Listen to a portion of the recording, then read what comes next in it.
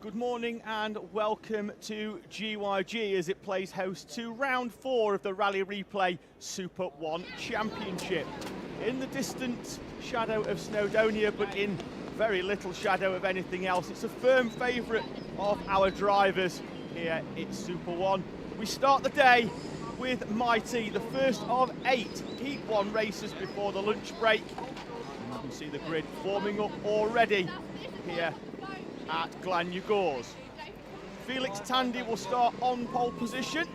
Don't think we're going to get time to get a grid up with how quickly the field are coming through and into position. We'll certainly tell you at the end of lap number 1 where everybody is. As we say, it's Felix Tandy on pole position. Looks like we've got Arthur Bowers, is it, alongside him there in the shiny gold cart with the black helmet. Before we really get a chance to take a breath, we've got 7 minutes on the clock and we're away and racing in the first race of the day. MightE Heat 1 from round 4 here at Glanyagors as the field make their way up through the right hand turn of the club corner and up towards the long run up the hill towards Spoon. As the field all come towards the inside, a very defensive line for our MightE in up and over the blind crest, through the right-hander of Spoon they go. Tandy continues to lead off that pole position berth. Arthur Bowers alongside has fallen into second place. Round the left-hander of the carousel, the 54, Zane Sofuoglu in third place, in front of Nico Veselovsky in the 27. Round the compression corner, flat out right-hander into the difficult complex of corners of the Devil's Elbow, probably the most difficult complex of corners on the UK karting calendar. As the MightEs thread their way down, Tandy with a handful of curb on the inside. Doesn't unsettle the kart as they cross the timing line for the first time. It's Tandy from Bowers and Sofuoglu. Then it's Purnell up into third place from Veselovsky in P5.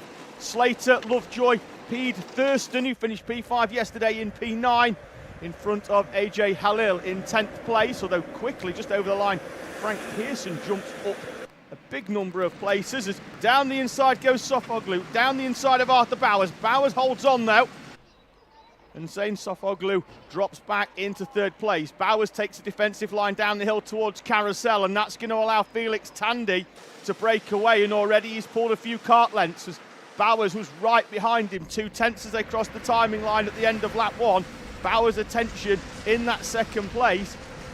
Now firmly with Sofuoglu as they down the inside. Sofuoglu goes into the Devil's Elbow complex, and the 54 with a big following here at SuperOne, live on Alpha Live, it's up into second place and didn't lose a lot of time finding a way past Arthur Bowers, and didn't lose a lot of time in the overtake either. So Sofuoglu right up onto the back of Bowers, through he goes. Behind them, Purnell and Veselovsky are nose to tail as well up the hill.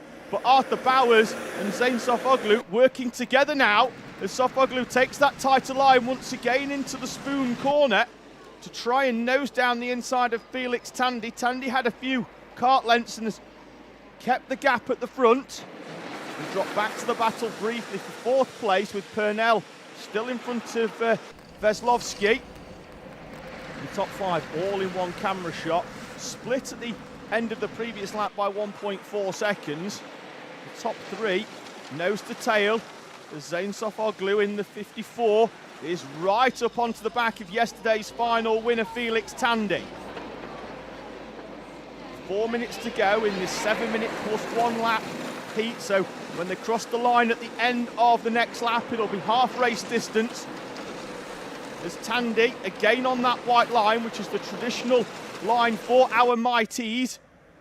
As they run up, you'll see the similar line for the Comas later on, and Sofuoglu's gone for the move. Down the inside he goes, Bowers is through as well, and Felix Tandy falls from the lead down into P3. Bowers takes the opportunity that was created by Zane Sofuoglu going down the inside, a move that he's tried for the last 3 laps. First on Arthur Bowers and then on the race leader Felix Tandy.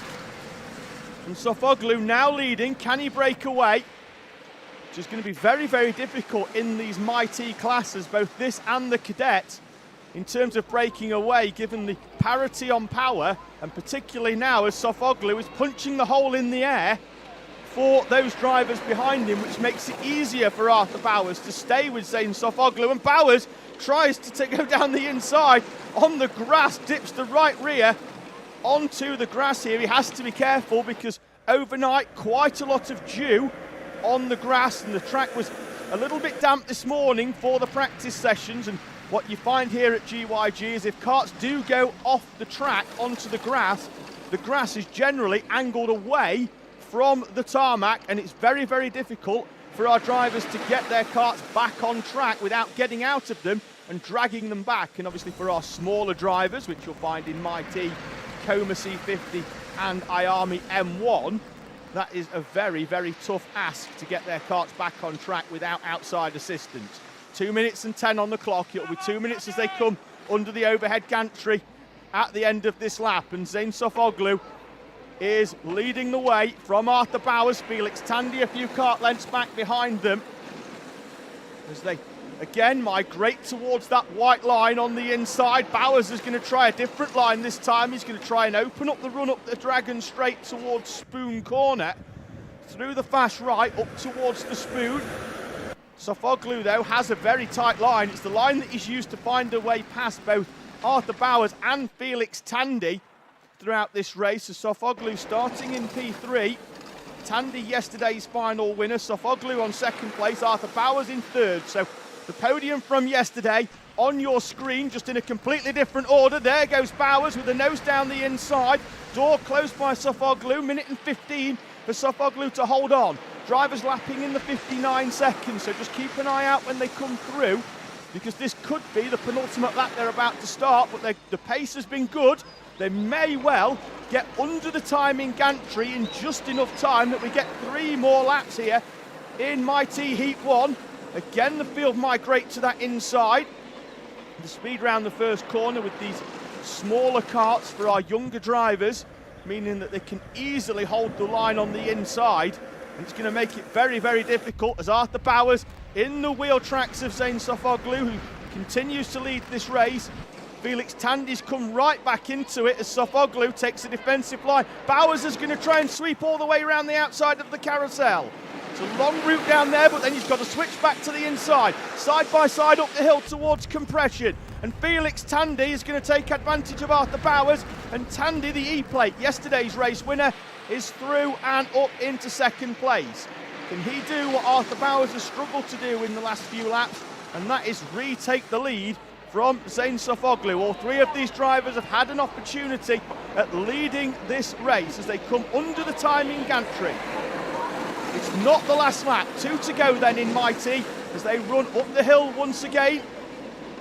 And this is going to be Tandy's first opportunity since getting past Arthur Bowers to try and make a move up the hill towards that Spoon Corner. We know Sofoglu goes tight. Will Tandy follow his line? Yes, he will. It's going to give Arthur Bowers the opportunity in third to take a wider line and carry more speed down the hill. Again, he's going to go wide. And they spread out, they fan out 3 wide as they head round the carousel. And there goes Bowers drawing alongside Felix Tandy. Tandy will have the shorter run though up the hill towards compression. They slot back into that line of 3. Down the hill, it's very single file through here unless a driver's willing to take a risk to earn the reward of trying to find a way through. Down the hill and wide goes Tandy, and that's going to give Bowers an opportunity down the hill towards Paddock Bend. Last lap board is out for Zane Sofoglu, who leads as Arthur Bowers goes down the inside for second place on Felix Tandy. Up the hill they go once again for the final time this time, with Purnell and Veslovsky within touching distance behind, hoping to pick up some crumbs from the top 3. Bowers in third place. Now it's Tandy in third, who takes that wider line that Bowers has had the luxury of taking in the previous lap. Down the hill, Sofoglu holding the white line firm once again. You could throw a blanket over the top 3 here. Back up the hill, half a lap to go for Zane Sofoglu to hold on to win heat number 1 in MightE here at round 4 of the Rally Replay SuperOne Championship. Bowers thought about putting the nose down the inside into the hill, and you can see these 3 battling has allowed the two behind to close in ever so slightly. 2 corners to go. Round the left-hander up towards Paddock Bend. Sofoglu's tight. Can Bowers draw alongside? Yes, he does, up towards the timing line. Zain Sofoglu, though, holds on to win the first race of the day. Heat number 1 for MightE goes the way of the Turkish driver. Zain Sofoglu wins from Arthur Bowers and Felix Tandy. Freddie Purnell and Nico Veslovsky in 5th place. Bobby Slater finishes in P6 in front of Tommy Lovejoy and Luca Peed. Frank Pearson and AJ Halil complete your top 10. Hayden Bailey in 11th as we wait for the rest of the field to come through. Theo Azapade takes the checkered flag in P12. And then it should be Aidan Castleman coming through. Yes, it is in the 46 to finish in P13 with our remaining runners. With Max Tetlow, Stanley Thurston, who will be disappointed having dropped 6 places in that one to finish 15th. He picked up a trophy yesterday in P5. And then it's Jayanch in the 91, Jayanch Rayaru, who finishes the MightE opening heat in P16. And it's fair to say that the live chat has gone wild with Turkish flags for your winner, Zain Sofoglu. Thank you very much for everybody that's got in touch. The live chat is the first time I've ever opened up a live chat an hour and a half before a race meeting to find that it was already packed full of people. And we really do appreciate you watching as Zain Sofoglu takes the victory in MightE Heat number 1. So we go from our youngest drivers on the grid to our oldest drivers on the grid as we move to heat number 1 in senior Rotax.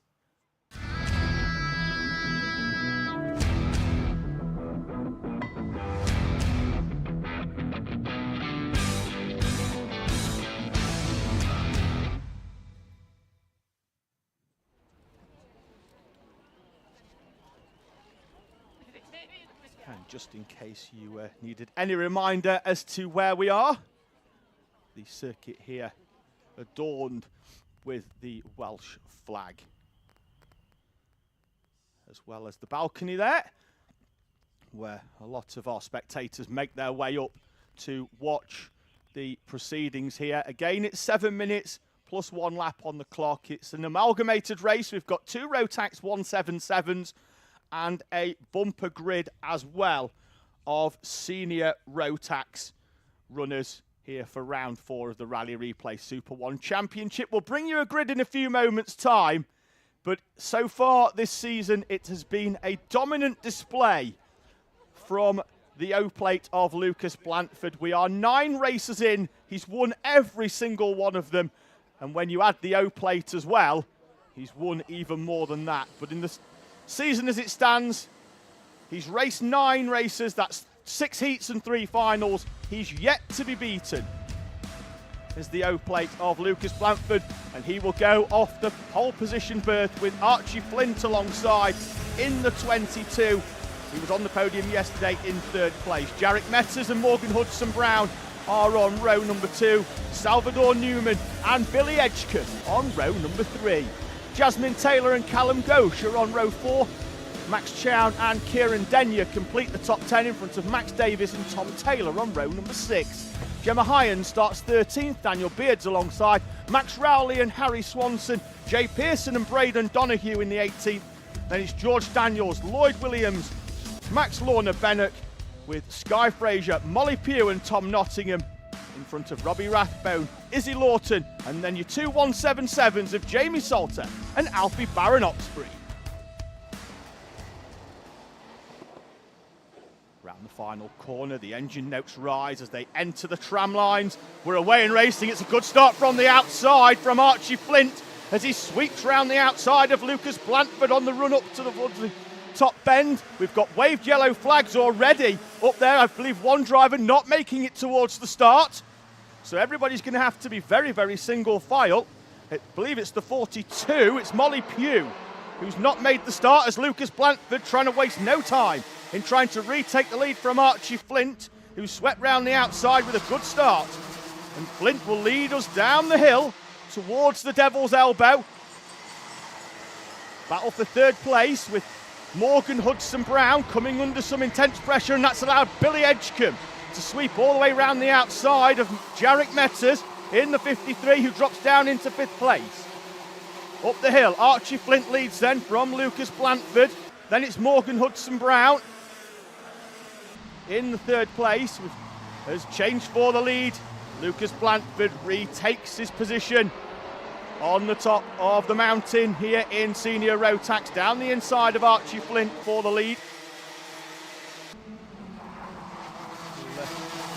See what we can do in terms of timing. It doesn't appear to be updating as they came over the timing line at the moment, but it's certainly Lucas Blanford leading from Archie Flint. Yesterday, Blanford, it took him a few laps to break the toe of those drivers behind him, but once he did, he managed to pull out at the front. So it's Morgan Hudson-Brown in 3rd, that's Billy Edgecombe in 4th place. Jarek Metters appears to have dropped a place down into P6. It could be Kieran Denyer up into P5. We'll confirm in a moment. The timing does appear to be around about a lap behind where it should be. That's out of our control, unfortunately. That's Jarek Metters in the 53. The 88, who's just behind, is Callum Ghosh.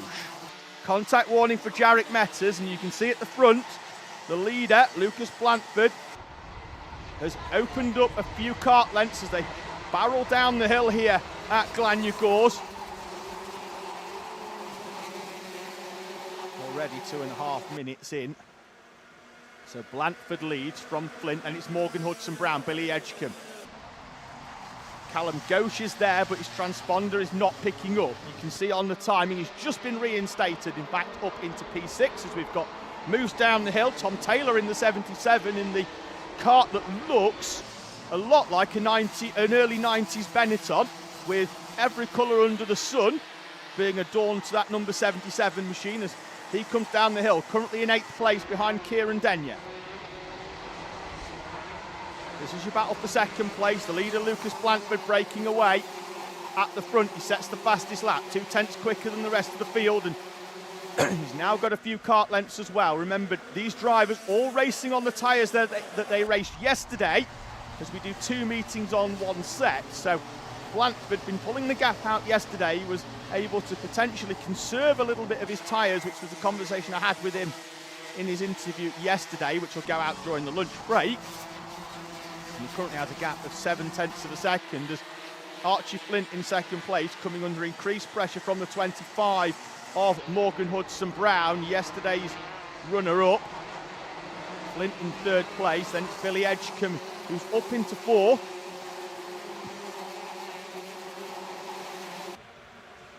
Jarek Metters in P5. Then we've got Callum Ghosh is in there somewhere, but as we say, his transponder not working and the timing being a little bit temperamental during this race, so we are soldiering on. Head under that sort of half race distance mark of 7 minutes plus 1 lap. Archie Flint and Morgan Hudson-Brown. Brown edging closer in that number 25. Not really close enough to trouble Archie Flint, and Archie, in fairness, not really having to defend in any way, as we've got a slow-moving number 13 of Izzy Lawton returning back onto track.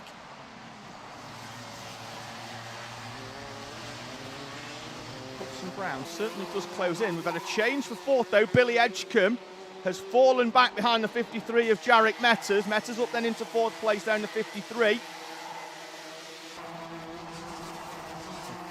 Come through.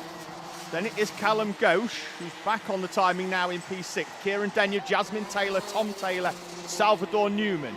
That completes your top 10. Fastest lap of the race for Callum Ghosh, the driver in the 88, racing under the flag of Thailand in P6. Sets the fastest lap with a 42.1.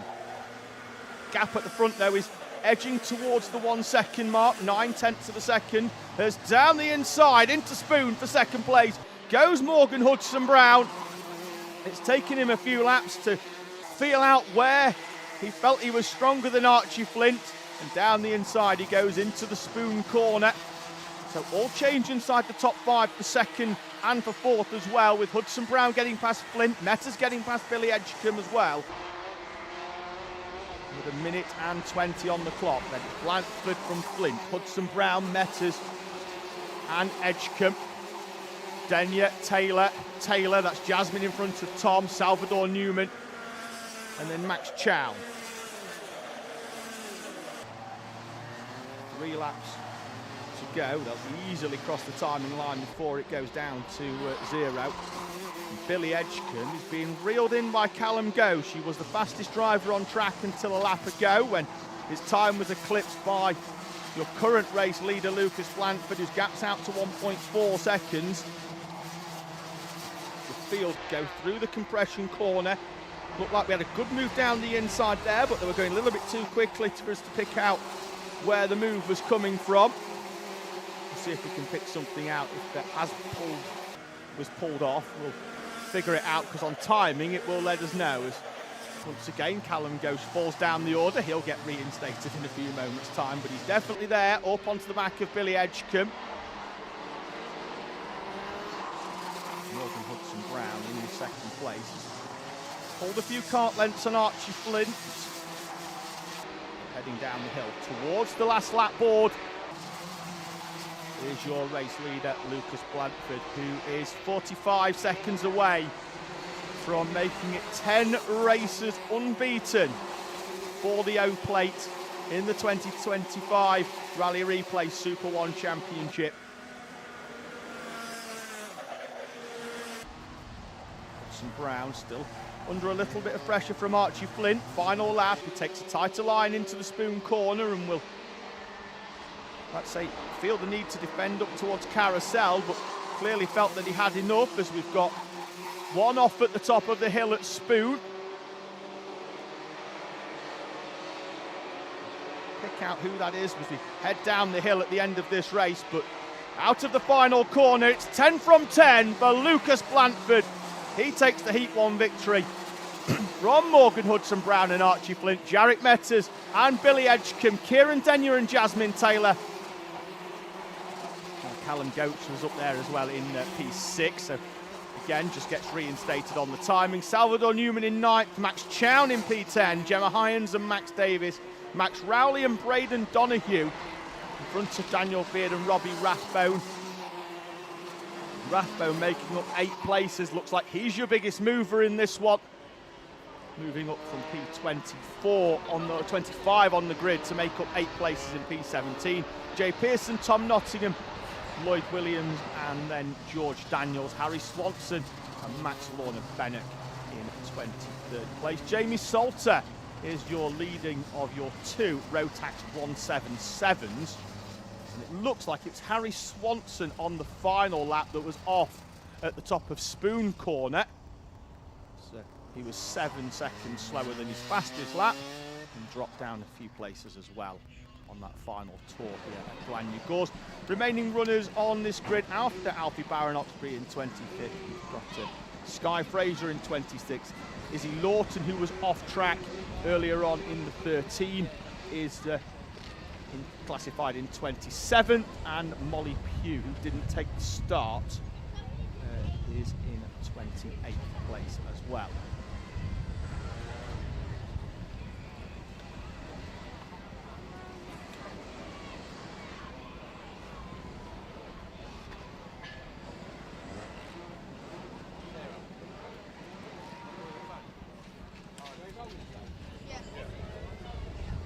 So we've got a recovery at the top of the hill of Molly Pugh's kart.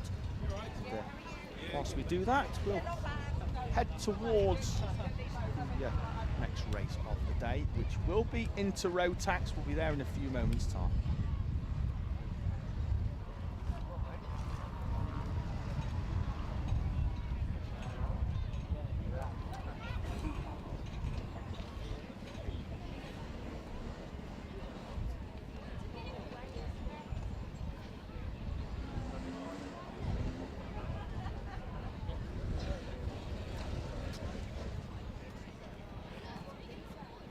So as the grid gets ready down there in the holding area for Intermax, it is time for race number 3 here at round 4 of the Rally Replay SuperOne Championship. It is time for Inter Rotax.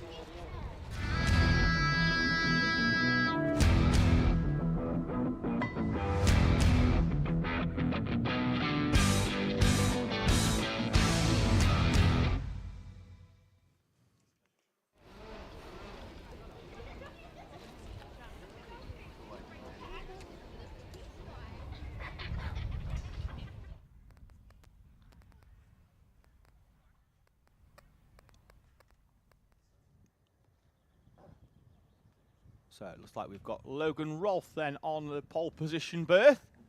He's just getting the home plate cart prepared and ready to go.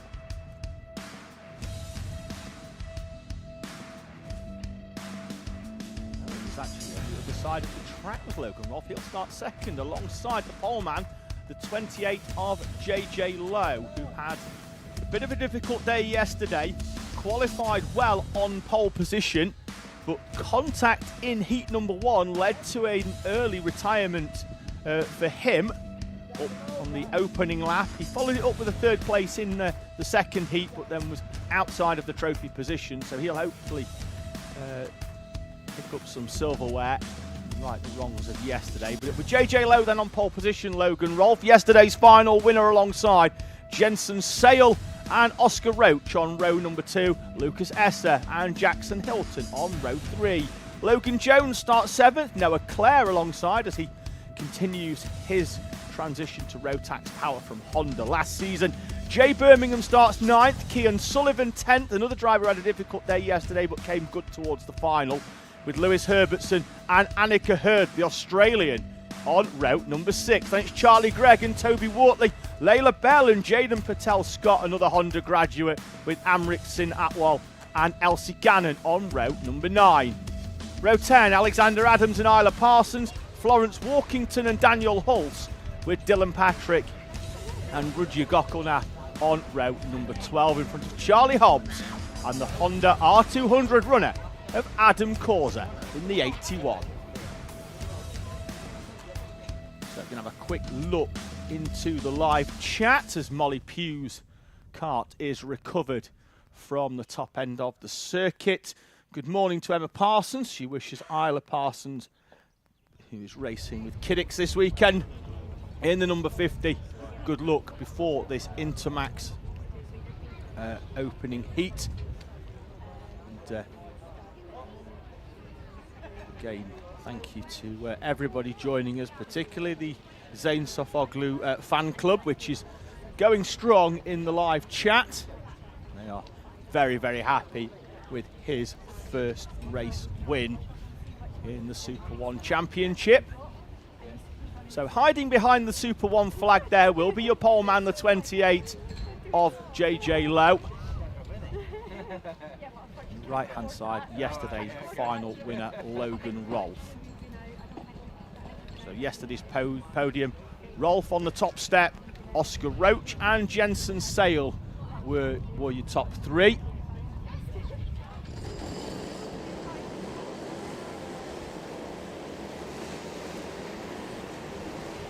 So out they go, rolling start for our Intermax.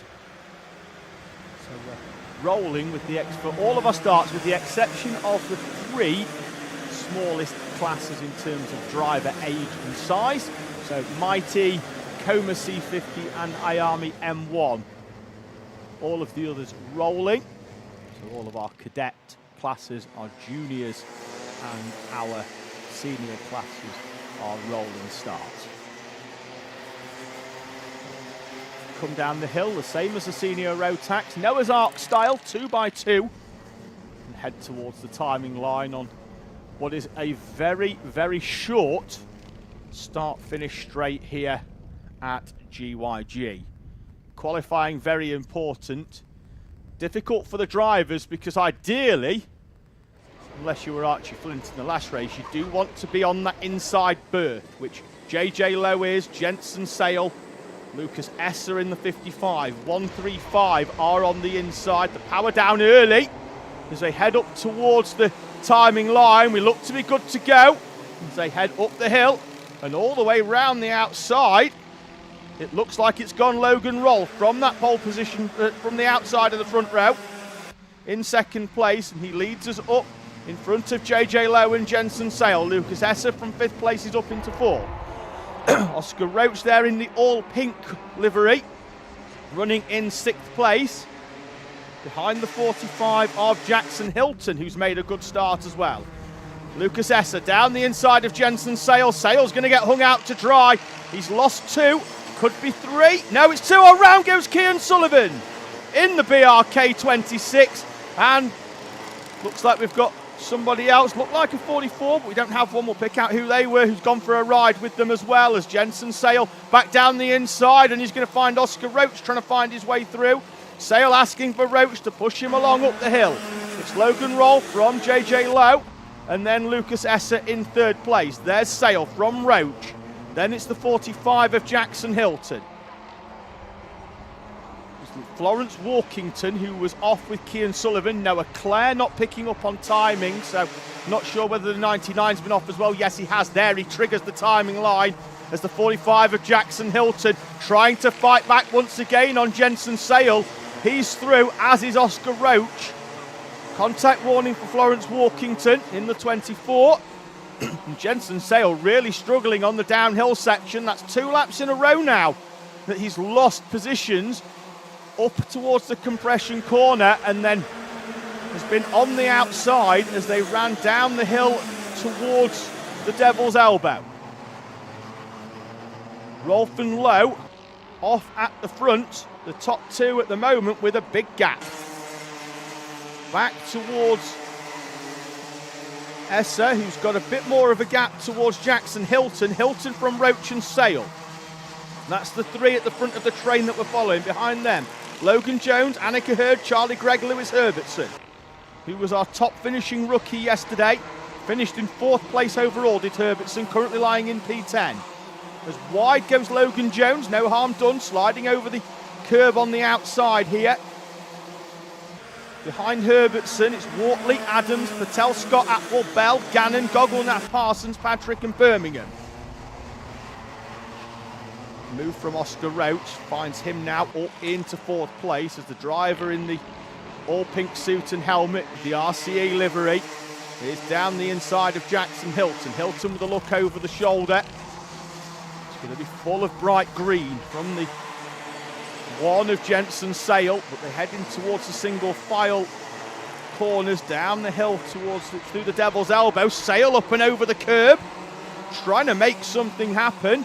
Rattles his teeth in the process.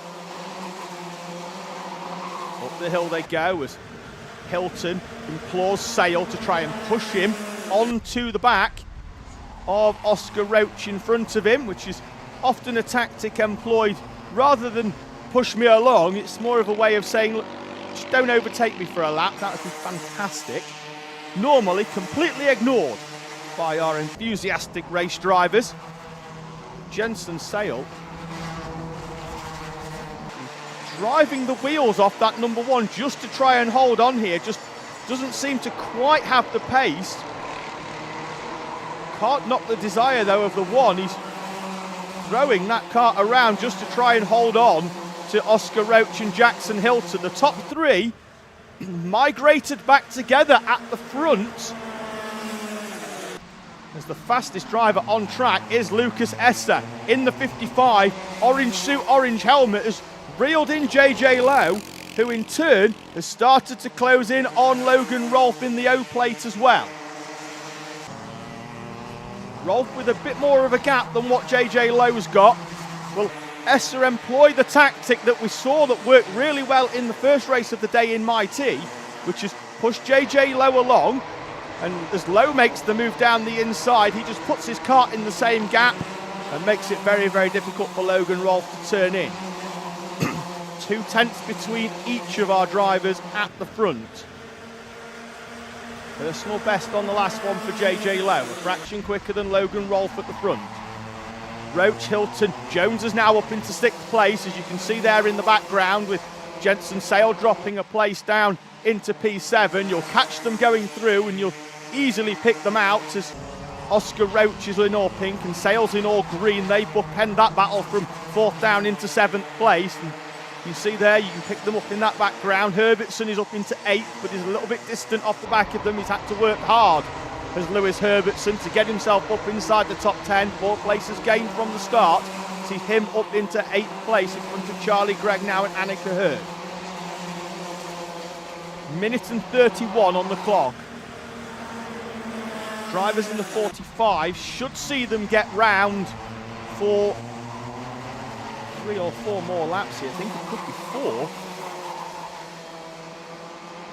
I think they'll cross the line with around about 55 seconds or so on the clock. We'll confirm this is your battle for 4th place. You cut back to the leading trio briefly. They go down the hill. Logan Rolfe with a wide and very inviting line below to drop a nose down the inside there, but then Lowe clips the curb. Closing in though is JJ Lowe, fastest driver. Still that lap earlier on from Lucas Esser in 3rd place, but he is falling away slightly off the back of JJ Lowe. He will cross the line, I think, before the time elapses at the end of this one. 2.5 laps to go then. And this is about the time where drivers start, particularly if you're the front man in Logan Rolfe, employing a slightly more defensive tactic to your driving. We'll see when that switch is flipped, and normally it's a very firm switch. And you'll see them holding the white line on the run up towards the spoon. Tighter line on the brakes round that corner at the top of the hill, and then they'll migrate to the inside down towards the double left of the carousel. 10 seconds on the clock, 2 to go into MightE Heat number 1 here from the Rally Replay SuperOne Championship at Glanyagore. And there is the switch being flipped by Logan Rolfe as he employed a much tighter line into the right-hander at the top of the hill.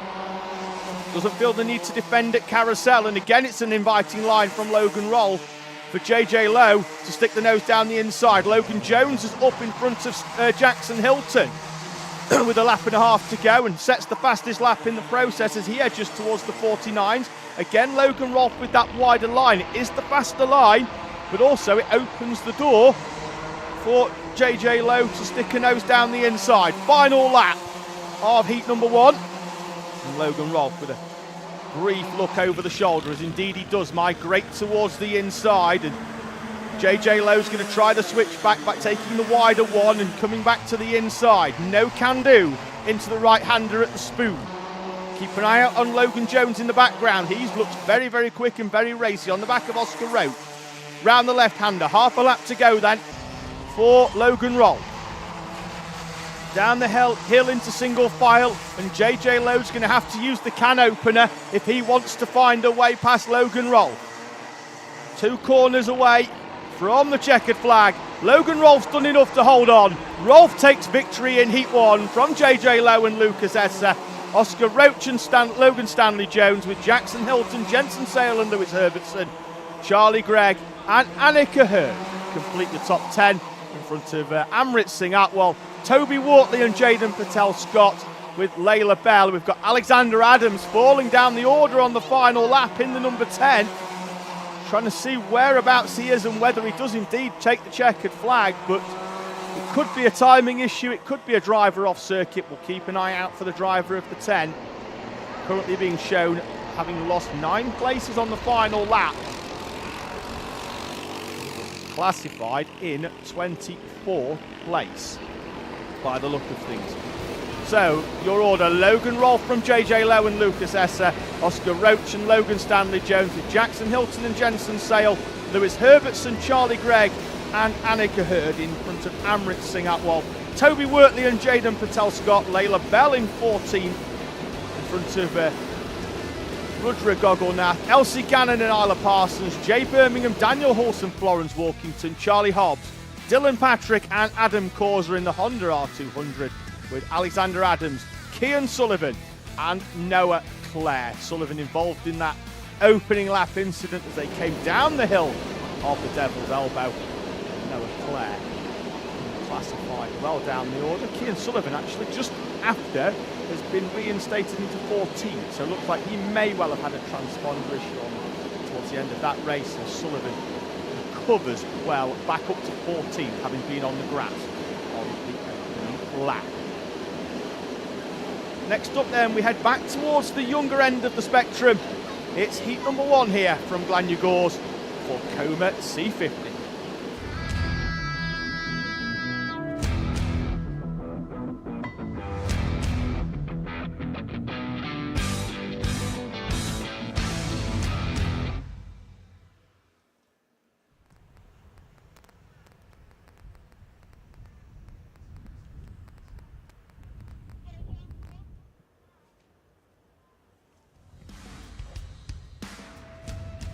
So grid then for Coma C50 Heat number 1. Championship leader Hendrix Falat will roll off the pole position berth. Cole Parrish alongside him, Freddie Purnell and Calmon Simon on row number 2. Jensen O'Connor and Max St. Hilaire on row 3. Lenny Barton starts 7th. AJ Halil in 8th. Tommy Lovejoy and Isaac Young on row 5. Jensen Drummond and Hayden Bailey on row number 6. Row 7 sees Ezra Robinson Matthews and Stanley Thurston, Jensen Hodgetts and Ayrton Edwards-Jones, Jace Hannon and Noah Gallagher on row number 9. Complete your Coma C50 grid. If you're wondering whether we've gone back half an hour, because there's a lot of familiar names in that one, we certainly haven't pressed the rewind button. We just have a lot of drivers pulling double duty. So they're racing in 2 classes, Coma C50, and you'll also see them in MightE as well. There may even be 1 or 2 making the step up towards IAME M1 as well. I believe we do have a few drivers, so we should have Jensen Drummond, Hendrix Falat, Zane Sofoglu, who I don't think is actually going off in IAME M1 today. He didn't race it yesterday, so will only be out the once. And Arthur Bowers all pulling double duty between Comas and IAME, and we've got drivers also pulling double duty between Comas and MightE as well.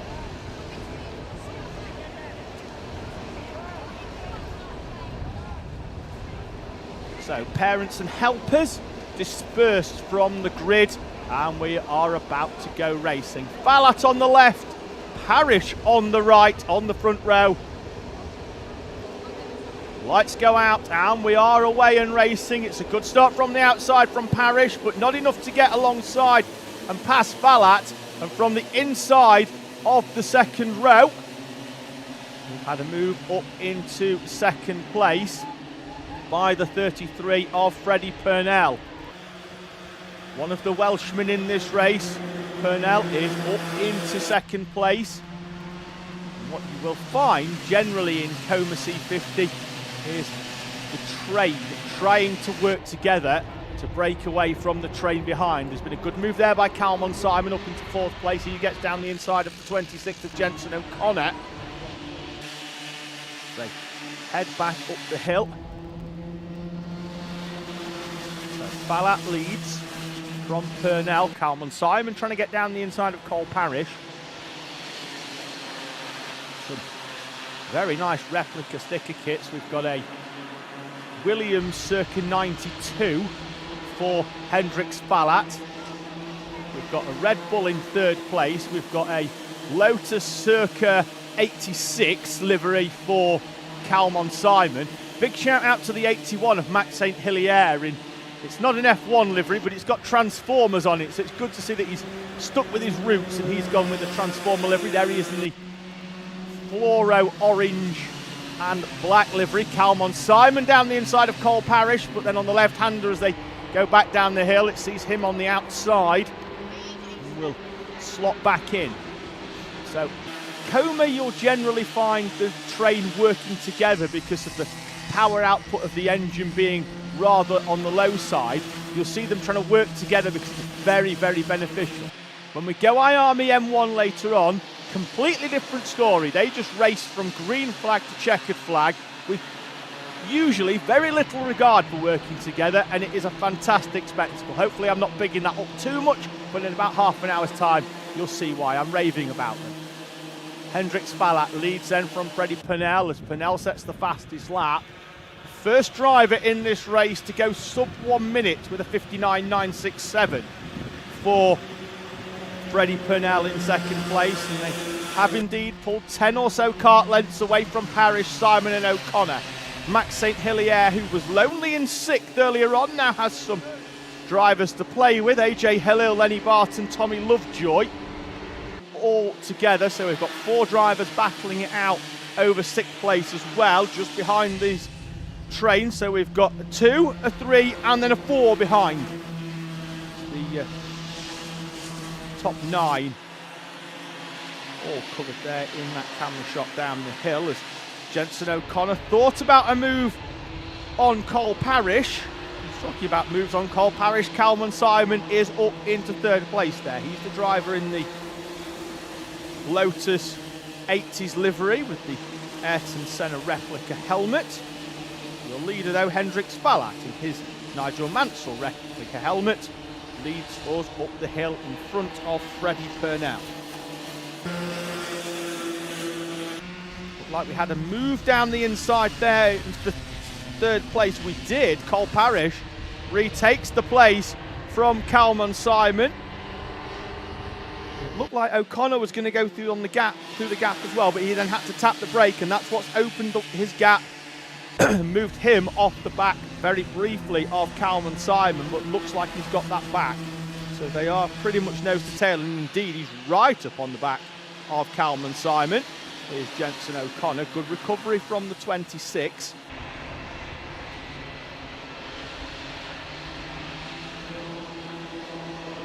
The top two in the championship are the top two on track at the moment.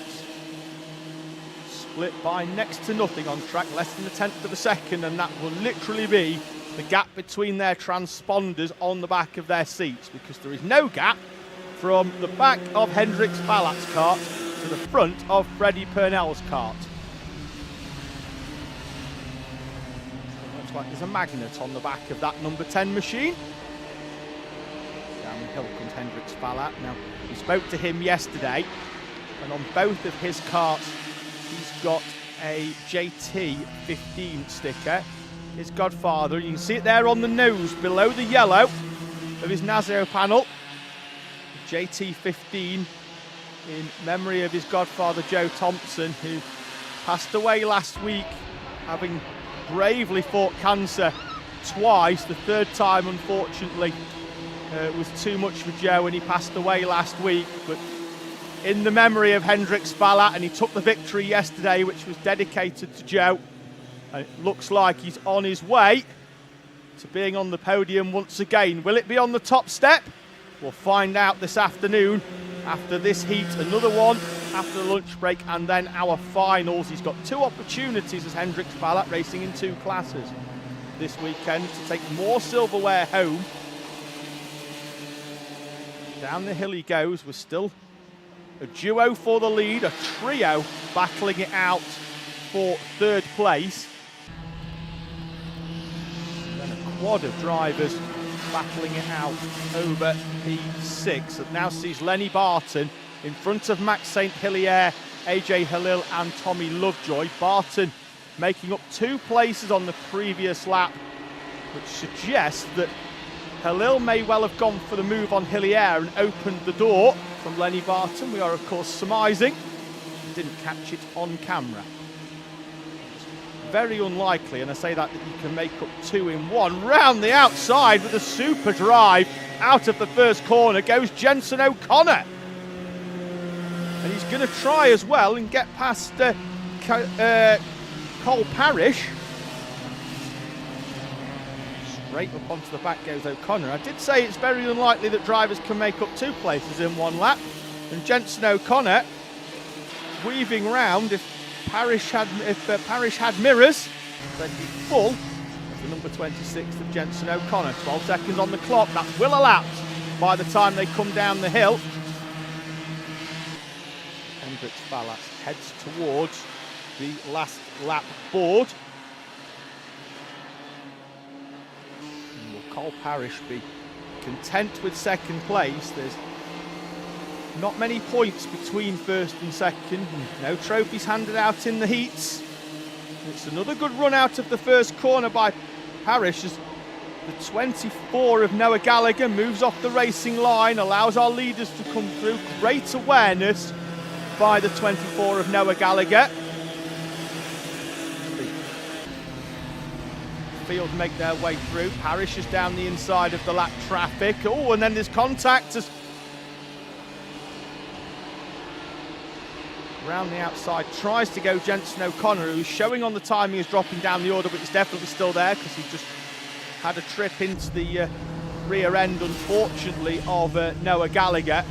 That's going to give Cole Parrish a clear run, I believe, now to third place. Down the hill they come towards the checkered flag in heat number 1 for Coma C50, and it's the 10 of Hendrix Ballat. Ballat goes tight into the final corner. Will Parrish draw alongside? Parrish does draw alongside. It's tighter than a submarine door, and Hendrix Ballat takes the victory by 0.5 of a second from Freddie Purnell at the line. Cole Parrish and Jensen O'Connor, Calman Simon and Max St. Hilaire, Lenny Barton, AJ Halil and Jensen Drummond in front of Tommy Lovejoy, rounding out your top 10. And if that line was about 5 metres further along, I think it would have been Freddie Purnell punching the air with delight. But as it is, we can't move the paint, and Hendrix Ballat takes the victory in heat number 1 from Purnell and Parrish. Those outside your top 10, 11th is Isaac Young, 12th is Ezra Robinson Matthews, in front of Jensen Hodgetts and Hayden Bailey, with Stanley Thurston, Ayrton Edward Jones and Jace Hannon in 17th. The final remaining runner on the lead lap, 24 of Noah Gallagher in 18th place.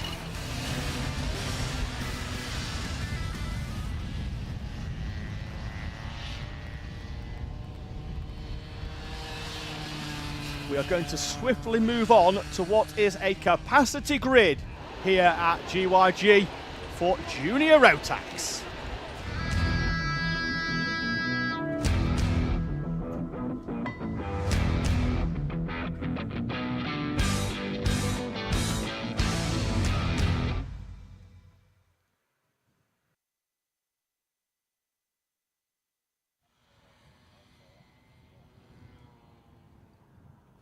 So qualifying this morning saw the number 2 of Riley Bishop in his first Super 1 meeting of the season.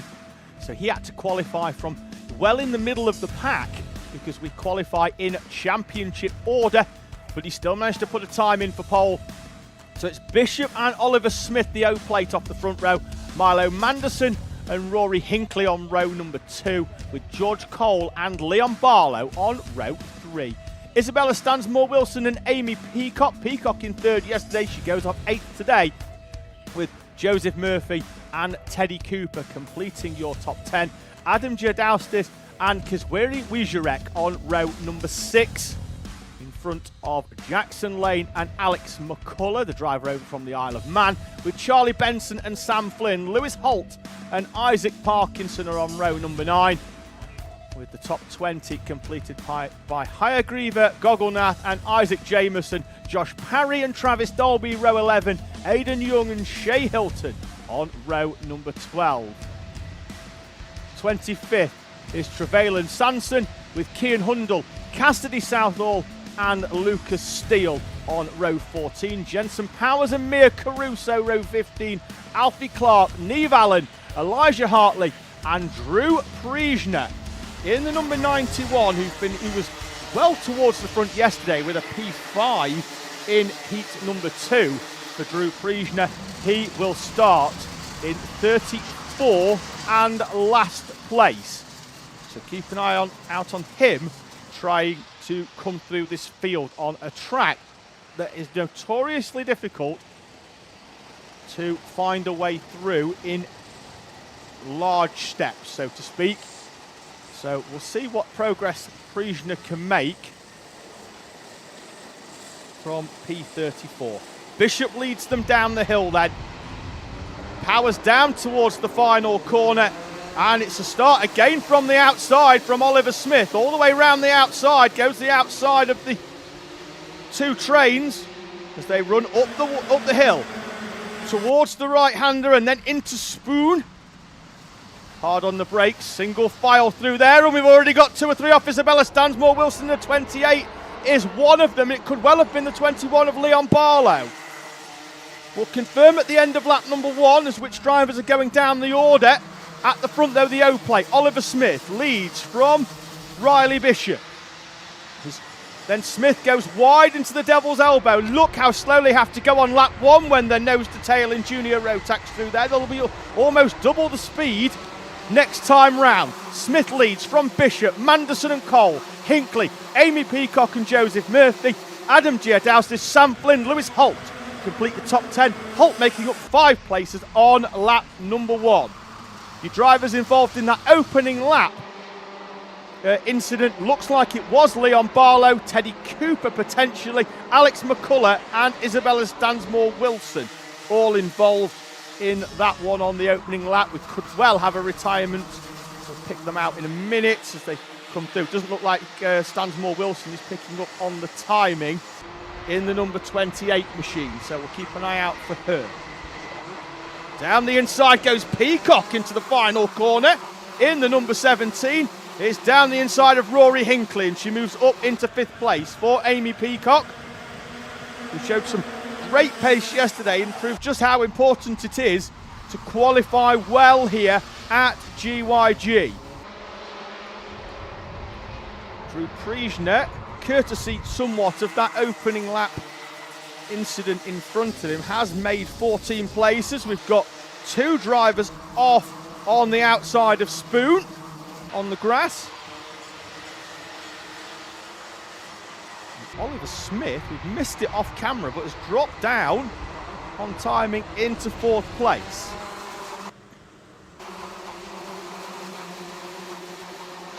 Up the hill they go. The 2 leads of Bishop. Smith is indeed in 4th place in the O plate, sandwiched between George Cole and Amy Peacock. Peacock in the black and red machine there in the 17. Then there's a gap back to Rory Hinckley and Joseph Murphy. Weijurek, Flynn and Jadausis. Oh, contact side by side down the hill between the 42 of Sam Flynn. This is that battle for 8th down to 10th. We're in that sort of region.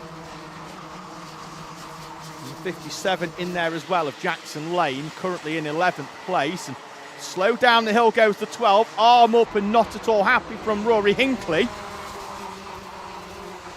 And he will lose a handful of places and cross the line in 8th place. So loses 2 on that lap for Hinckley. At the front, Riley Bishop is under pressure from Milo Manderson. And that is going to play into the hands of George Cole there behind in the Project 1 machine.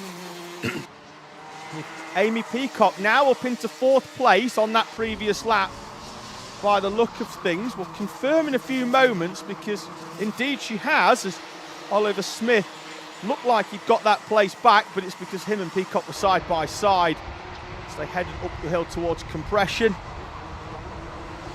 Half race in terms of timing, it will be the official half race next time round when they come through, when we had that additional lap on. Top 5 split by a little over a second as they run up the hill, and Riley Bishop having to bolt that door closed, and by the look of it as well, having to put a chair under the door handle at the moment to stop Milo Manderson coming through. Manderson does look a little bit quicker. It's all well and good being fast though, you have to find your way through.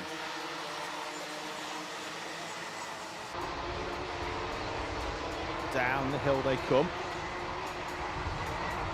Manderson still all over the back of Riley Bishop. Oliver Smith is back through into 4th place there in the yellow and black helmet, in the design of the Union Jack but in different colours. And as Riley Bishop defends off Milo Manderson, that is allowing George Cole, Oliver Smith and Amy Peacock to stay within touching distance of this lead battle. Again, the top 5 still with only a second between them, but this race at the moment currently in a bit of a mid-race plateau. Expect this one to go up a notch or 2 in the next 2 minutes and 1 lap. Who's going to take the risk? Who's going to feel that they're okay picking up points in the first heat, as we've got a battle there for 3rd place? I think that's a defensive line. No, it's not. It's Oliver Smith going down the inside of George Cole for 3rd place. Cole drops down there in the white, red and green suit into 4th place. Manderson still on the back of Bishop. I wonder if it's Manderson that's going to be happy just picking up the 2nd place points. We've seen on a number of occasions here that you can use the outside. If you don't get round the outside at the start, you do often get hung out to dry. So you have to have a good start, but you can take advantage of that 2nd place berth. Up the hill they go. Down the inside went George Cole into a gap that was always going to be closed by Oliver Smith. And that has lost him a few kart lengths off the back and gives Amy Peacock an opportunity to nibble away at the rear bumper of the 98 in front. They'll get round easily before the time elapses. There'll be 2 laps to go then. In Junior Rotax Heat 1 here from Glanyagors. As Manderson taking advantage of the slipstream on Riley Bishop to close in the 2 or 3 kart lengths. Bishop very defensive. Manderson trying to sweep round the outside, but he's in that difficult position of being the meat in the sandwich between Bishop and Cole. And if he goes for a move, there's a fairly good chance that George Cole's going to pop the kart down the inside. Manderson in a bit of a tough one here. If he goes wide to try and counter the line of Riley Bishop, the door will be very, very open and very inviting for Oliver Smith, who is up into that 3rd place. He got past George Cole, but he's off the timing. Now he's back on the timing and he's on the back of Milo Manderson. Final lap as they run up the hill. Defensive line from George Cole in the 98, and Peacock trying to sweep round the outside for the switchback in the background. Manderson down the inside of Riley Bishop. He's waited and waited until the final lap and hasn't really looked interested in going for the lead. But when it matters, you only have to lead at the final corner. Looks like we may have had a yellow flag there as well. That's why there's no moves down the inside. Looked like we may have had a kart off on the outside. 3 corners to go, and Riley Bishop looked to have this one in the bag. It's Milo Manderson who's taken the bag, and he takes the checkered flag as well. Manderson wins from Bishop and Smith. Peacock takes 4th place as well on the final lap from George Cole, because Weary Wierzurek comes through under the radar as we focused on that battle in the top 5 to finish in 6th place for Wierzurek. A 6th place gain for the Polish driver in front of Sam Flynn, who in turn makes up 9 places from P16 at the start, with Rory Hinckley, Joseph Murphy and Adam Jadaustis completing the top 10. Lane Parkinson, Powers, Holt, Priesner moves up 19 places from P34 to finish in 15th, with Hayagriva, Gogolnath, Teddy Cooper, Shea Hilton, Travis Dolby and Isaac Jameson, Cassidy Southall, Leon Barlow and Lucas Steele in 23rd. Alex McCullough, Elijah Hartley and Kian Hundle, Mia Caruso finishes in 27th. Trevelyan Sampson is 28th. Aidan Young and Alfie Clark with Neve Allen. And then we have Charlie Benson, Isabella Stansmore-Wilson and Josh Parry, all drivers not to finish on the lead lap. And looks like Parry could well have retired with 2 to go, because we're recovering a kart from the centre green at the moment, just on the run up from the carousel. Can't pick a number out from the commentary box. It's about 400 yards away, and even if I ate a bag full of carrots, I don't think I'm going to pick that number out from the distance. There it is. It is indeed the 84 of Josh Parry. Powers of deduction certainly at use there. So again, thank you for everybody in the live chat. Michael Burke joins us from Bathurst. He'll be pleased to know that we've got an Australian on the grid in Intermax in the form of Annika Hurd. She finished P10 in her first heat of the day. Freya Yeadon and just saying hello as well, and Emma Parsons saying well done to Milo Manderson in that one. We head towards our 4-stroke runners, but don't be too worried if you prefer your 2-stroke as well, because we have a handful of IAME Water Swift restricted as well. They'll go off the back of this one. So next up then, it's time for heat number 1 here at Glanyagors for Honda Cadet and IAME Water Swift restricted.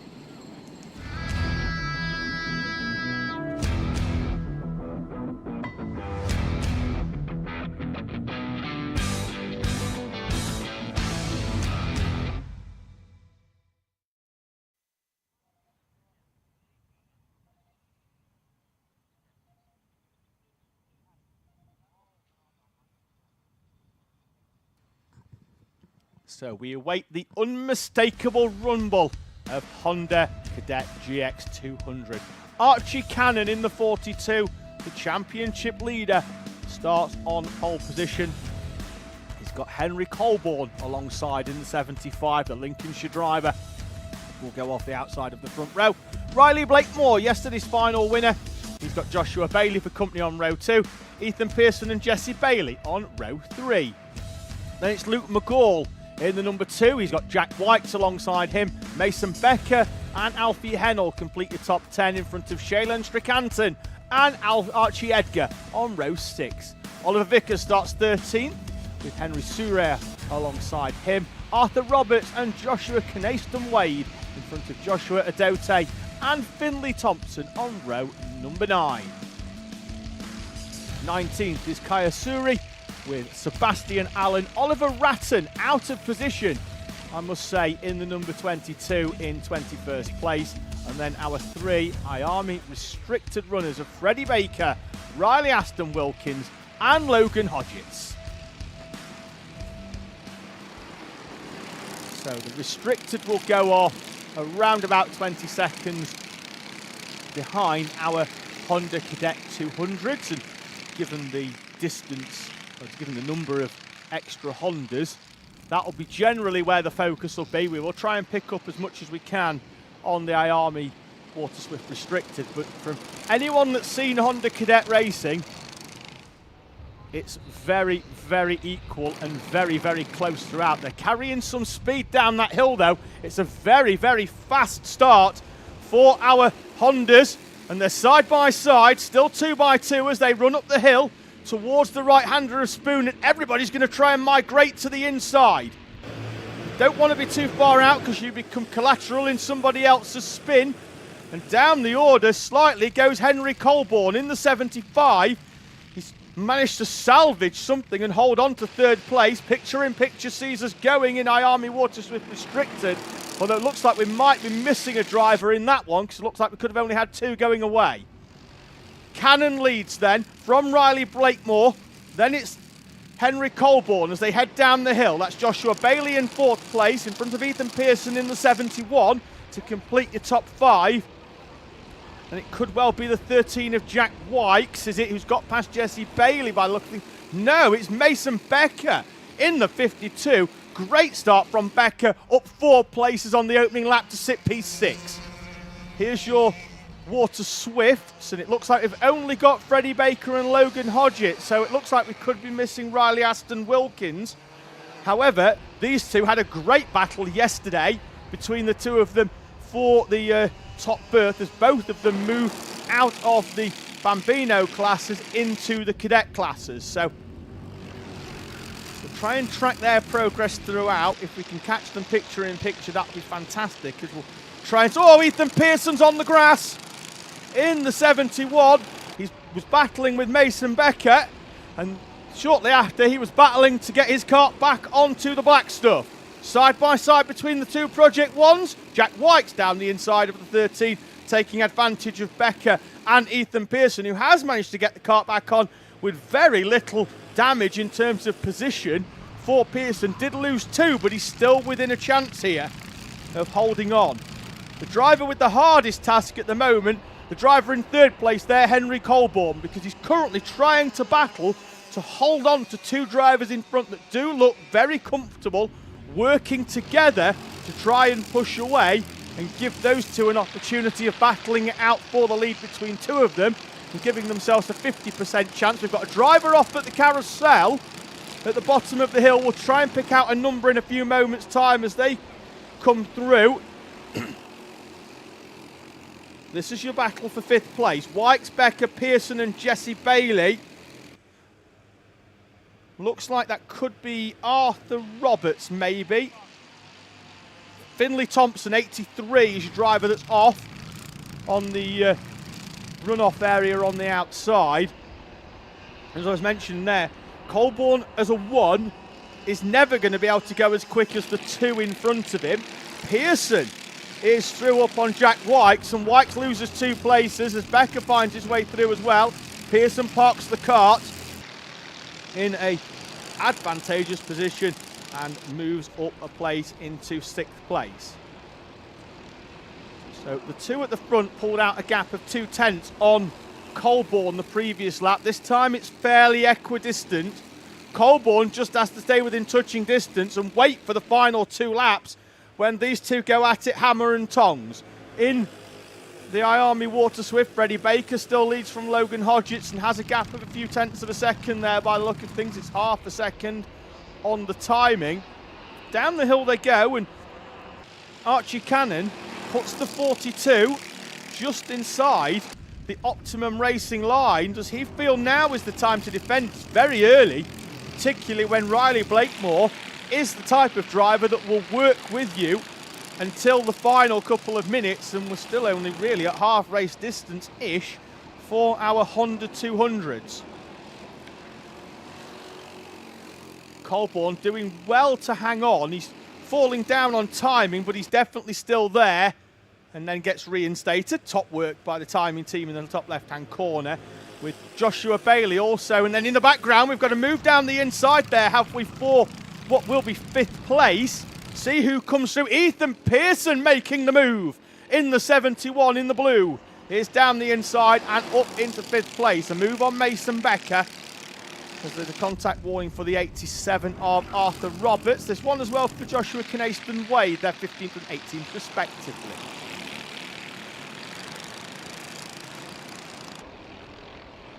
Two minutes on the clock then, as they come under the timing gantry. There's this battle that's going on for 5th place, and Pearson with a kart length in front of Becker, White and Jesse Bailey in the 14. Bailey with the best seat in the house at the moment, watching the battle in front.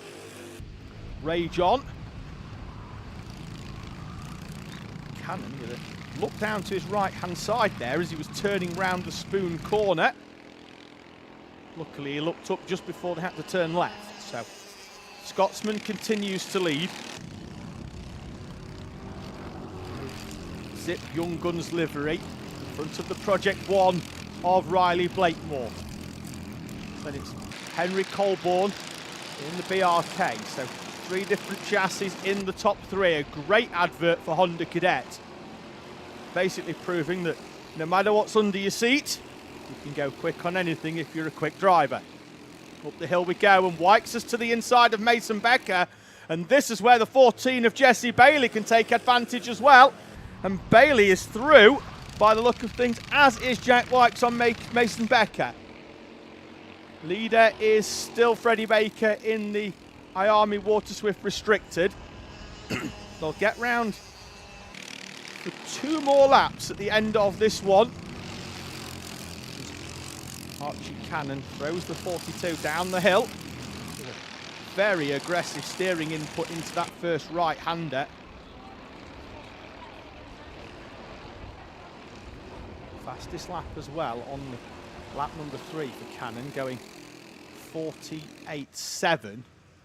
They're around about 2/10 off that now, but a lot of that is to do with the fact that Cannon will be parking that number 42 in slightly more defensive lines, and again just white lines it all the way around the Spoon corner.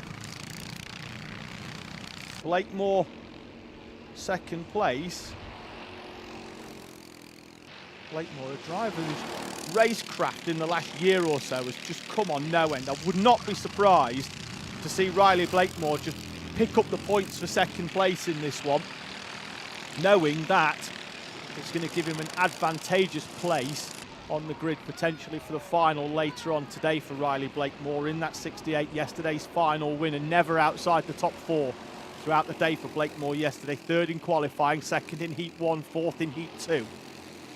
Henry Colborne has fallen away, but he's still a very, very comfortable 3rd place. There he is in the background. He's fought hard to try and hold on. Don't think he's going to be close enough to capitalise in this final lap here in Honda GX200 Cadet. And Blakemore is indeed trying to go down the inside. I think that was more of a just a let's see whether Archie Cannon fancies defending this one. I don't think he was ever going to be close enough, but it was just a case of a show the nose and see what happens. He might have jumped out of the way, but that's certainly not the Archie Cannon that I know. Down the hill we come then towards the final corner Heat number 1 in Honda Cadet GX200 goes the way of the Scotsman Archie Cannon from Riley Blakemore and Henry Colborne, Joshua Bailey, Ethan Pearson and Jack White, Jesse Bailey and Mason Becker, Luke McGall and Alfie Hennell in P number 10. Shaylan Shrikant, Archie Edgar and Henry Suraya in 13th place, with Arthur Roberts, Oliver Vickers, Joshua Knayston Wade with Sebastian Allen, Kai Surrey and Joshua Dote. And there's Freddie Baker taking the checkered flag to win IAME Water Swift Restricted from Logan Hodgetts, with 2 retirees, one that we know about, that's Finley Thompson, and one that we missed, the 22 of Oliver Ratton, who is having a bit of a difficult day of things out there, qualifying and he's wanting anything to go by for the number 22. 0.2 of a second then split your 2 leaders between Archie Cannon and Riley Blakemore. The hard battling Henry Colborne, fast but couldn't stay with the duo in front. But a 3rd place will give him valuable points towards the final. Another good showing from the drivers on the younger end of the Honda Cadet spectrum, with Joshua Bailey and Ethan Pearson only in their 2nd year of cadet racing, showing well here at the Rally Replay Super 1 Championship. Jack White, Jesse Bailey, Mason Becker, Luke McGall and Alfie Hennell complete the top 10 runners in our Honda Cadet class. And of course we have a win for Freddie Baker in IAME Water Swift Restricted from Logan Hodgetts. Good to see Mark Reynolds in the live chat saying come on Tornado. That's an engine, by the way. We're not expecting some really inclement weather coming in. We've got enough with the sun and the cloud, and then I say the occasional spot of rain, but that's generally just the cloud blowing it across the track. Is sometimes it feels like it's going to rain, then you look up and there's blue sky, you turn around, there's grey sky. It's all good fun here at GYG. As I mentioned in the intro at the start of the day, it's a firm favourite of pretty much every driver that you'll speak to. It's a challenging circuit, is GYG, and genuinely the way I see it is if you're quick here, you can be pretty much quick anywhere. 2 more races then before we head towards the lunch break here at GYG, which will be about half an hour long. Heading out onto circuit, it's time for IAME M1.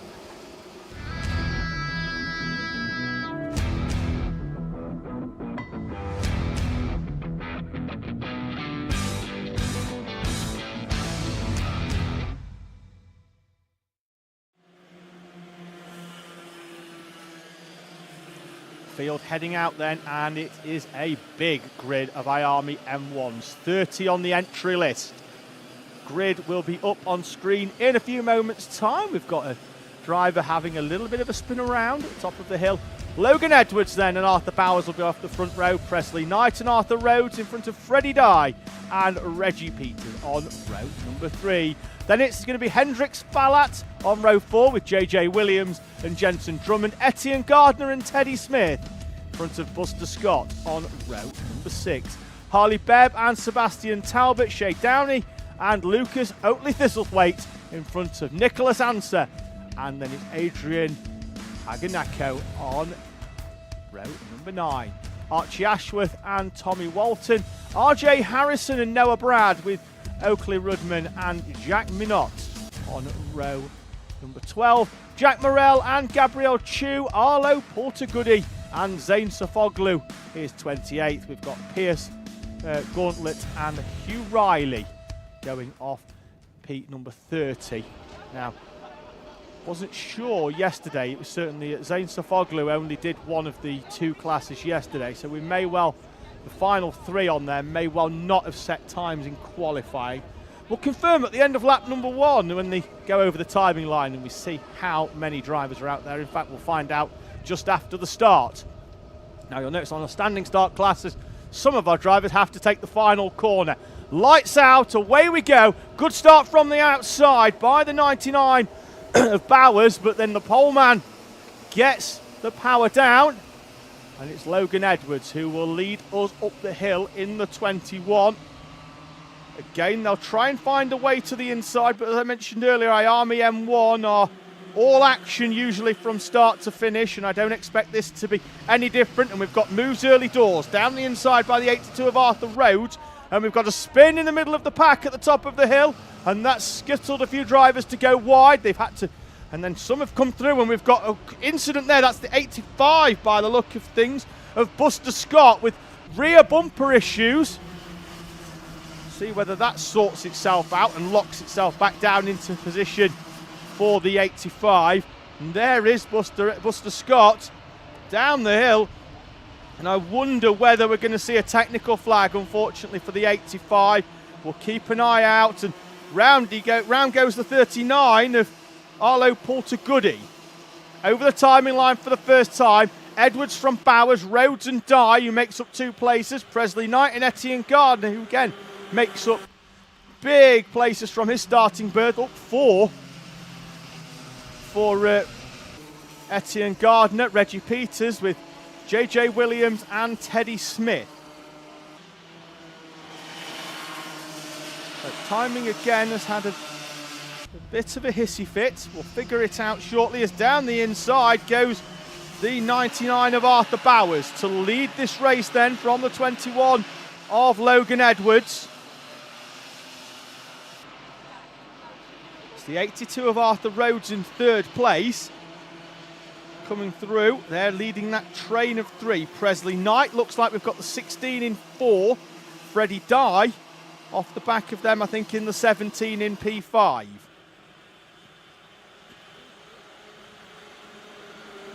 So the top 2 do look very content here in working together. I think that's more down to Logan Edwards pushing away from Arthur Bowers as we have a move down the inside. That's Freddie Dye on Presley Knight. And Dye is through down the inside into the carousel. Good move by the 17. He's through and into 4th place. Behind them, the 87 of Etienne Gardner. Looks like he's lost a place to Jensen James Williams in the 45. That'll see JJ up into P6. With Reggie Peters in the mix as well off the back of them. Indeed, timing does confirm that. That looks like it's figured itself out now. Certainly in the commentary box. And if we're okay with it, we might even get it back on the screen. But we're not going to put it up until we're 100% on whether it works. As down the inside, another change for the lead. Logan Edwards has had enough of looking at the back of the helmet of the 99 of Arthur Bowers and retakes the lead at the top of the hill. Keep an eye out though for those behind. Arthur Rhodes and Freddie Dye with 2/10 quicker on the previous lap as Dye put in the fastest lap of the race with a 52.8, which was 2/10 quicker than the leaders, and you can see them in the background slowly but surely reeling in the leading duo.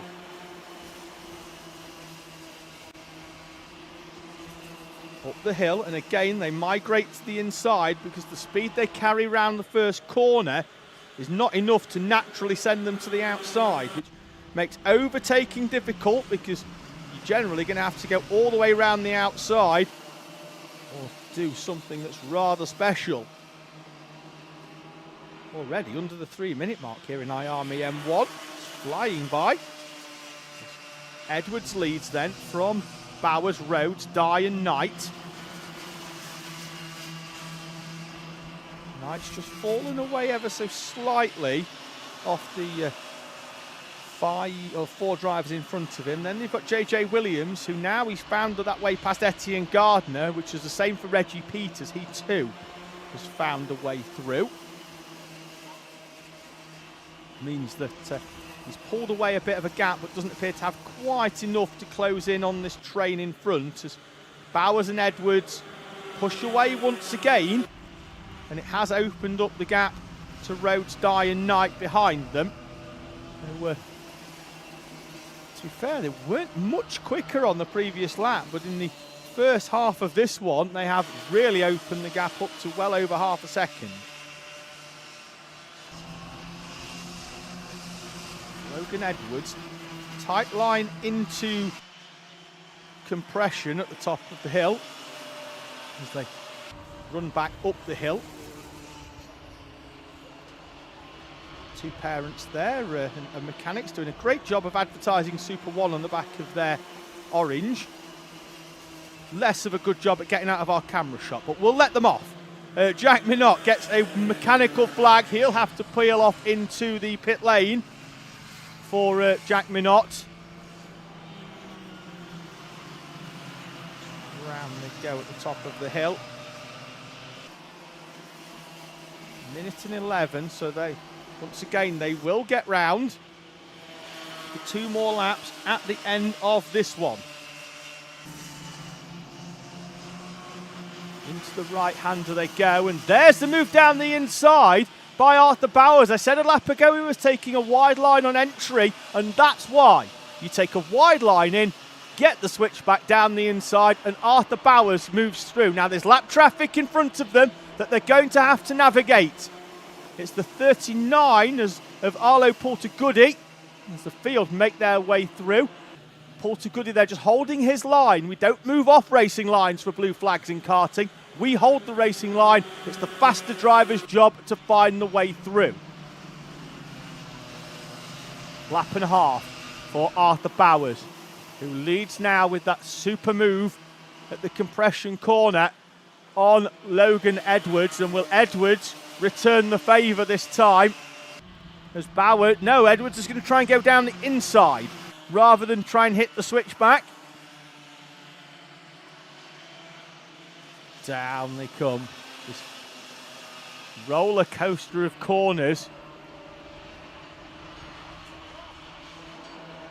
I'll see the last lap board, which we can't pick up on camera, but they are told about it. There's a big board held out by our start line marshal, and Arthur Rhodes is coming into this one at just the right time in the 82.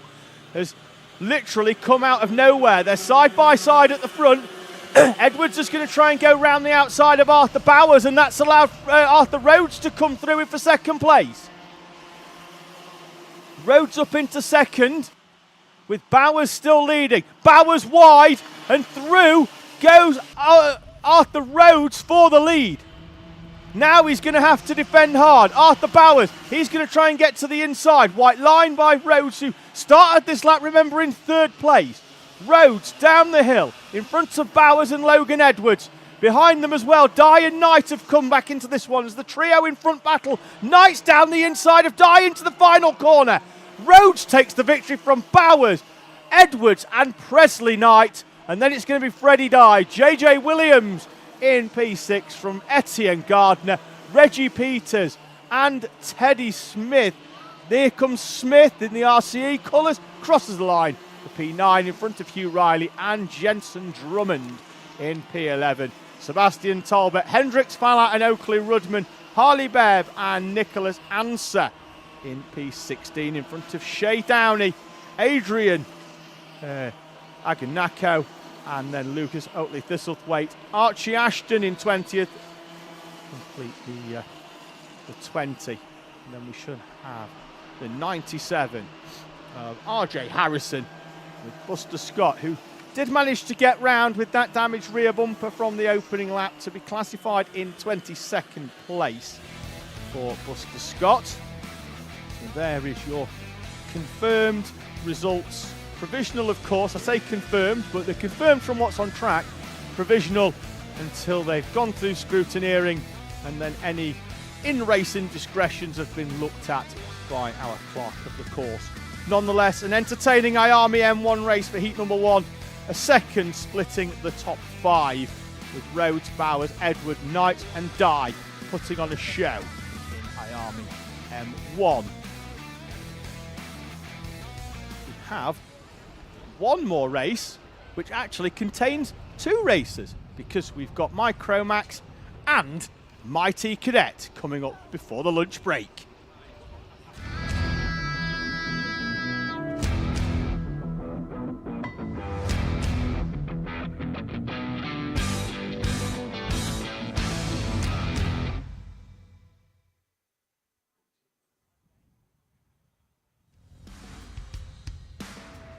So the grid will be up in a few moments' time. We'll head back into the ever busy live chat as Courtney Williams is showing support for the 98 of Reggie Peters, who took the honours yesterday, took the trophy home, finished P6, did Reggie yesterday.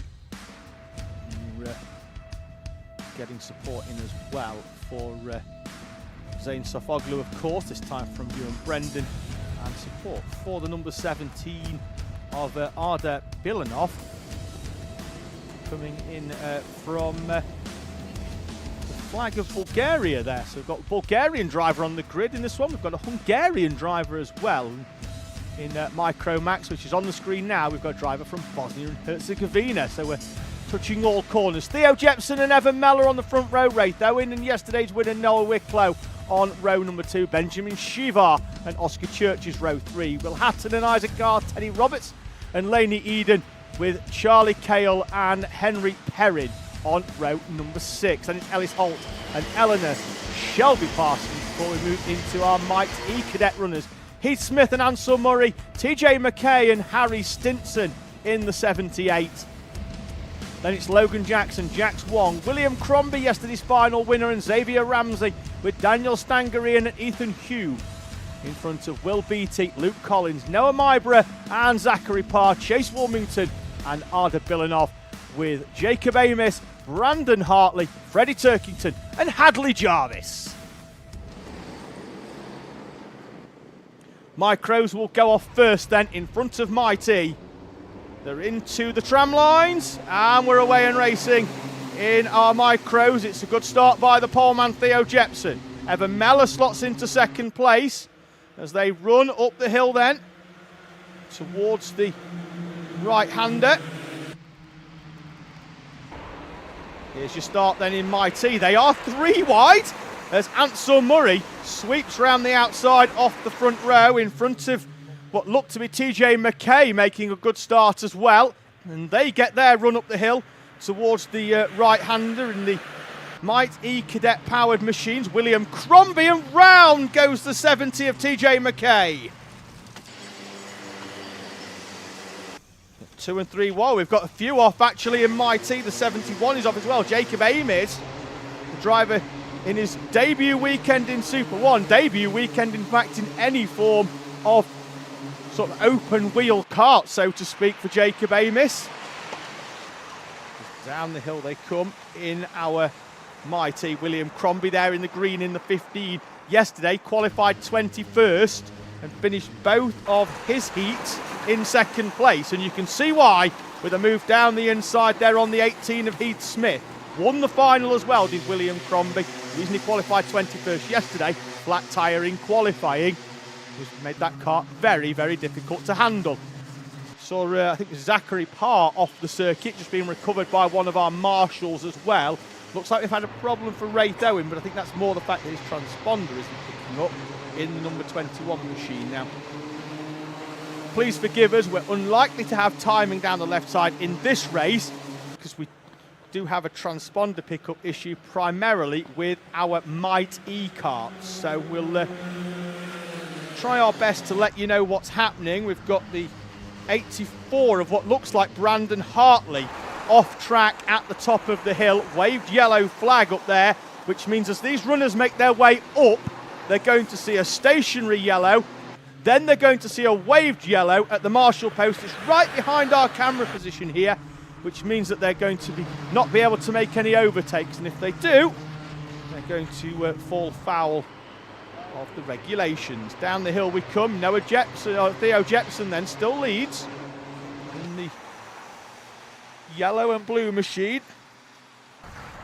We're going to get a double move down the inside there by the 78 of Harry Stinson for the lead, it looks like, in our MightE cadet class, as Stinson took advantage of 2 drivers in front battling it out. And through he goes to take the lead. Side by side. And, ooh, the 12 of Logan Jackson not wanting to give up the place to the 23 of Luke Collins and defending that one very, very robustly. There's the 16, your race leader, outright. coming under pressure from your championship leader, Evan Meller. Third place, Benjamin Shivar, Noah Wicklow. We've got Raith Owen again sliding down the order, but then reinstated up into third place. So, no, there he is. Could have had a change for third. That does look like the helmet of Noah Wicklow now up into third place. It's shown Raith Owen in third, but he's in the, he's there. It's Noah Wicklow who's dropped down the order. That's Benjamin Shivar in the green helmet, the driver from Bosnia and Herzegovina, in fourth place then. And they are coming up on some lap traffic. And this is going to be a big staple of the races for our micro runners, is finding their way through the traffic on this split grid. And that's allowed Noah Wicklow up into fourth place. Benjamin Shivar caught out slightly. As we look at our MightE runners, 44 on the screen at the moment is Xavier Ramsey. Ansel Murray, though, leads that class. That's yesterday's race winner William Crombie behind. So they run up the hill. A look over the shoulder from Ansel Murray. A gentle reminder with a little bit of a tap from William Crombie that he's there. So they're your two leaders at present. So we have a bit of a timing issue, so to speak, with that class, hence why we'll have to confirm a little bit later on what the exact results were. We know that Harry Stinson's going well. Now, he had a big off yesterday, both him and Chase Woolmington at the first corner, that curtailed the final yesterday. As down the inside goes Oscar Churches for what could be fifth place on Benjamin Shivar. So yeah, Woolmington and Stinson yesterday had a big incident that saw them retire. Change for the lead as they make their way through some lap traffic. Now sees Evan Meller leading from Theo Jepson, with Wicklow and Shivar. Shivar, though, behind Raith Owen now. As you can see, the driver in the green helmet is Benjamin Shivar. So Noah Wicklow coming into this one towards the tail end of this race, having been down as far as P5 for Wicklow. More traffic to come through for Evan Meller and Theo Jepson. Jepson in the 16 was fourth yesterday, but did win heat number one. And they're up onto the back, as down the inside, and that's allowed Noah Wicklow through as well, as looked like Theo Jepson was looking potentially down the side of his car at the radiator there, was he? And then through goes Noah Wicklow. Jepson then down into third place, the 21 of Raith Owen in front of Benjamin Shivar. Now definitely do have a de facto top two.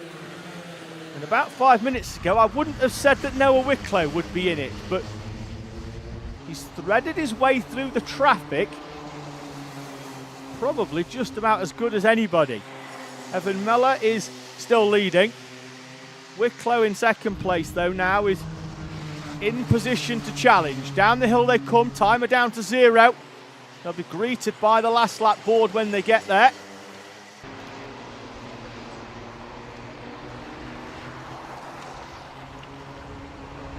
Wide over the timing line goes Evan Meller. Will that allow Noah Wicklow to get a good run up the hill into the slipstream, but also into the defensive line goes Noah Wicklow? Will they pop out at the top of the hill?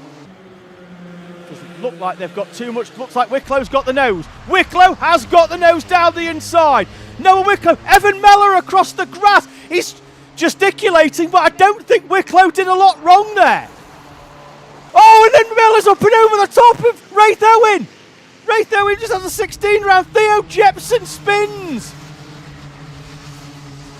Down the hill we go. We might get a replay of that after the race, but was not going to cut to it right now. Down the hill they come.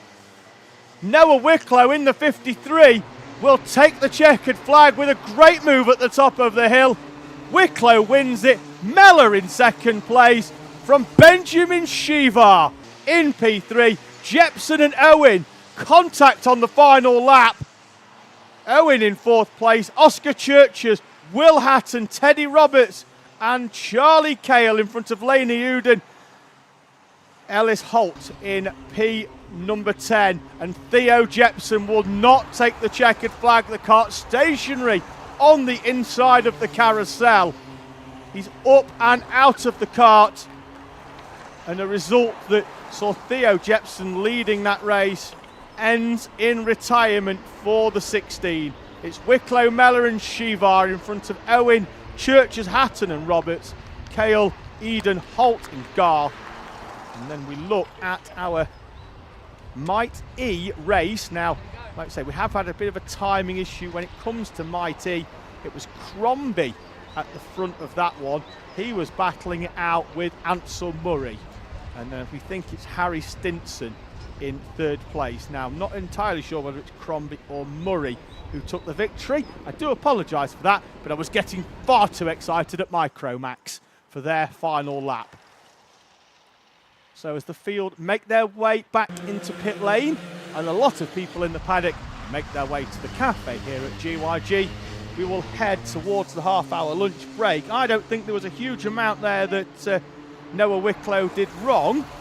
And then there's that contact into the carousel, which saw Theo Jepson head towards retirement. So there's his kart being recovered back into the pit lane by our marshals here at GYG. Now, let's say we're lucky we're heading to lunch. So if there's any damage on that, they do get about an extra half an hour before they are required back on track. So we'll be back in around about half an hour's time. Don't go anywhere. We've got loads of interviews with yesterday's race winners here at GYG, and we've got our drivers parade as well, which took place at 9 o'clock this morning, where all of our drivers were up bright and early, and we had a surprise draw and a few winners of some Arai helmet bags as well, courtesy of the Rally Replay Super 1 Championship. Don't go too far away. The racing action will be back in around about half an hour's time from round 4 at Glanyagors.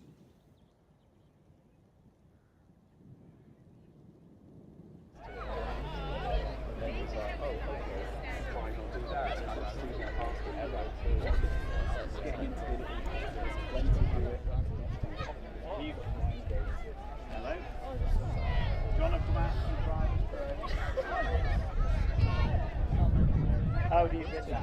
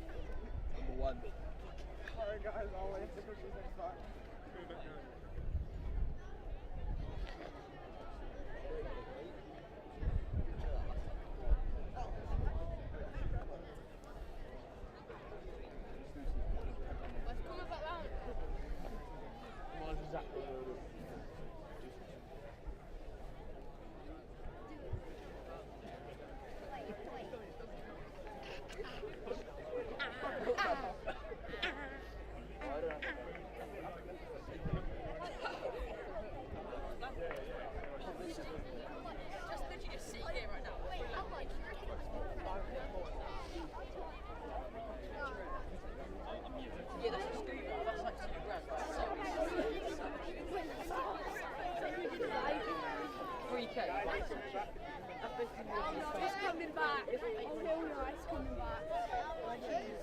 Alpha line. Yeah, alpha line. What is that? Ah! Hello.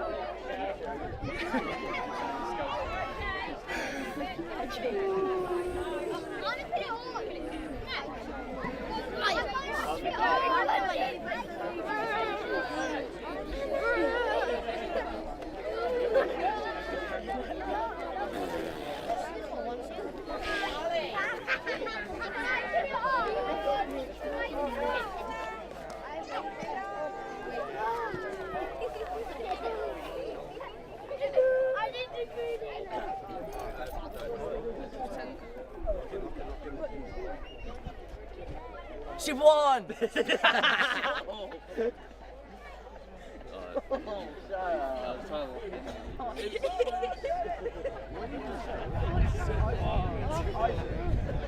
Get out. Come on, Teddy!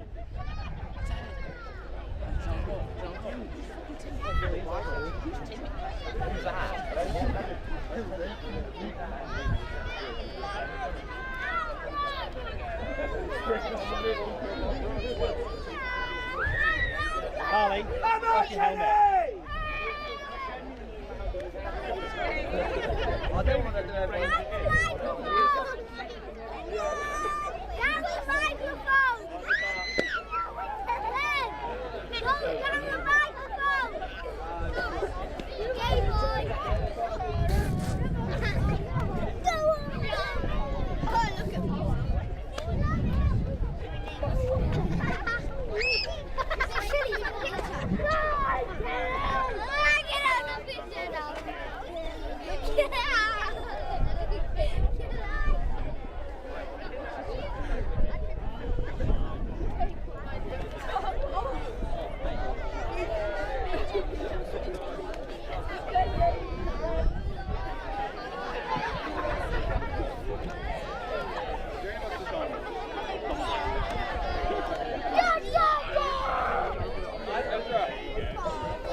Ladies and gentlemen drivers, we're going to hand out some prizes. We will start with the first driver here. We've camped most of the night on track. Young man, step forward. It's Ellis Holt.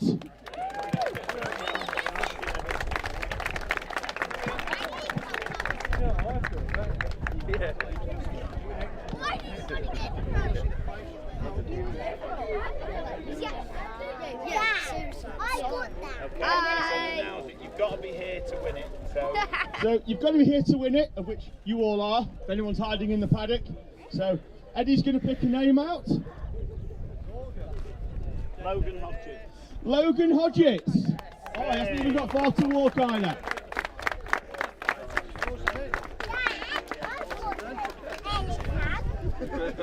Sponsorship there.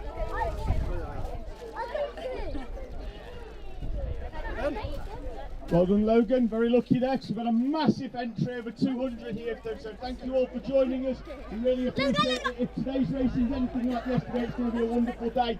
And we can't wait to get started on track in about 50 minutes' time.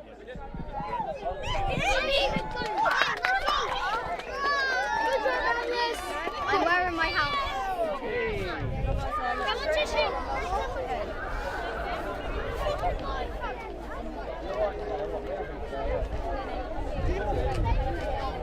Riley Bishop, we've mopped up today basically, we've won everything. Talk me through it. Well, from qualifying P3, although we were fastest throughout the whole qualifying session, we thought we could just work from that. And throughout the heats, it was just me and Oliver Smith, you know, driving around, helping each other out, building a gap, then fighting through at the end. And then in the final, starting on pole, drove off, and then didn't really get contested, and then just won it. Good. That third place in qualifying is often better than being second at GYG, isn't it, with that short run to the first corner? The importance of that first corner really can't be understated here. Talk me through all your starts. Well, I think third place is a good spot to start from because A, you're on the inside, and B, you've got your toe. So you can use the leader in front of you and use his toe to get him into the fast right before the blind corner in turn 3. But yeah, it's just a good start and all that, yeah. We did really well of scanning over that going wrong over there, didn't we? We did a fantastic job. You sort of looked at me and I was like, nothing to see over there. Which, to be fair, given it's fallen over, there really is nothing to see over there anymore. Good. So we're going to a race day tomorrow, hoping for more of the same, I guess. Yes, want to get that full clean sweep. So not a P3 in qualifying, a P1 in qualifying. Good stuff. Well, Riley, hopefully it goes all right for you. Thank you very much. Hendrix Falla, winner in Coma C50 Bambino. Talk me through your race, Hendrix. So in qualifying, we qualified second, and then in Heat 1, we got pushed away, and last lap we started battling, and Heat 2, we, so I think I won it, and the final I won it because I'm up here on this podium. Good. And you're in 2 classes this weekend. Now, I was speaking to your mum during the lunch break. You've got a special sticker on both of your karts. Tell me a little bit about that.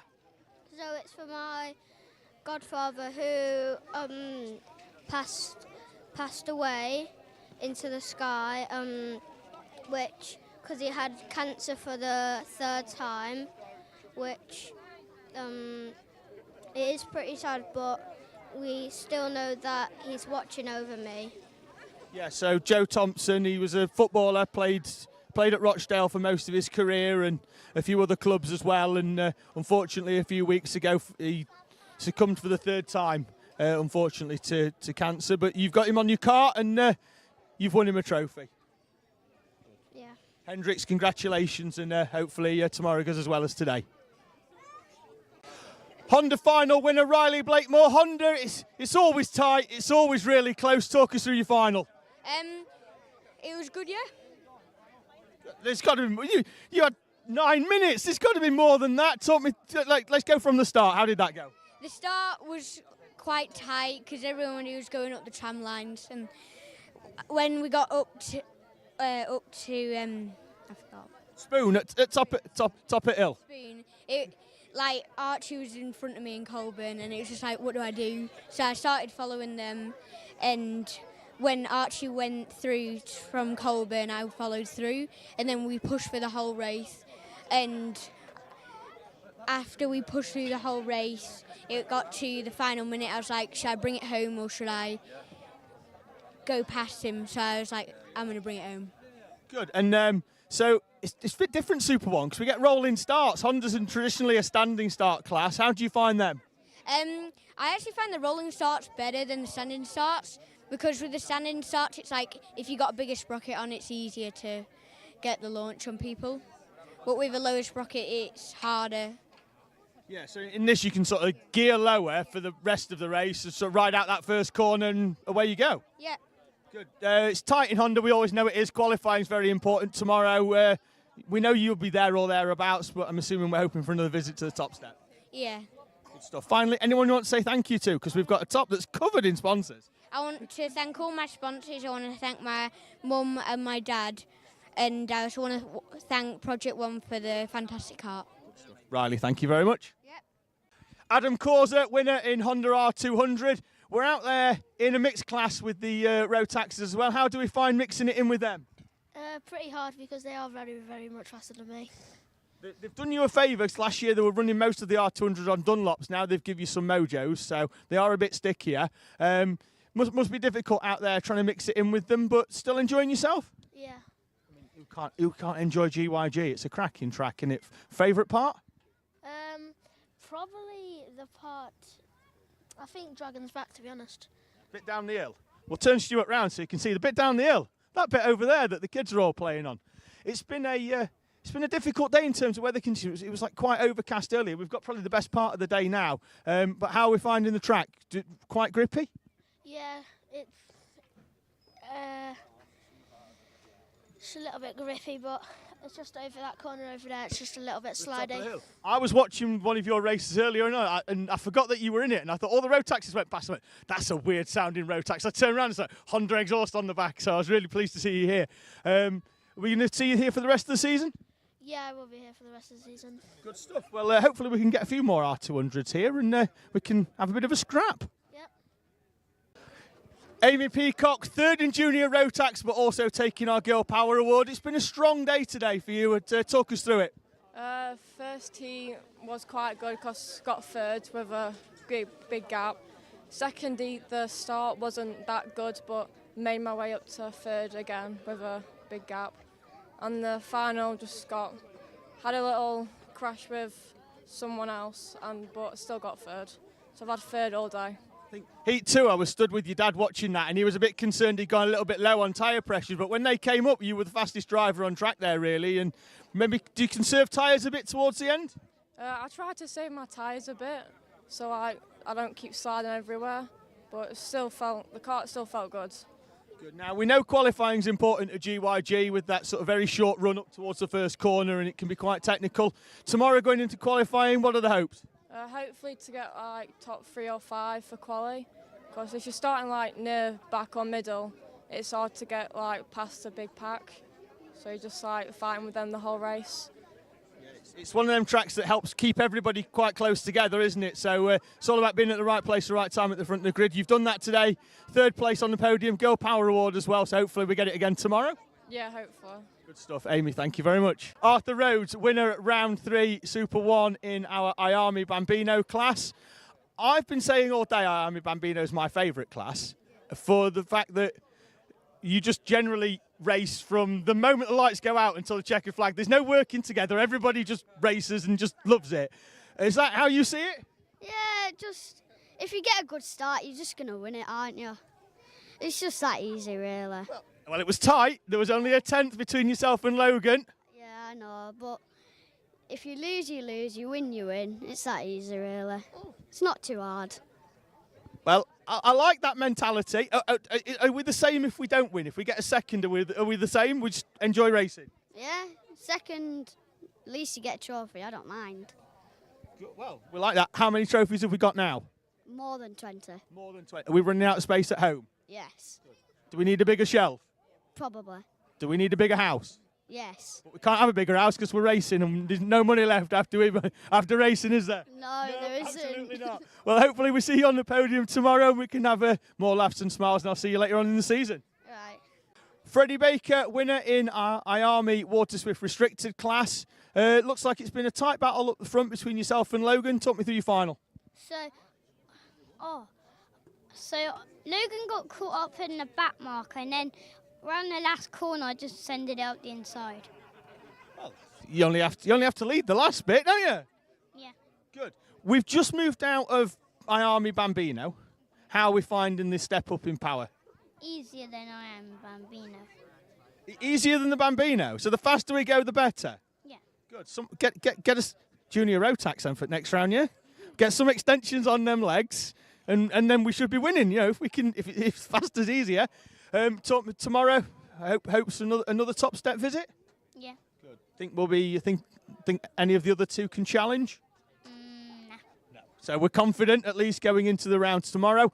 But yeah, things seem to be going quite well since we've stepped up. That's for sure. Yep.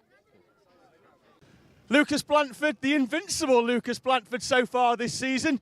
9 races, 9 wins, and that's not counting the O-Plate as well. That's just in the main season.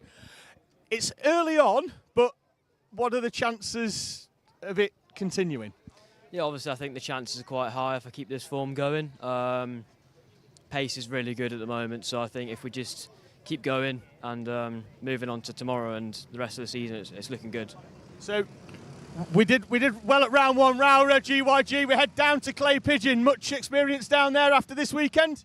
We've only been there once, so I've got a bit of knowledge, know where the corners go, so it's just going to be about finding a couple of pieces really for there. So I hope we can get the pace pretty quickly. So I think, in terms of challenge, that's probably where it's going to come this season. You look formidable here at GYG. You've been pulling out the gap in the early phase of the race and pretty much just manage it from there, really, by the look of things.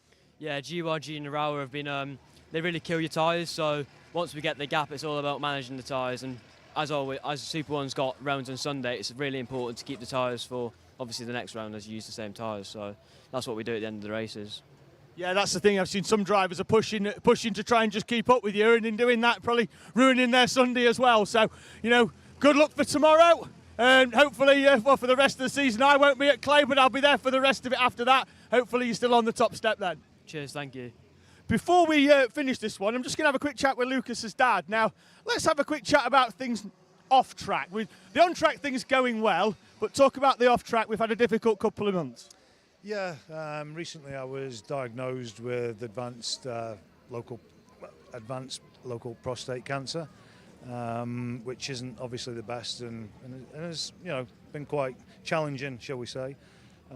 So we're looking to put the word out there in regards to this. I always thought it was an old man's thing, with the most respect there, but I'm 56. Had no symptoms whatsoever, apart from a bit of aching in my hips and my back. Went for a blood test and had that done, and here we are now, 3-4 months later, waiting for surgery, which has got its own demands. But I just, I'm not medical, I'm not a doctor or anything. This isn't advice. I just want to put it out there, and I'm trying to get the message out there to go and get yourself checked. It's a silent disease which is affecting 1 in 8 men. And it does creep up on you, no matter what age you are. So that's what I wanted to put. This isn't about me, it's about trying to spread a message throughout our community that please go and get yourself looked at and checked, just as an ongoing thing, really. Certainly, obviously, there's more females coming into it, but karting remains a male-dominated environment, when you're walking around the paddock. So if we can just, if we can get people to go and get themselves checked out, and you want to be here watching your lad race, and, I'm sure everybody else does as well. Definitely. I mean, even the female drivers, they have dads. And the dads come here, so it's, the message is out to them as well. It's very demanding because I have to mechanic Lucas myself, so it's, it's really demanding on me over the weekend. But, we do it because it's our kids. But like I say, I just want people to go and get checked out. They say from 45 years over, even if it's once every 6 months, once every year. If it's caught early, it's good. You know what I mean? So. Well, I know the surgery's in a couple of weeks, and I'll be with the championship towards the end of the season. So hopefully, when we speak to you at Shenington, it's a different story. Everything's gone well, and things are on the up. I'm sure it will be. And thank you very much. Thank you. Cheers, Adi. Thank you. No problem. Thank you. Logan Rolfe, round 3 winner for the Rally Replay SuperOne Championship. Talk me through your final. Looked like a really close battle between yourself and Oscar Roach. So Oscar Roach took the lead early in the race, and I just stuck behind him and tried to push him to get away from Jensen Sale, and then we could start battling. So I could have a second or a first, and then Oscar Roach could have a first or second. Then we just battled for the whole race, and I did the move nice and, well, I would say nice and early, but it was actually quite late in the race, and I just went for it and hoped for the best, and I was hoping that Oscar Roach didn't overtake me on the last lap. So talk me through your race day, Heat 1, how did that go? Good, we got a 5-place penalty because we tapped Oscar out the way to get him first, but sometimes we've just got to take that. Followed it up with a win though in the second one?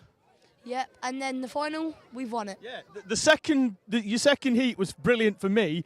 I watched it from over there, next to your mum, who raced every single corner with you from up that top end. If you could have watched it, you'd have loved it. She was basically just talking you around each corner. She's like, right, park it here, put it there, do this, do that. She was probably more invested in the race than what you were. Do you think we should let your mum have a go in a kart? Yeah.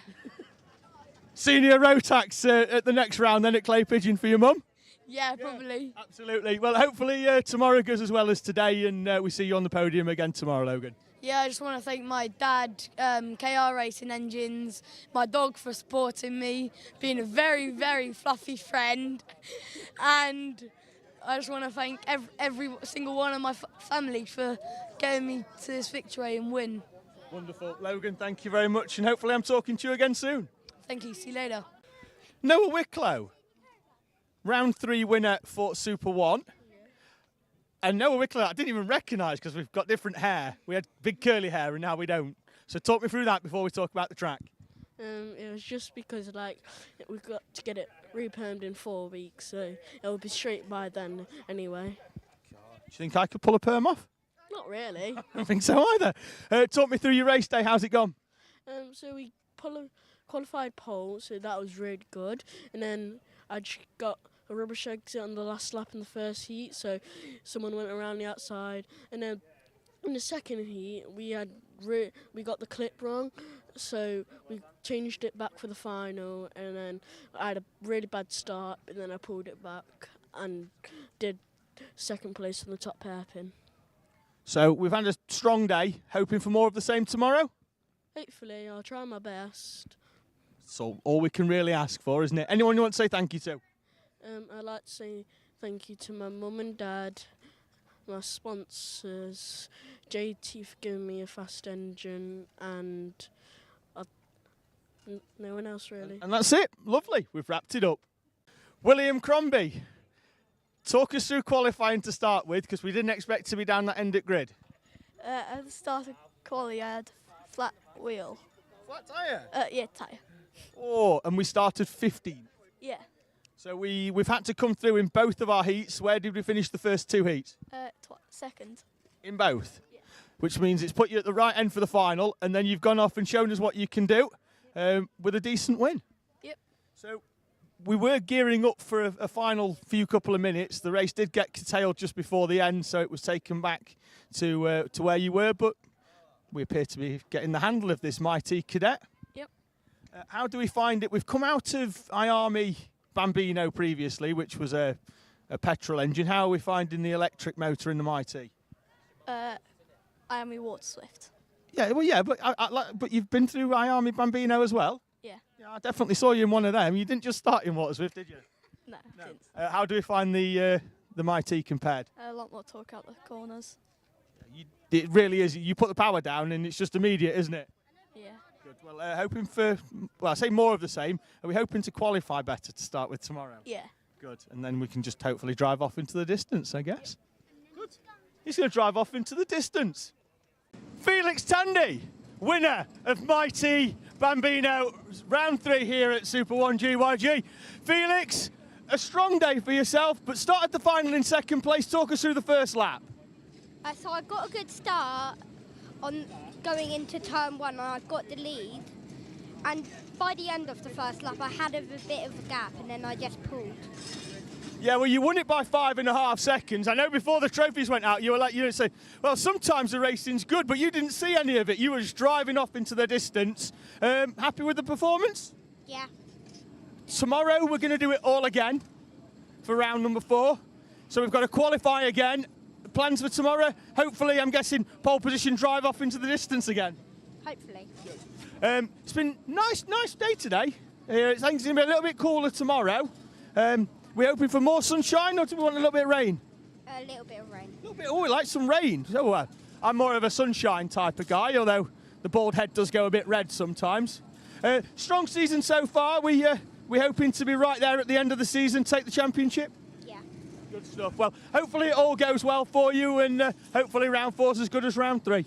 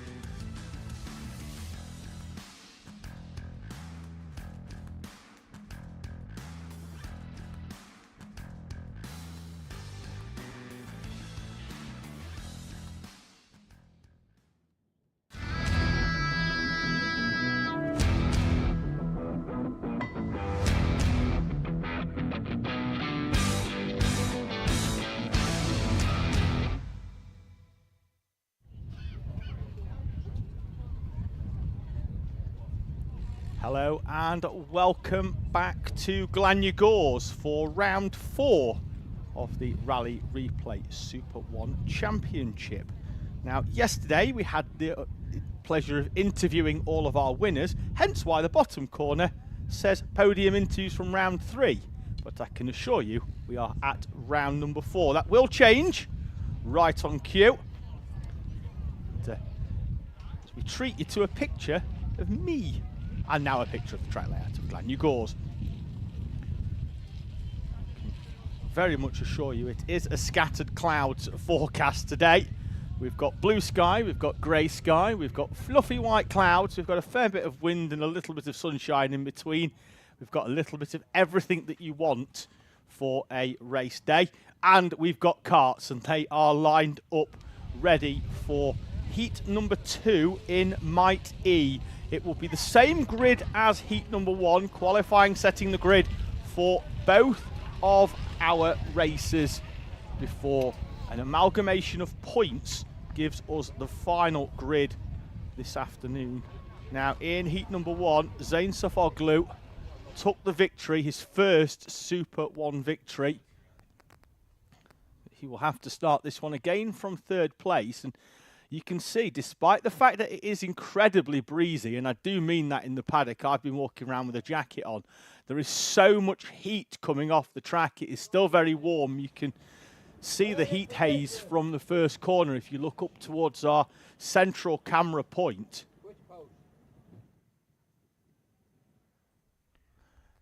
And it's a, like I say, it's a lovely day, as long as you don't mind wearing a jacket for that breeze. So, it does sound like we've got a bit of action, confirmed by our turn 1 camera point. As our MightE runners head out into this sun-baked Glanyagors circuit. And it will be, as you mentioned, the same grid as heat number 1. So it'll be Felix Tandy on pole position then in the E-plate.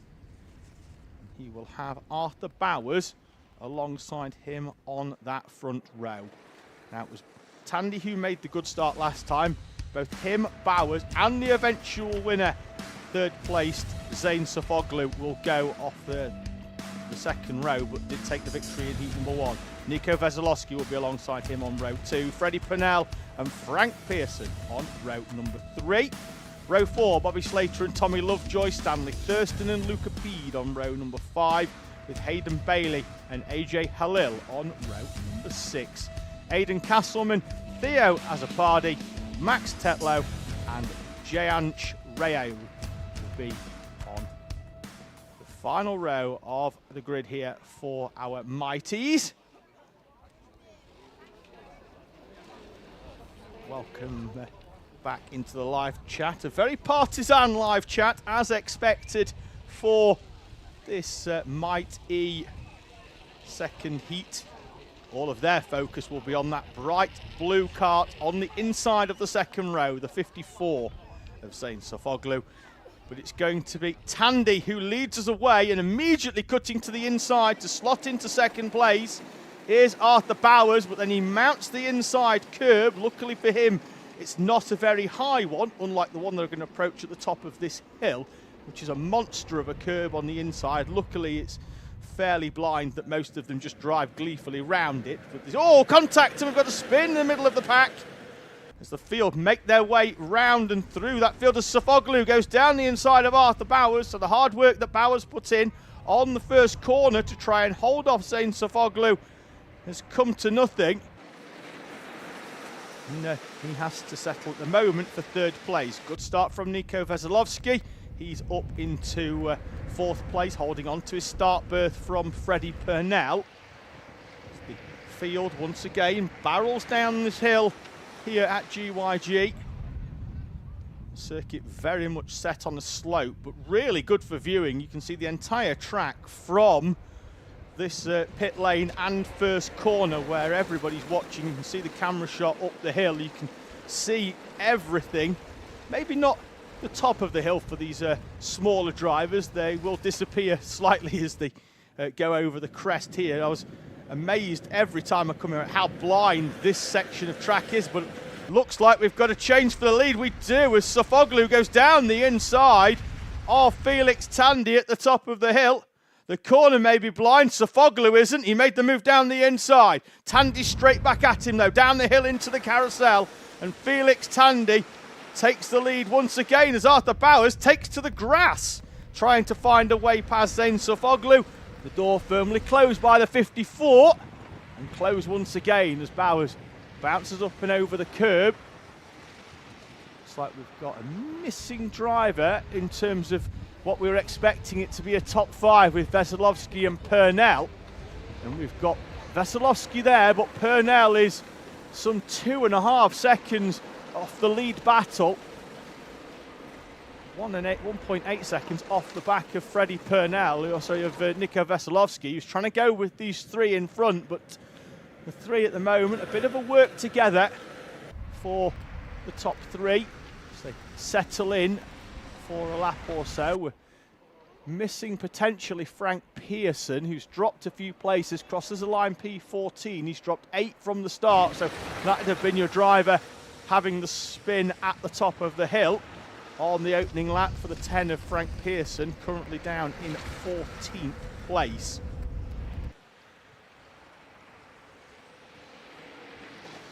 Top 3 nose to tail down the hill here then in MightE.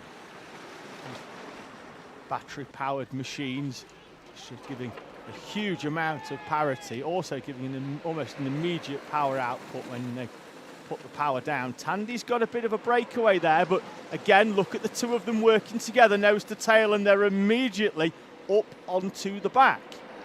Now, it doesn't matter how even your machinery is, if there's only one of you pushing a hole through the air, and then another one of you with the air trying to drag you backwards, you're always going to go quicker. 2 goes quicker than 1, 3 goes quicker than 2, which is why everybody working together makes you go quicker. That's what happens in qualifying. It's why you generally see a train of karts with everybody vying for position. Half race distance when they come down the hill. We saw in heat number 1, Sofoglu was very sensible in taking his time in trying to find a way past Felix Tandy and was just basically picking them off one at a time. And when Bowers got past Tandy, he went through. Then when he got through on Bowers, it allowed Tandy to have an opportunity as well to come through. Up the hill they go. And Sofoglu, this is the corner that he likes to make his moves on, but I think Felix Tandy's got it very scouted now. It's happened to him a few times. It happened in heat 1 and it happened at the start of this one, where he left the door open at the top of the hill. The door's open, and they're round Sofoglu. The top 3 are all round. Veselovsky's going to lead this one. Sofoglu down the inside of Tandy. Arthur Bowers had to take evasive action as well. And there is your leader. Now, Nico Veselovsky, as Felix Tandy's kart manhandled back onto the tarmac, but that's in the middle of the track. That's not the racetrack. That's the runoff area. All change at the front of MightE. Veselovsky then will lead as they come up towards the timing line. Purnell up into 2nd, Lovejoy 3rd, Slater 4th, Pede in 5th, Stanley Thurston in 5th. The quickest recoverer of the 3, Arthur Bowers, is in 7th place in front of AJ Halil. Zain Sofoglu in 9th, Azzopardi, Bailey, Pearson, Castleman, Rayaru and Tetlow. Tandy will cross the line shortly if they've got him going. I can't see a kart in the centre green. He could well be back out on track. We'll confirm in a few moments. I think they have recovered him onto the tarmac. But all change. Veselovsky's got a gap of 4.2 seconds. And this now is your battle for 2nd place that goes all the way down there to the 98 of Arthur Bowers trying to recover. He's in P7. Minute to go. Lead has already crossed the timing line and may well have crossed in enough time that the next one will be the final lap. I think he could be there or thereabouts. There he is in the green helmet all the way up the hill and on his way to a victory for Nico Veselovsky. Purnell, Lovejoy, Slater, that's the next three. The 77 of Slater tries to draw alongside Lovejoy. Down the hill, Arthur Bowers has taken two of Luca Pede and Stanley Thurston. There's a nose down the inside from Slater. Will slow his exit out of that corner, and now Arthur Bowers is going to take advantage. Bowers is through down the inside into the right-hander. So Bowers on a recovery drive here, warning for Bobby Slater for that nose down the inside of Tommy Lovejoy. That's cost him more than a contact warning. It has cost him a position as well. There's Veselovsky, and indeed he does start his final lap with a gap of 4.1 seconds. Purnell, Lovejoy and Bowers. Bowers in fourth place, but he's still going to have aspirations of second. Up the hill they go. Bowers, I think, is already up into third on Tommy Lovejoy at the first corner, with Freddie Purnell in front of him. Bowers is going to try a wide sweeping line to try and get a bit of a cutback, but Purnell appears to have enough to have that one scouted off. Down the hill we go, in towards the double left of the carousel. Up the hill we go. Veselovsky in front is content and happy because he's going to win, all being well. Here's a switchback trying to be set up by Arthur Bowers. Purnell parking this car expertly. Here's the 33 as they come down the hill. Here's your winner though, Nico Veselovsky wins heat number 2 in MightE from Freddie Purnell, Arthur Bowers and Tommy Lovejoy. Bobby Slater, Stanley Thurston, Luca Pede, AJ Halil and a recovering Zane Sofoglu in P9. Then it's going to be Hayden Bailey taking the 10th place position, I think. Yes, it is, from Theo Azzopardi. Oh no, Pearson up into 10th on the final lap. Good effort from Pearson in front of Bailey. Then it's going to be Azzopardi and Castleman. But as the rest of the field come through, let's have a look at the incident that changed everything inside the top three. So down the hill they come then here. Tandy leading with Sofoglu, who draws alongside now, goes down the inside, and as the two of them argue over the same tarmac, Arthur Bowers goes for the ride as well as he takes evasive action. Sofoglu does manage to recover onto the track.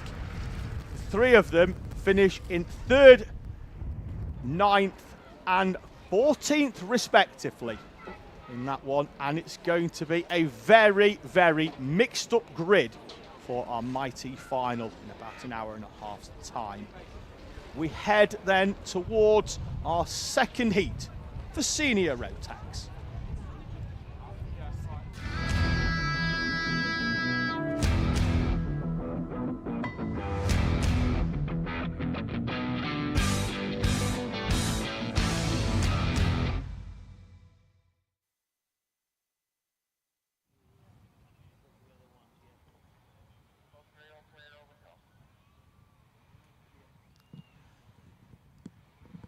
So we have a clear circuit by the look of it. We have hopefully we've got a man up the bank. Hopefully he's watching Alpha Live. If he is, give us a quick wave. He'll probably be around about 10 seconds behind, so we'll see. If he's not, we've got some very difficult questions to ask. I'll find out who it is and I'll write him a strongly worded email.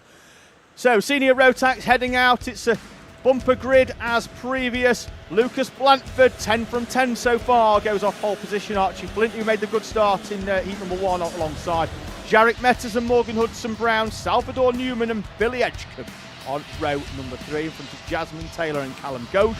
Max Chown and Kieran Denier, Max Davis and Tom Taylor are on row number 6.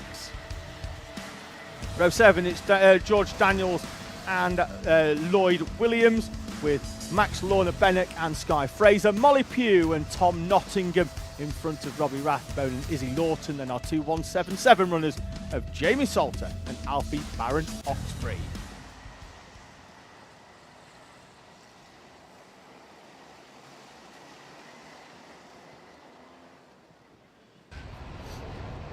Senior Rotax heat number 2 is away, and once again it's a good start from the outside. Archie Flint all the way round the outside, and it looks like he's taking Jarek Metters. No, that's Metters who's down the inside of Billy Edgecombe. Door closed by Edgecombe. Edgecombe in fourth, then in the blue. Good start from Morgan Hudson-Brown in second place, but down the hill Archie Flint leads from Morgan Hudson-Brown.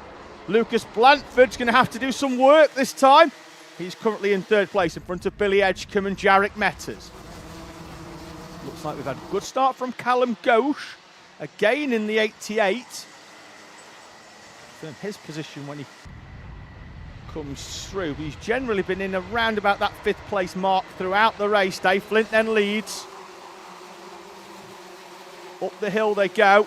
It's Morgan Hudson-Brown in second, not Lucas Blanford, I can assure you of that. He's right up on the back of Archie Flint. That's the O-plate in third of Blanford. Edgecombe, Metters. It's Salvador Newman up onto the back in between Metters and Callum Ghosh. Jasmine Taylor, Max Chow, Tom Taylor. So no really big movers on the first lap. Everybody making up 1 or 2 places, but nothing massive on what's been a fairly tentative opening lap for our senior Rotax runners. Archie Flint, though, continues to lead and does have a kart length to Morgan Hudson-Brown as they run up the hill. There goes Blanford out of the slipstream of the 25 of Morgan Hudson-Brown, and he's immediately up onto the back of Archie Flint, such as the pace that he was carrying with the slipstream assist up the straight. We're 3 wide in the middle of the corner behind at the exit of Spoon, and they appear to have sorted themselves out, though, into some sort of reasonable order. Down the hill from the seniors, twisting right and left.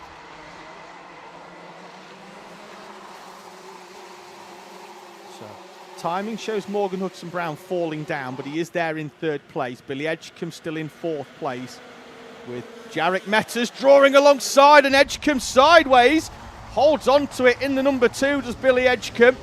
Does well there, and that could allow Salvador Newman has changed for the lead. Down the inside goes the O-plate, and it's allowed Morgan Hudson-Brown through as well. Blanford leads, Hudson-Brown in second place. Archie Flint, the early pace setter, down into third place there in the green and white colours in his suit of strawberry.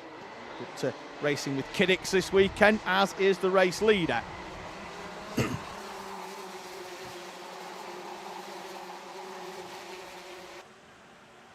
Run up the hill towards Spoon. The top 3, despite battling, have managed to move away from Billy Edgecombe in 4th place. And that's Jarek Metters down the inside of Billy Edgecombe for P4. So Edgecombe down a place. Salvador Newman is behind in the white and pink. Behind him it is Callum Ghosh in the 88. And he's under pressure as well from the 84 of Jasmine Taylor. This is your battle for 4th on screen. It does go fairly deep inside the top 10. In fact, it probably goes all the way through the top 10. So we head up. That's Taylor then with a bit of a gap. Back to Chown, and then Tom Taylor and Kieran Denyer in 11th place.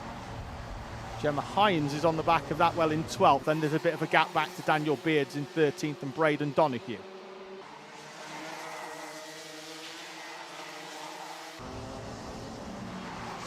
Unlike the previous races, and I appreciate he's had to come through, but generally when he has got to the front, he has managed to break the toe. Oh, that's not going to help Morgan Hudson-Brown. He takes a chunk of curb on the outside, and now the toe is broken. Lucas Blanford disappearing now at the front. They were right with him with Morgan Hudson-Brown and Archie Flint, and then Morgan Hudson-Brown takes a chunk of GYG curb. It unsettles the kart. Flint got down the inside, but then he was tight down the timing straight, and then all of a sudden Lucas Blanford's got half a second or so. And these drivers are going to have to work very, very hard. Jarek Metters, since he's broke free of Billy Edgecombe in 4th place, has started to reel in Hudson-Brown and Archie Flint, obviously helped by the previous lap endeavours into this final complex of corners for the two of them.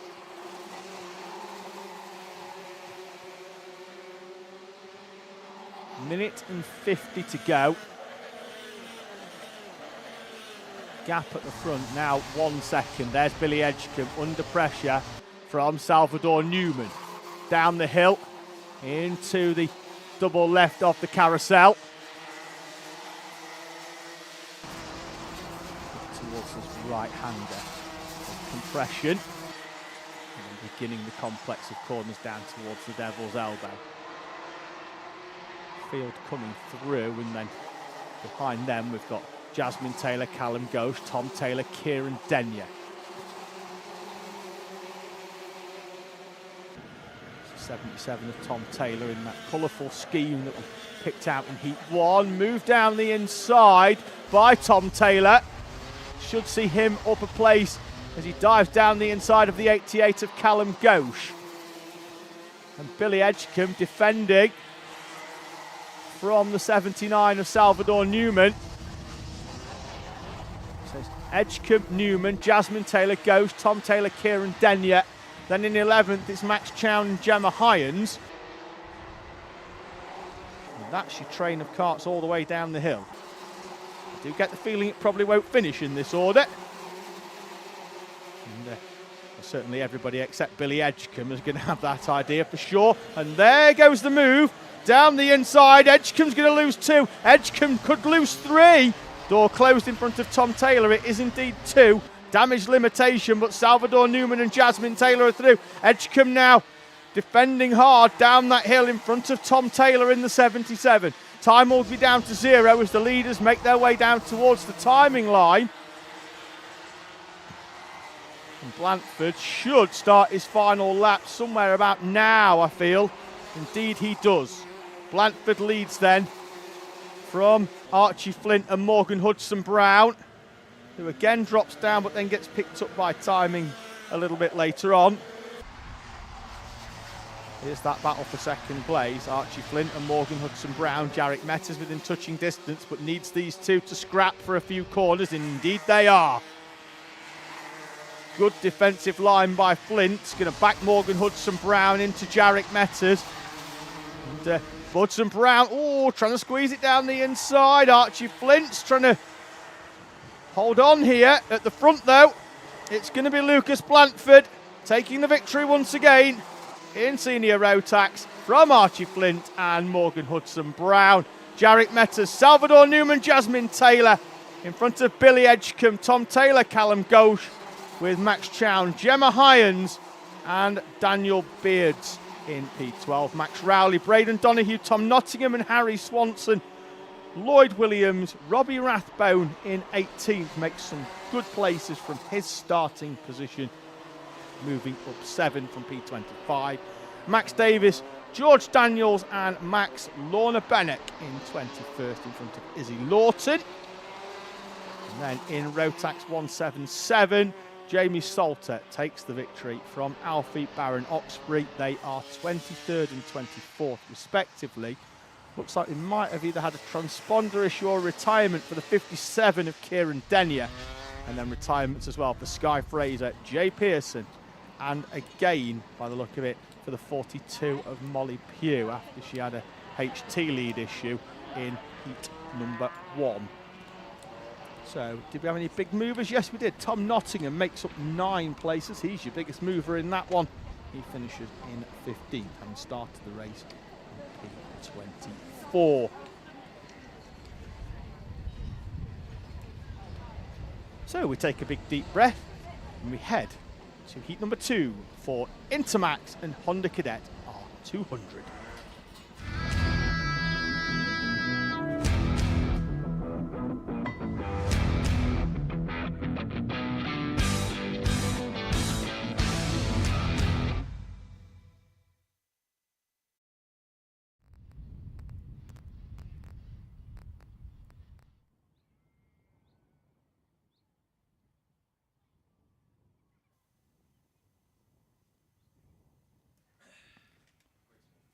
So, Intermax and Honda R200 will head out onto track. Poleman JJ Lowe We'll start alongside Heat 1 winner Logan Rolfe with Jensen Sale and Oscar Roach on row number 2. Lucas Esser and Jackson Hilton on row 3. 7th, Logan Stanley Jones, Noah Clare in P8, although didn't start, I don't believe, Heat number 1. Jay Birmingham and Kian Sullivan are on row number 5. Lewis Herbertson and Annika Hurd on row number 6.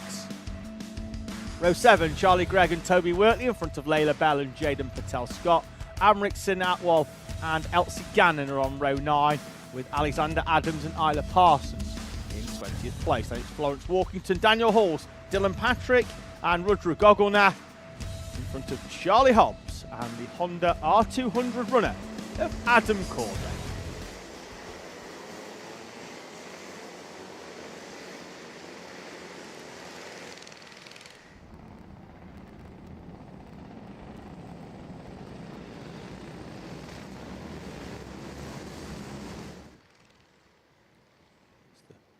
Field forming up very, very early, which is nice to see.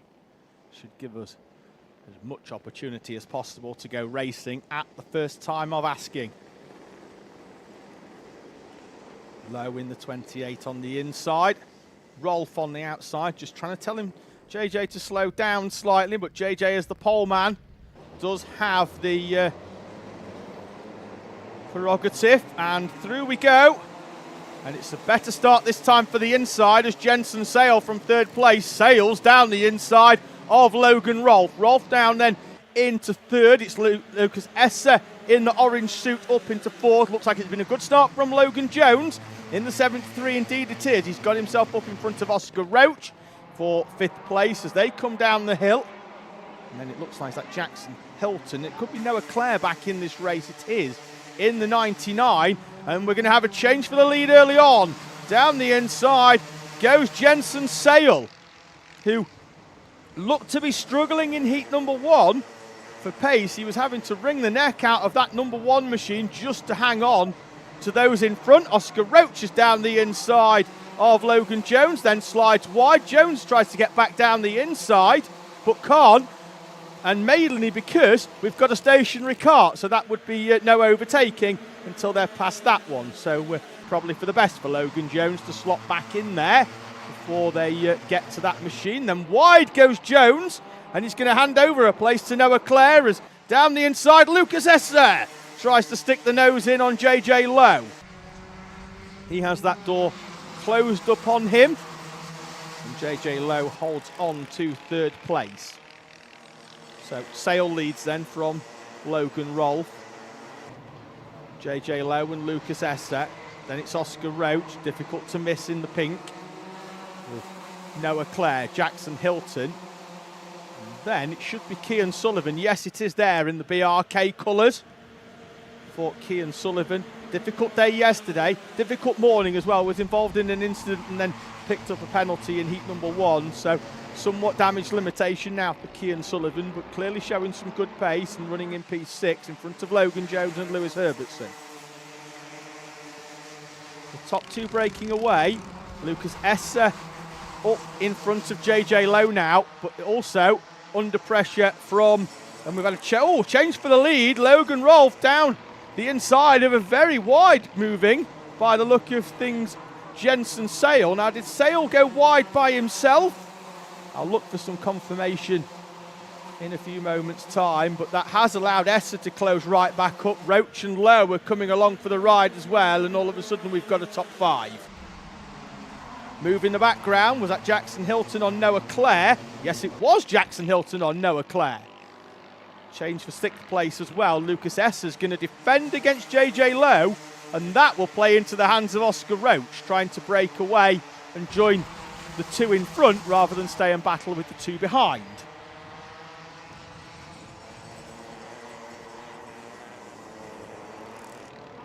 Big chunk of curb from Esser, but that's only helping to rotate the cart, which is good. Sale looks loads more comfortable now in heat number 2 than he did earlier on. Just doesn't look like he's having to work anywhere near as hard to maintain the pace of the race leader Logan Rolfe.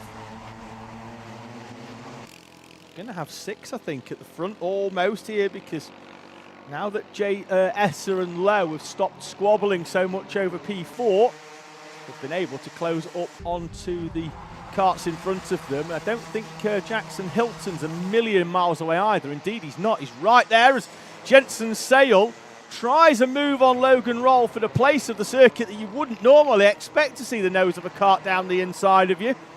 But Jensen Sale clearly employing the surprise tactics. They run up and then he asks Oscar Roach for some assistance and gets it in the form of a big hearty push up towards the spoon corner. Neither of them particularly quick on exit, and that does give Logan Rolfe the opportunity to break away. And at the moment, I do get the feeling now Oscar Roach is probably a little bit quicker than Jensen Sale, and now he's going to go down the inside through the compression corner. Let's see if he is quick enough to close back up onto Logan Rolfe. Or whether Jensen Sale wants that second place back immediately, but I get the feeling, like I say, that Oscar Roach might have a little bit more pace. Could it be the slipstream, or is it genuine? There's 5 working in a train to try and reel back in Logan Rolfe in front. Oh, Esther with a nose down the inside. Looks like Sale was going to go wide, but more of a trick of the camera than anything else as they go through the static at the top of the hill. Gap was half a second at the previous lap, with Oscar Roach and Jensen Sale overtaking at this corner on the previous lap. Certainly not half a second now, I can assure you of that, as they have had a lap of mutual compliance from second down to 6th, and they will cross the timing line only 3/10 behind Logan Rolfe. Fastest lap of the race though on that lap from Annika Hurd, the Australian, in 8th place. There she is as in that train of 3 behind for Hurd, currently with Kian Sullivan and Logan Jones, with Lewis Herbertson in there as well. Noah Clare is off the back, well, showing us off the back of this 5, but it's because we're missing somebody on timing. Lowe is there, Sale is in 3rd place, S is 4th. We'll figure it out in a little bit for sure. 55 seconds on the clock, 3 laps to go. It's Jackson Hilton that's missing on timing in the 45. He's definitely there in 6th place. He's showing us 1 lap down at the bottom, but yeah, we're all good. Still a train of 6 in the same order as earlier on. Down the hill we go. Contact warning for Jones in the background. We've got to move down the inside. That's Jackson Hilton on JJ Lowe. Looks like Lowe may have been able to ride it out and hold on.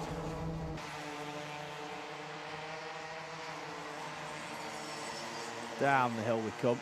15 on the clock, but they will get through before that hits 0. So 2 laps of Intermax for us here. Indeed, Jackson Hilton got through on JJ Lowe. So even though Lowe is showing in 5th, Hilton's missing off timing. He is P5. Logan Rolfe, I imagine, will start heading towards the inside of corners, but no, he's confident in his own pace. Isn't particularly defending from Oscar Roach, but that last lap board does things to drivers. We'll see whether Oscar Roach can hold on, or any one of the chasing 5 can do anything about the O plate, the Heat 1 winner. Up the hill then for the final time towards Spoon, and 2 looks to the right hand side for Logan Rolfe. Holding that inside once again, not providing Oscar Roach and Jensen Sale with any opportunities, and now Roach with a half of a defensive line as well to try and hold off Jensen Sale making any advances in on Roach's 2nd place. As Lucas Esser levers his way through on Jensen Sale down the inside. Sale straight back at him. Great drive from Jensen Sale to wrestle third place back from Lucas Esser. Logan Rolfe, though, will win his second heat of the day from Oscar Roach, Jensen Sale and Lucas Esser, with Jackson Hilton. And it looks like JJ Lowe, but he has dropped down the timing, but he was definitely up there. And then it's going to be Sullivan, Herbertson, Noah Clare and Annika Hurd, with Logan Jones in 11th place in front of Charlie Gregg and Jay Birmingham. As confirmation there, JJ Lowe was indeed in 6th place as he's slotted back rightfully into the timing. So they head through, and Logan Rolfe does his championship hopes no harm at all. He arrived today as the championship leader, and with 2 heat victories so far, he extends that slightly from his nearest rivals, who indeed finished 2nd and 3rd in Oscar Roach and Jensen Sale, respectively.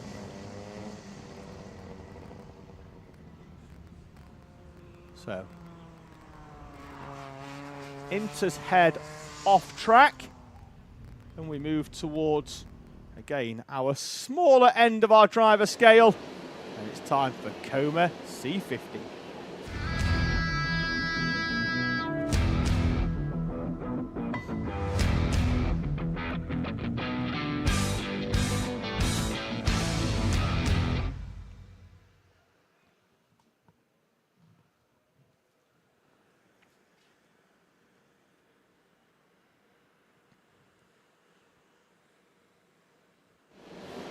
So Coma's gridding up to go. It will be Hendrix Ballat once again on pole position from qualifying this morning. At the 74 of Cole Parrish alongside him for company. Have the grid on the screen for you in a few moments' time. There it is, Ballat and Parrish on the front row, Freddie Purnell and Calman Simon on row number 2, Jensen O'Connor and Max St. Hilaire on row number 3. Lenny Barton and AJ Halil, Tommy Lovejoy and Isaac Young in front of Jensen Drummond and Hayden Bailey on row 6. Ezra Robinson Matthews and Stanley Thurston, Jensen Hodgetts and Ayrton Edward Jones with Jace Hannon and Noah Gallagher completing your 18 Coma C50 runners.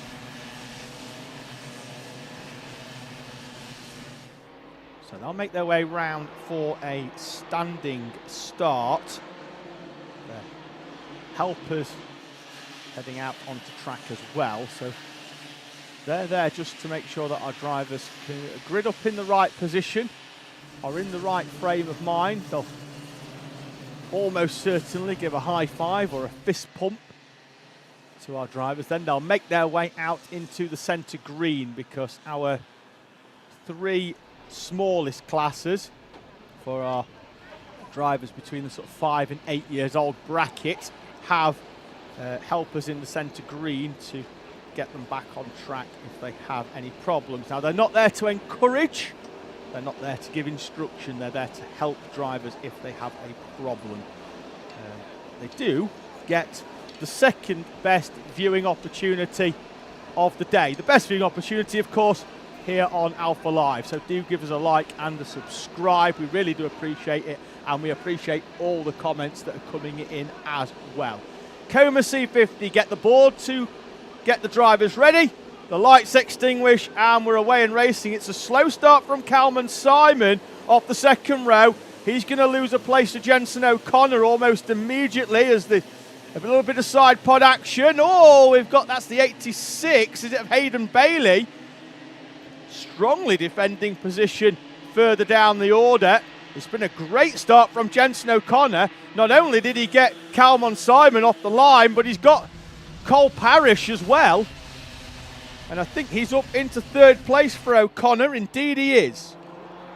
So the top 2 were the top 2 from heat number 1, Hendrix Ballat and Cole Parrish. Then it's going to be Jensen O'Connor in 3rd place, Calman Simon and Freddie Purnell. Purnell drops from 3rd down into 5th place.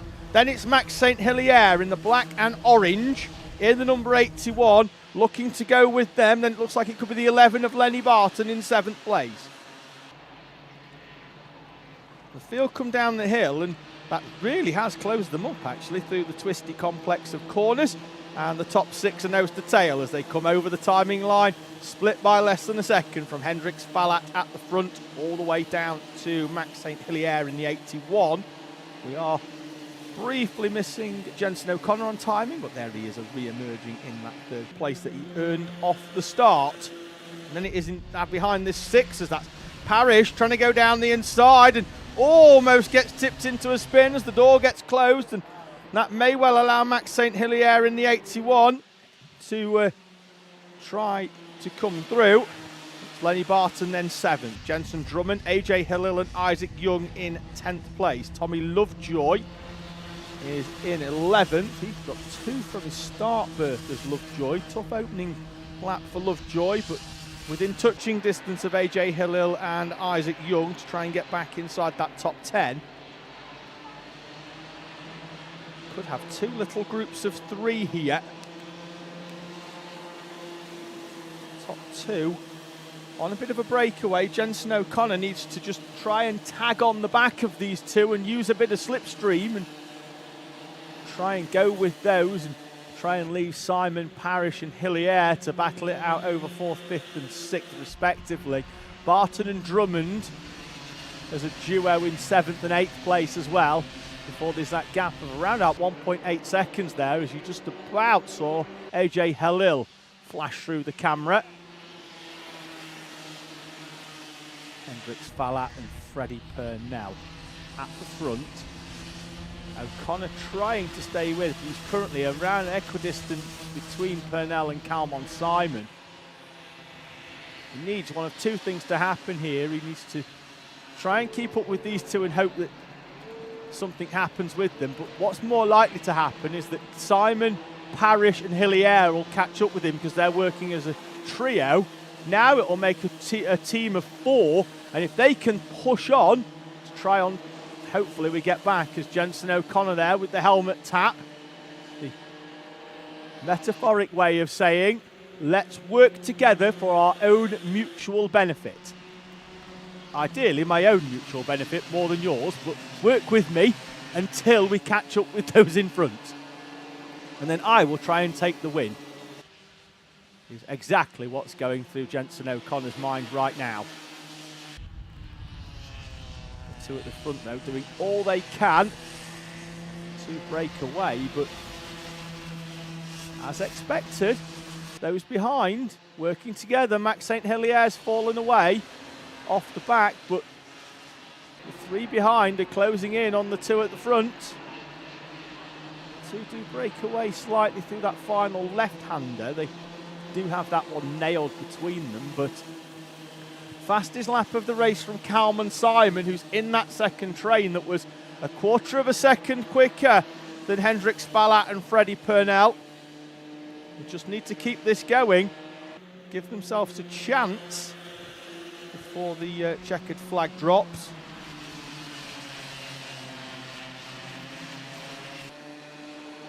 Again, another helmet tap from Jensen O'Connor. But then O'Connor goes wide. That allows Calmon Simon to draw alongside, and side by side up the hill is not going to help either of them, but it will help Cole Parrish. He's on the inside of Calmon Simon. Oh, Simon with a good, keeps his foot in, confident, and drives around the outside to hold on to 4th place. But you can see that one slight offline moment for Jensen O'Connor has given the front 2 that little bit of respite that they'd have wanted. As the 2 of them have worked together throughout this race, with Freddie Purnell showing very little interest in finding a way past Hendrix Falat at the front.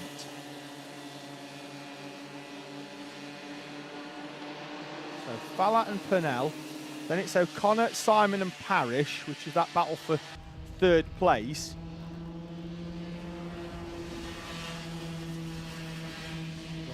Everybody's got somebody at the moment, I think, to sort of race with the exception there in the background. Max St. Hilaire is under pressure, I think, from Lenny Barton and Jensen Drummond, and I think at least one of them has found a way through, and I think it could be Lenny Barton will come through. In fact, I think Barton could well be, yep, there he is, confirmation on the timing that he's up into 6th place as Cole Parrish is alongside Calmon Simon in the run up towards Spoon Corner. And we know that Calmon Simon doesn't mind keeping his foot in, and there's the proof. And he holds on to 4th place again, does Calmon Simon. He's come under intense pressure throughout this race by Cole Parrish, who's been alongside him at least twice. And again, wide goes O'Connor, and this time Calmon Simon is through and the move is done. Calmon Simon in the number 12 is up into 3rd place. Jensen O'Connor, and then O'Connor again goes wide, allowing Cole Parrish down the inside. Parrish is up into 4th now, and O'Connor loses 2 places in the space of 2 corners. He drops down into 5th place, but there's still a little bit of time. It will be 1 lap to see if he can make a move, and Parrish is down the inside of Calmon Simon. Simon just turned in, knowing the kart was there, squeezes Jensen O'Connor, who drives himself onto the grass there, really, for Jensen O'Connor, and you can see the frustration. I think that's with himself more than anything else, as O'Connor takes to the grass as Calmon Simon defended the 4th place position that he was in. The leaders now are going at it down the hill towards the carousel. Hendrix Fallat holding off Freddie Purnell. Purnell, who drew alongside because Fallat took a defensive line. Here's the switchback. Purnell thought about going down the inside. I think Fallat will have the door closed. No, he won't have the door closed. Purnell is through. Great move from Freddie Purnell. 3 corners to go. Right, then left, up towards the final corner. Purnell will park it. Fallat looking for the switchback out the final corner. Side by side as they come towards the timing line. Purnell takes it by a similar distance that Fallat took heat number 1. Freddie Purnell wins from Hendrix Fallat. Cole Parrish and Calmon Simon, Jensen O'Connor, Lenny Barton and Jensen Drummond, with Max St. Hilaire, Isaac Young and Hej Alil completing your top 10. You could see the switchback coming from an absolute mile off. It was exactly what happened in heat number 1, except with the roles reversed. That time, it was Hendrix Fallat defending the inside and Freddie Purnell lining up the switchback. That time, it was Purnell on the inside after that great move 4 corners prior to get the move done to take the lead. And it was Hendrix Fallat who lined up the switchback.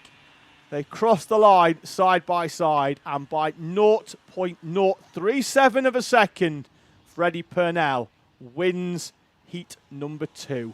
Now, they've both had a win, they've both had a second, so it's very likely that we'll see Hendrix Fallat on the pole position for the final by virtue of his qualifying position earlier on.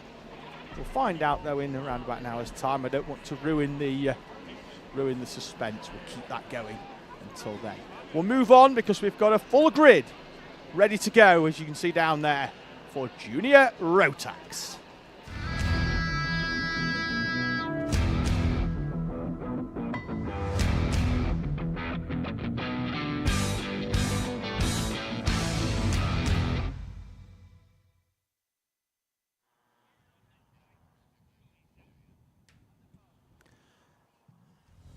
So recovery of a few carts going on. That looks like it's Noah Gallagher's machine just being recovered down the hill as he follows his cart.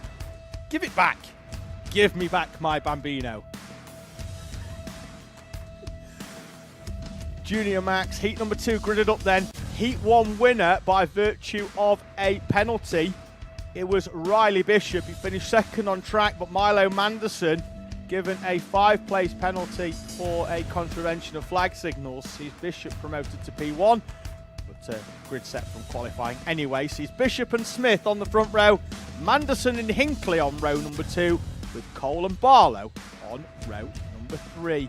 Then it's Isabella Stansmore Wilson, who was involved in the lap 1 incident in the first heat. She starts 7th. Amy Peacock behind another driver that picked up a 5th-place penalty for advantage by contact in heat number 1, having got herself up inside the top 5.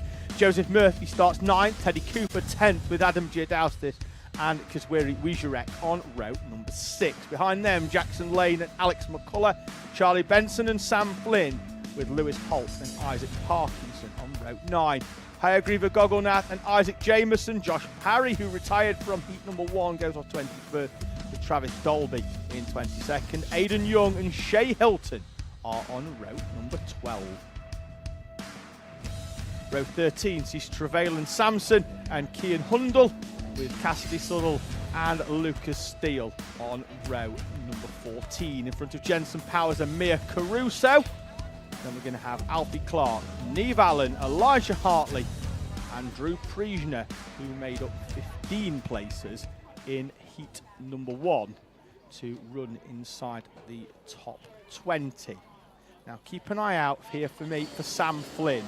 Really strong first race of the day. And after penalties were applied, moved up a place. We've got a kart stationary down there as mechanics are just quickly trying to move karts round that stationary machine in the pit lane. See if we can pick a number out as they and if they get out. Are they still stationary? I think it's the 19 of Isaac Jameson that was struggling to get out the pit lane. Now, the poleman's going to have to back us up here because we had a delay getting everybody out. And we've still got the field coming down the hill towards the carousel. So, as they make their way down the hill, you can still see the field coming through. And what's happening here as well, towards the tail end of the field, in order to catch up, they're not having an opportunity to get any heat in their tyres by weaving. They're just having to catch up onto the back of the field. Looks like we may well have enough here to go racing as Riley Bishop leads us under, no, false start. It's a false start. You see the green flag in the background. And now with the boards as well, green with that yellow chevron, which tells our drivers it's a false start.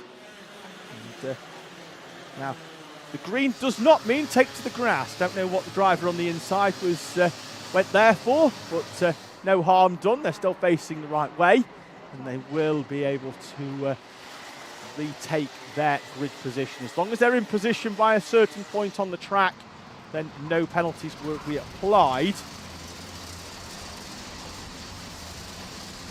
So, doesn't look, we may well have Jameson back in this one. Looks like he has indeed triggered timing. So we'll keep an eye to see whether he's out there for Isaac Jameson.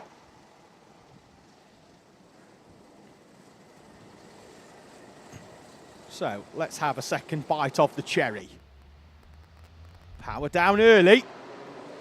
And we're away and racing. And again, it's the outside that's been the quicker of the two lines. And Oliver Smith sweeps around the outside of the poleman, Riley Bishop. As we run up the hill towards the right-hander, a little bit of side pod action in the middle of the pack, but looks like everybody's through nice and comfortably, except Isabella Stansmore-Wilson. She's round at the top of the spoon corner for the second time in the race day here at Glanyagors. And you could see in the background they were about 3 wide down the hill in towards the carousel, and that's why you've got a big gap between around about 10th place and the rest of the field as Riley Bishop chases the O-plate of Oliver Smith down the hill. Smith, though, leads at the end of lap number 1 from Bishop, and it looks like it's been a good start this time by the 21 of Leon Barlow. He's showing in third, but looks like do we have somebody off in the background? Look, I saw a cloud of what looked like very, very dry dust go up in the background. And indeed we do. It's the 67 of Neve Allen. I think who's gone off, but where Alan was down the order, so I don't know whether we've had a lap 1 excursion already for Alan or whether we've got somebody else off there as well. But indeed, we definitely saw a cloud go up in the background. It's still the same as we were at the front. Oliver Smith, I think, still leads. Indeed, he does in the O-plate, although from Riley Bishop and Leon Barlow, who sets the fastest lap of the race. Milo Manderson down the inside, tries to go Bishop, but Smith's got it scouted. I think these two will have a bit of a work together for a lap or so. Try and break away from Barlow. Manderson, who won heat number 1 on track, but then had that taken away from him for a contravention of flags, with a 5-place penalty applied to him. Teddy Cooper is up into 5th place. He's got past the 12 of Rory Hinckley. So we're a bit of a fragmented field at the moment in our junior Rotax class. And trying to pick out Amy Peacock, who fell down the order earlier on. And in terms of positions, I do wonder whether it was, she had a tough opening lap, losing 8 places down to P16 for Peacock. Still trying to figure out who it was. I know we saw Neve Allen returning to the track in the 67, but I was fairly sure at one point we had somebody in the top 10 going wide at that first corner. Leading duo continuing just at the moment to try and break away from Leon Barlow. Achieving it to an extent. They're not gapping him massively, but enough at the moment that Barlow's having to probably work them tyres a little bit harder to try and hold on to the leading duo at the front. Milo Manderson, Teddy Cooper, Rory Hinckley, Joseph Murphy, Adam Jadowskis, with Jackson Lane setting the fastest lap of the race so far in 9th place in front of Charlie Benson. Sam Flynn, who was strong in heat number 1, is currently running in 10th place. Makes up a place on that lap. And dropped Charlie Benson a place down into P11. Oh, the 20 and the 25 are off. Lewis Holt and Charlie Benson over 11th place come into contact. Benson was 11th, Holt was 12th. That's going to put Wieserek, Parkinson, Peacock, Cole Jameson all up a place behind them. Shea Hilton there in the 88 is under pressure from Drew Priesner. Priesner through in that 91. We know he's got top 10 pace from yesterday, is Drew Priesner. Fortunately this morning in qualifying, he qualified last, which means he's had to come through the field in both races. Currently will be in 15th place, but then will gain. So they've already come over the timing line, in fact, so he will be P15 from the incident earlier on. A lap or so ago with Holt and Benson coming together. Oliver Smith. 2 minutes to go. He's leading from Riley Bishop, but in heat number 1 we saw Riley Bishop lead the entire race until Milo Manderson came through towards the end. So still enough time, and they haven't dropped Barlow or Manderson. To be fair, they've not dropped Cooper or Hinckley either. It's the top 6 all flashed through the camera shot at the top of the hill. Currently in groups of 2 at the moment.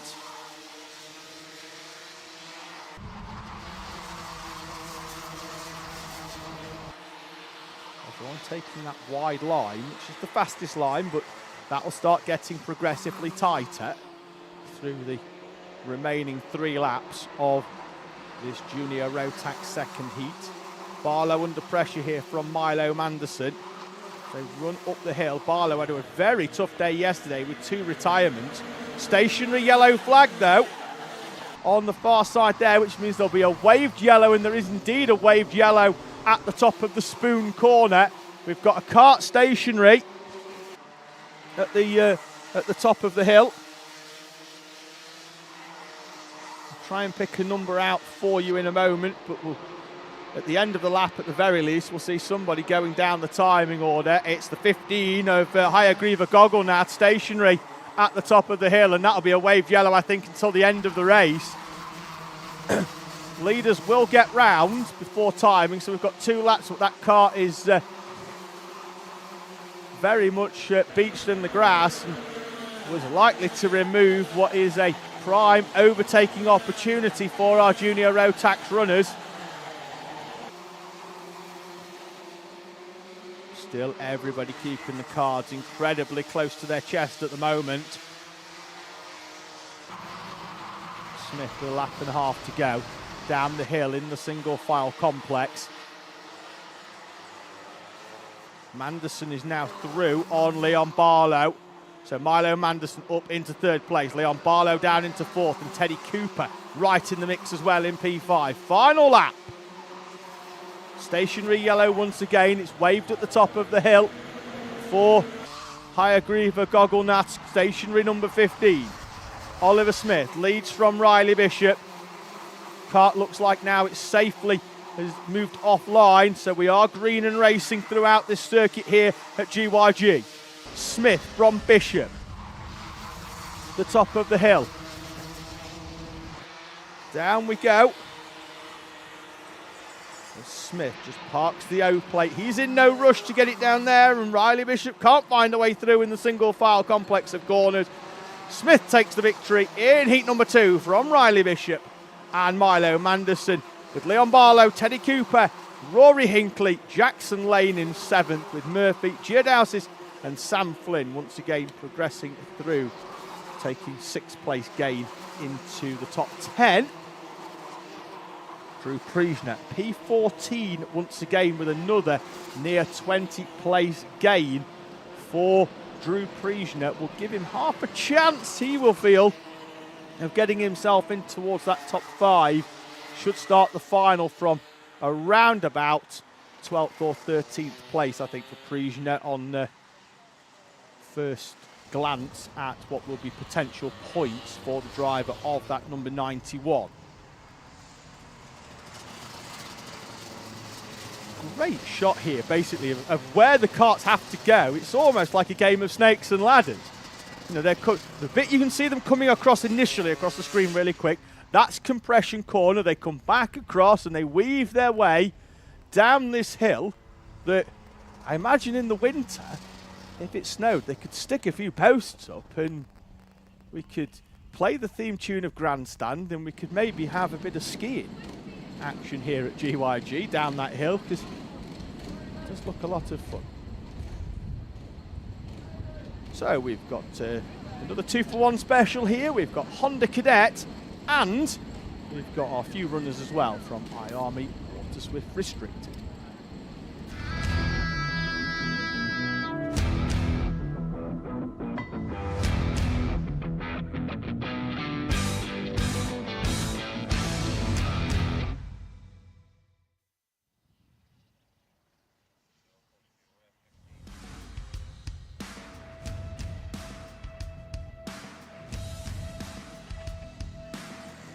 So, as we were about to recover Hayagriva Gogglnats kart via trolley, but he's still got enough steam in it to get it home under its own power, whatever the problem was. On to our Hondas then. Archie Cannon and Henry Colborne share the front row for the second time today. Riley Blakemore and Joshua Bailey are on row number 2, with Ethan Pearson and Jesse Bailey on row number 3.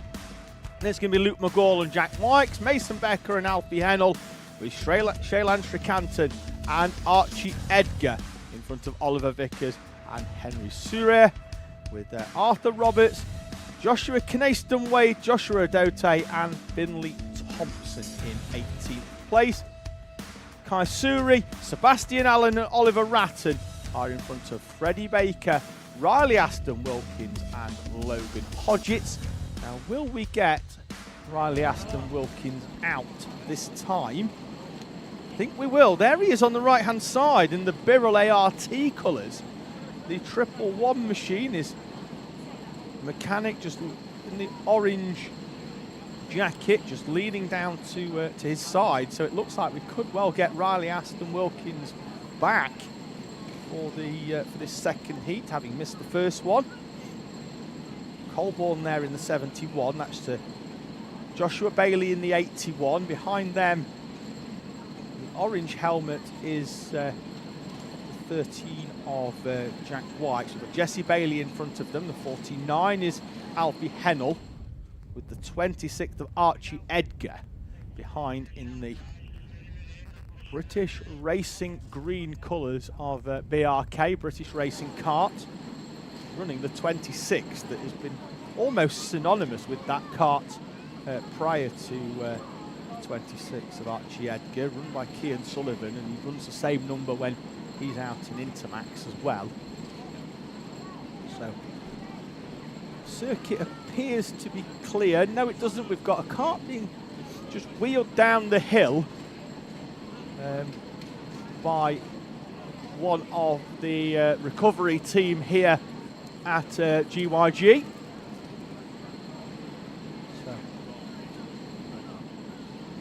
Does give me a quick opportunity to give a bit of a shout out to our series sponsor Rally Replay. Thank them for their continued support of the SuperOne Championship. We've got our other sponsors as well in the top right hand corner, who we are very grateful for. So we've got Arai helmets there, we've seen a JKH, AST are there as well. So thank you to them for their continued support of the SuperOne Championship. Recovery ongoing out on circuit, which is only going to make our Honda drivers and our IAME water swifts a little bit more impatient and chomping at the bit to get going. But, looks like we might have found the junior Rotax trolley, and that will speed up its recovery down the hill back towards the pit lane.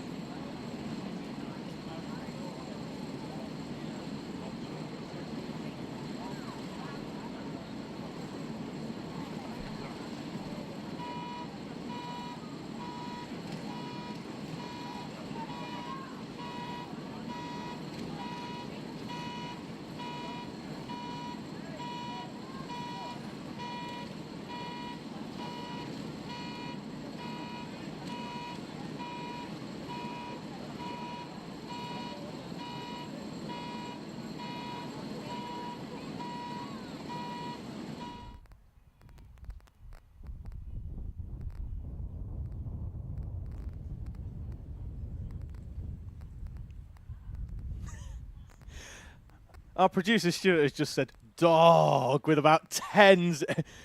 We do like a dog shot, don't we, on the on Alpha Live? So, and there we have a nice brown spaniel who does seem a little bit more interested in the foliage at the base of that that wooden post than what is about to happen on track with our Hondas. I do like GYG's got a really good position on the outside of the paddock up there, where we find a lot of people migrate when it's not their race. When it's their race, they all come down towards the first corner because you can go up onto the balcony there and you can watch from the raised viewing position. You can see most of the track. When they head back into the paddock, that corner on the outside of the Devil's Elbow area and on the outside of compression, to the left of where our camera position is here, is the place to be. You can see across the entire circuit from there.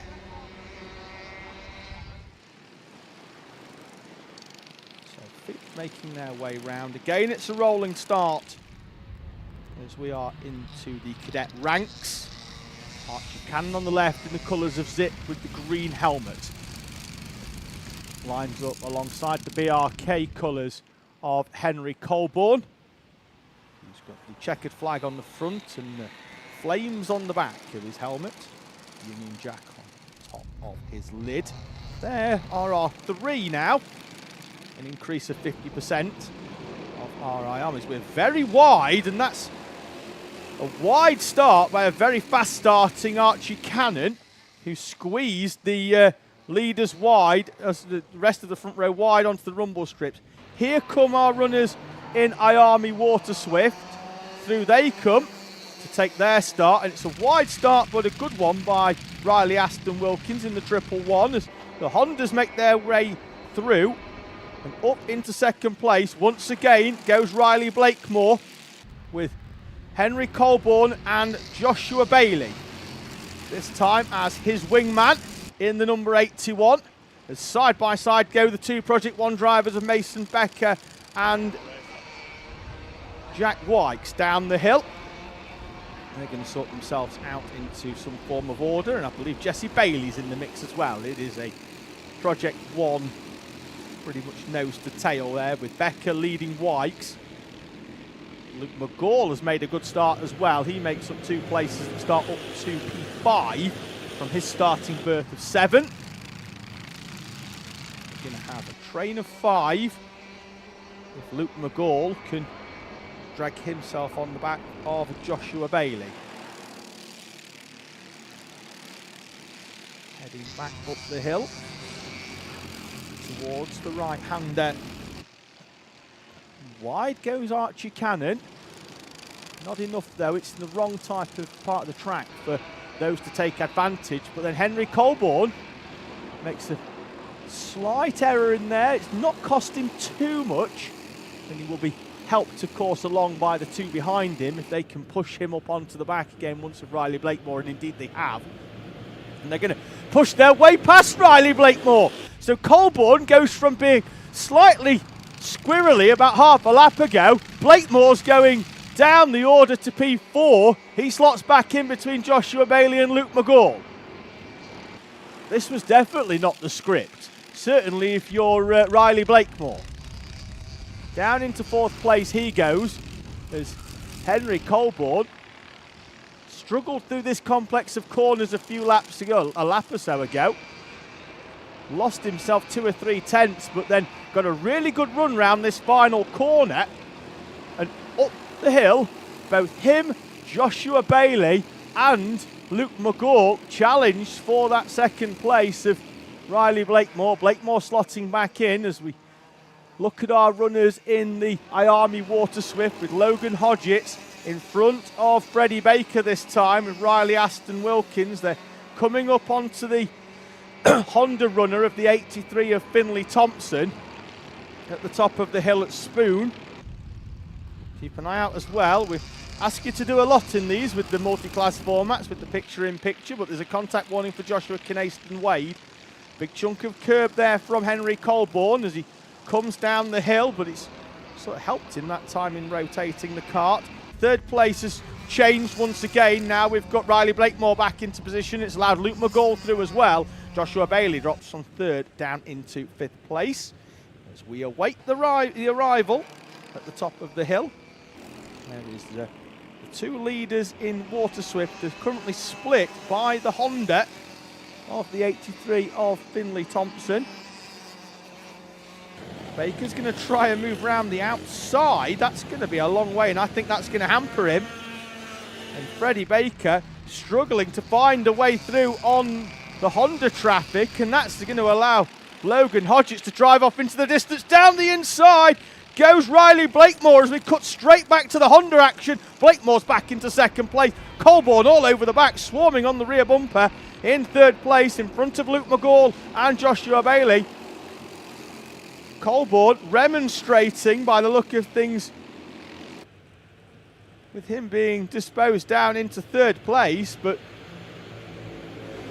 again, nose to tail and working together. Go our Hondas.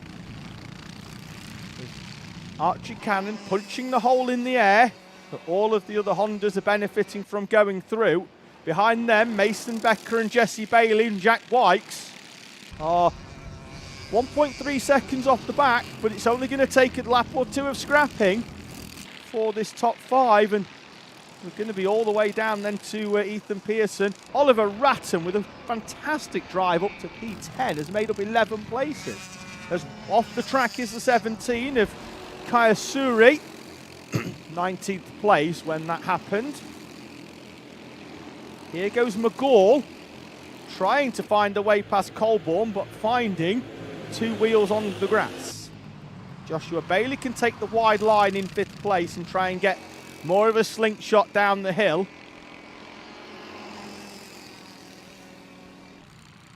And off track is the 31 of Oliver Vickers, trying to drag his kart on. That's at compression, where we're coming up to now. Wave yellow in the background, no overtaking down the hill until now when they're past the incident and they see the next marshal's post with a green flag being waved at the next post. 3 laps to go with 1:15 on the clock.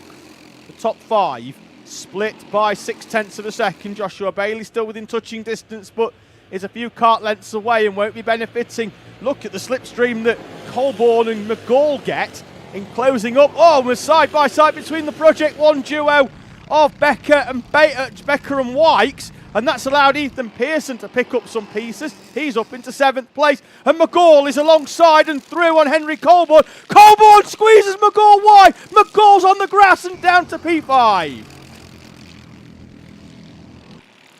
Bailey picking up the pieces in P4. There's a bit of a gap at the front as Colborne and Luke McGall squabbled over that 3rd place. McGall should come through in P5. Yes, he does, but right behind him, Colborne's going to get a contact warning. That's being shown on the overhead gantry and confirmed there at the top of the screen. McGall now with Wykes, Pearson, Bailey and Becker all for company. And now Luke McGall, from being in the battle for the lead, is in a battle to hold on to 5th place because he's got everybody down to Mason Becker in 9th place in that number 52 machine, wanting his P5.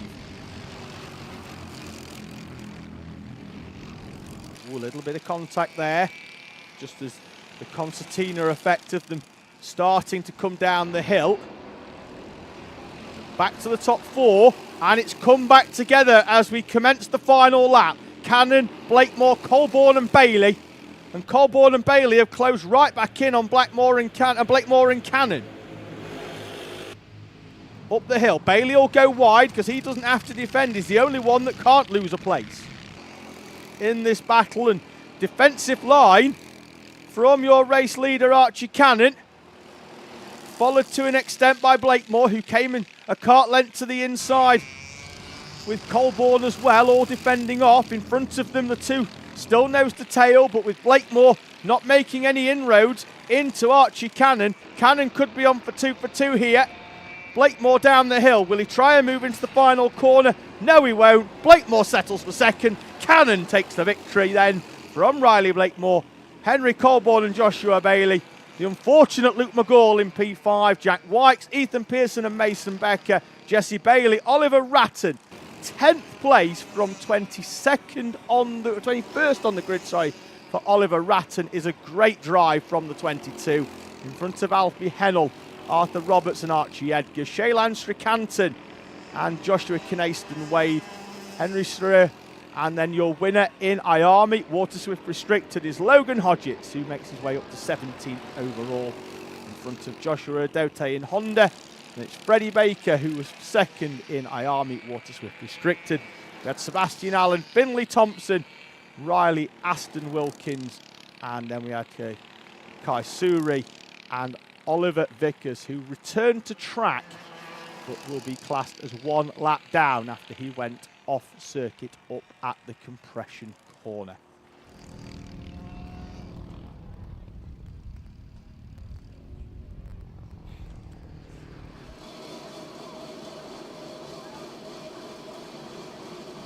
See there the heat that is coming up, despite the fact that it's breezy.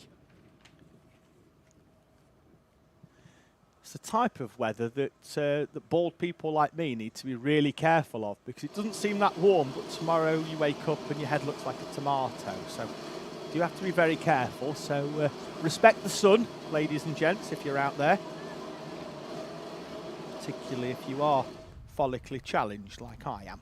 2 more heats to go before we head towards our finals then here from round number 4 of the Rally Replay Super 1 Championship, and it's time for IAME M1.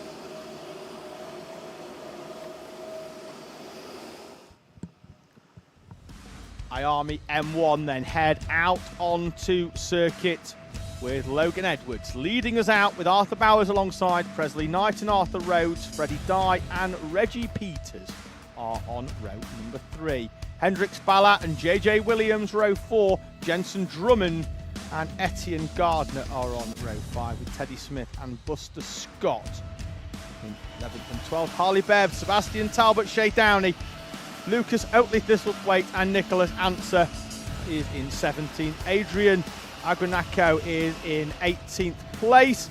19th seed Archie Ashworth and Tommy Walton. RJ Harrison starts 21st. Noah Brad in 22nd. Oakley Rudman and Jacques Minot are in P12. Then it's Jack Morrell, Gabriel Chu, Arlo Portagoody, Zane Safoglu, who won't probably take part, and similarly, I don't think we'll have Piers Gunlet and Hugh Riley either, because we did only have 27 runners yesterday. Going to have a quick look at the result from this one. The first one, because there was a bit of a discussion post-race, but looks like there was no changes to the results at the end of that one.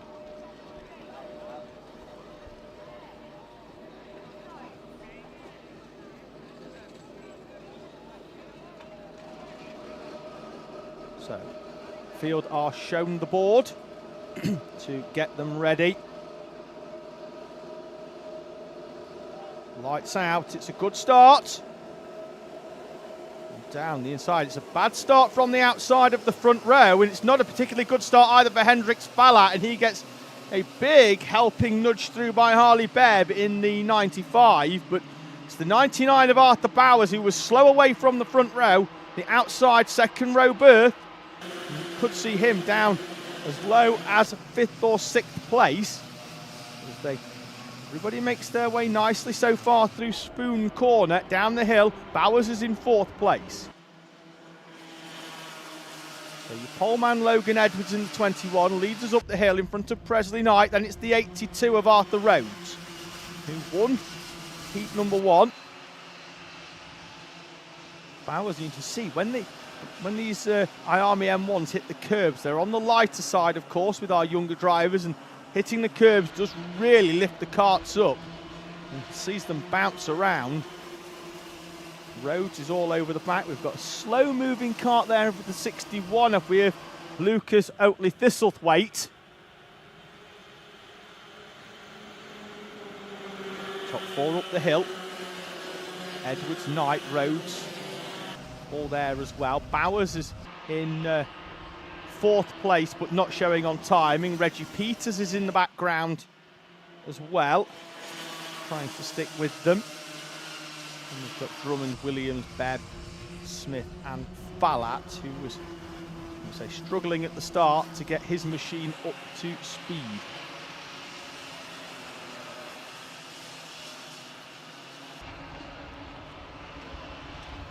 Three places lost then for Hendrix Ballat from the start of the race. A good start though by Harley Bedd. He made up 5 on the opening lap. Round the outside is going to go Arthur Rhodes by the look of things as they head up the hill. And it looks like Rhodes could well be through. Indeed he is in the 82, with Presley Knight having to drop down into 3rd place. He managed to get back across before Arthur Bowers, and then there's a little bit of contact into the rear, and that's not particularly helped either of them. They are in the same order.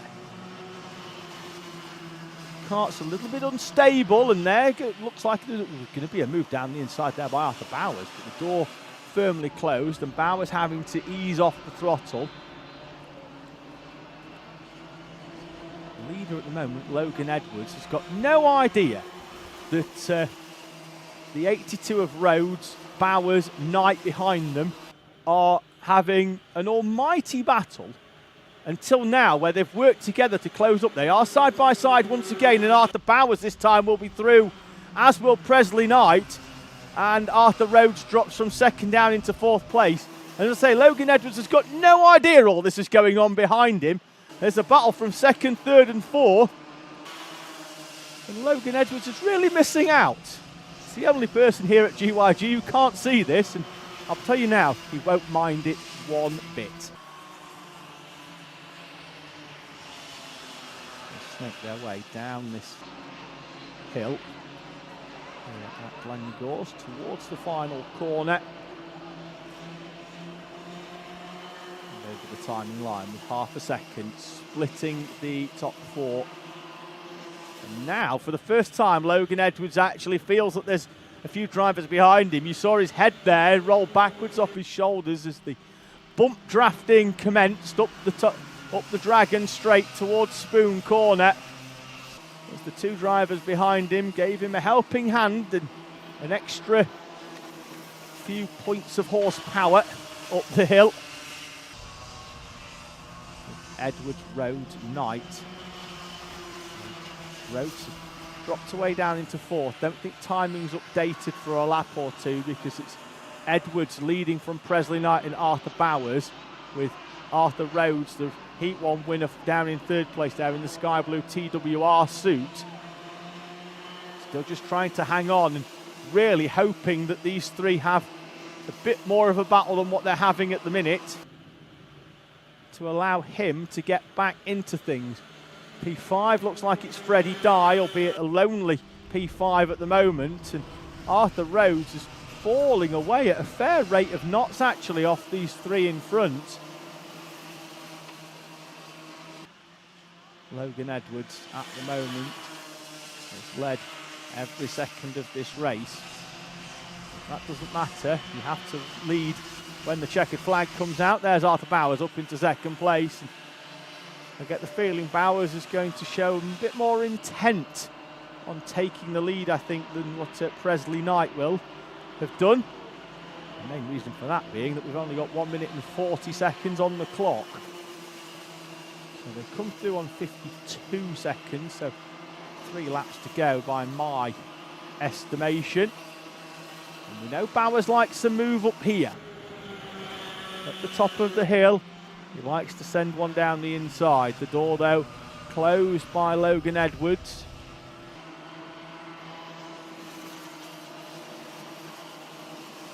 Up towards the carousel they go. Edwards holding firm at the front.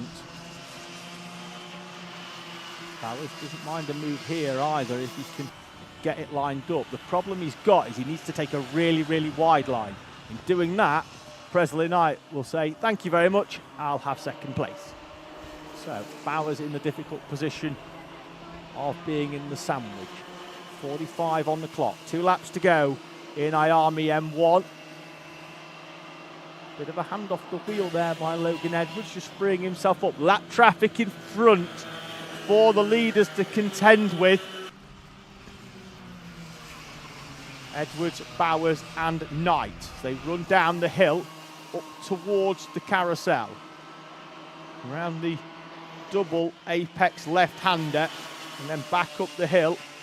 It's the 39 who was off track earlier is our local Goody. And there's Arthur Bowers trying to squeeze down the inside. Presley Knight's through up into second place and Logan Edwards is almost home and dry at the front. 1 lap to go, but he's going to have nearly a second or so, I think, to Presley Knight as they cross the timing line. I don't think it'll be quite that much, but it's still 0.6 of a second, which in IAME M1 is night and day with 1 lap to go. And they're going to really have to work together, our Knight and Bowers, if they want to close in and have one further opportunity at Logan Edwards, as we see the 46 having a good battle. That looks like it could have been, it was Jack Minot and Luke Oakley Thistlethwaite battling it out as Logan Edwards defends fresh air. That's going to be slow him down round the carousel. More traffic in front for them to contend with. And they will be close as they come up to the hill because of the lap traffic. And they're going to catch the traffic in the middle. That's the 61. That's the Oakley Thistlethwaite in the middle of things. Logan Edwards, though, has navigated the traffic and we'll see the checkered flag to win heat number 2 from Presley Knight and Arthur Bowers, with Arthur Rhodes in 4th place. Freddie Dye will take the checkered flag for P5. There he goes. Good battle going on the final lap, and it looks like Hendrix Falat has made up 2 to get past Jensen Drummond. Where's JJ Williams? Off track, is he? Yes, he is, at the top of the hill. And JJ Williams, who was in 6th place, is off track on the outside. And the way that car is parked, I would take a bit of a guess that he hasn't just parked it there on his own accord. So we'll wait to see what happens post-race for that. But the rest of the field come through to take the checkered flag. It's Edwards, Knight and Bowers, your top 3 then, from Arthur Rhodes and Freddie Dye. Hendricks Falat in 6th with 2 places gained on the final lap. In front of Jensen Drummond, Etienne Gardner and Reggie Peters with Hugh Riley in 10th place. Harley Bev, Sebastian Talbot and Oakley Rudman with Tommy Walton in P14. Buster Scott, Adrian Aguinaco with Shay Downey, RJ Harrison in 18th in the 97. Noah Brad and Archie Ashworth, Teddy Smith, Gabriel Chu and Jack Morrell, Nicholas Anser, Lucas Oatley, Thistlethwaite and JJ Williams and Jack Minot are in 26th and 27th place respectively, with Arlo Portagoody in 28th place.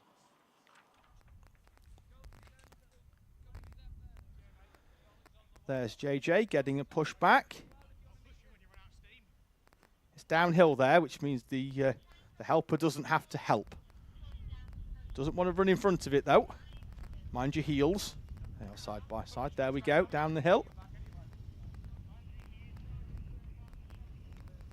To be fair, he might make it home entirely his own steam here. Just rolling down the hill, gravity doing its thing.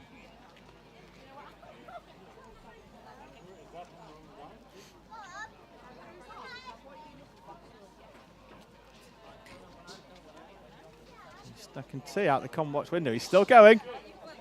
Here's JJ's up towards the Devil's Elbow. Down the hill, he's going to get... Oh, look at him willing it on. He's going to get all the way to the pit lane here. Maybe with a little bit of help towards the end to get him home.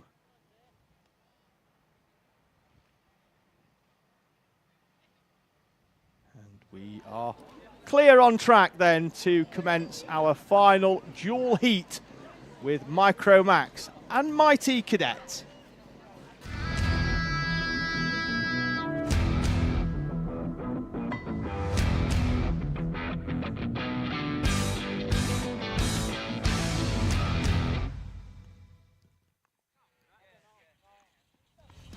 Micromax will be first out then. Split grid. Theo Jepson will go off pole position once again, despite that retirement in the first heat where he came into contact in that one. So Theo Jepson and Evan Mello off the front row. Rafe Owen and Noah Wicklow, the Heat 1 winner, in off row number 2, with Benjamin Shevar and Oscar Churches on row number 3. Row 4, Will Hatton and Isaac Garth, Teddy Robertson and Lady Eden are on row number 5, with Charlie Cale and Henry Perrin on row number 6. Row 7 is Ellis Holt and Ellen Shelby Parsonage. Then we move into our MightE Cadet runners, Heath Smith and Ansel Murray, TJ McKay and Harry Stinson on the second row. Logan Jackson and Jax Wong, William Crombie and Xavier Ramsey, Daniel Stangarian and Ethan Hume are on row 12, with Will Beattie and Luke Collins, Noah Mybra and Zachary Parr, with Chase Warmington and Arden Billionoff in front of Jacob Amis, Brandon Hartley, Freddie Turkington and Hadley Jarvis.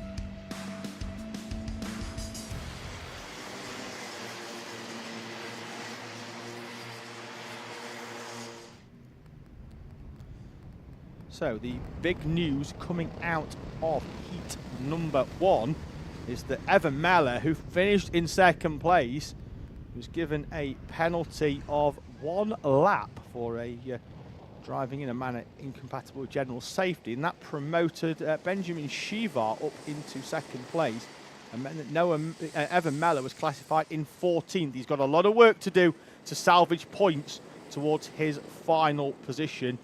does your championship leader. Theo Jepson not too pleased there with the amount of nudging behind him.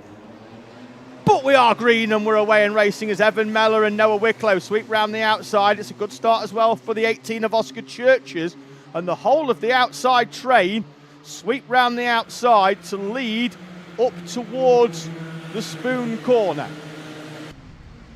Hard on the brakes they go. Looks like everybody's through there nicely as our mighty cadets enter the tram lines for their race to commence. Through they go. Round the first corner, we're going to be 3 wide up the hill with what looks like TJ McKay trying to get alongside, but Ansel Murray will lead us up towards the Spoon corner for mighty Cadet. As TJ McKay slots back into 3rd place. You'll see there. Down the hill they go, and we are... Timing stacker emerges at the top as it shows that Noah Wicklow has found a way past Evan Mellor to lead in the Micromax class as we stick with our mighty cadets briefly before heading back towards our micros. It's Benjamin Shivar then in the 78 in 3rd place as the 12 of Charlie Cale is on the grass and struggling to free himself of the grass, and that's on the outside of Spoon up at the top of the hill.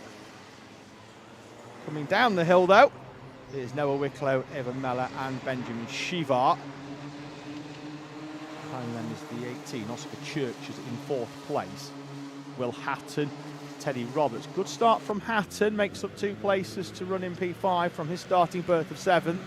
Isaac Garth, Ellis Holt there with a big mover. He makes up 5 to run P8 from P13.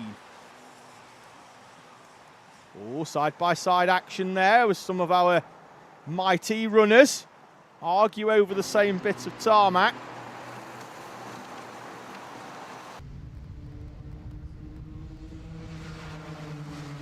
Noah Wicklow leading once again. Won the first race in a battle. He got the move done at the top of the hill on Evan Mellor. Has a gap of a few kart lengths at the moment, back to the 17. Shivar in the 78. As you see the karts bouncing there as they change from one part of tarmac to the other. Then the concertina together. Evan Mellor again hands off the wheel, and that's allowed Benjamin Shivar through. And Evan Mellor, who had contact with the back. Shivar then goes wide at Carousel. Evan Mellor is back up into 2nd place. Shivar 3rd, under pressure now from Oscar Church. And Raith Owen is up into 5th place. Now in front of Will Hatton. I think he might have been there all along, but with an issue with timing. But he's certainly there. And then wide goes Benjamin Shivar. Allows Churches down the inside, and Raith Owens coming through as well down the inside. There's going to be very little I think Benjamin Shivar is going to be able to do about that one. And the driver from Bosnia and Herzegovina drops down into 5th place.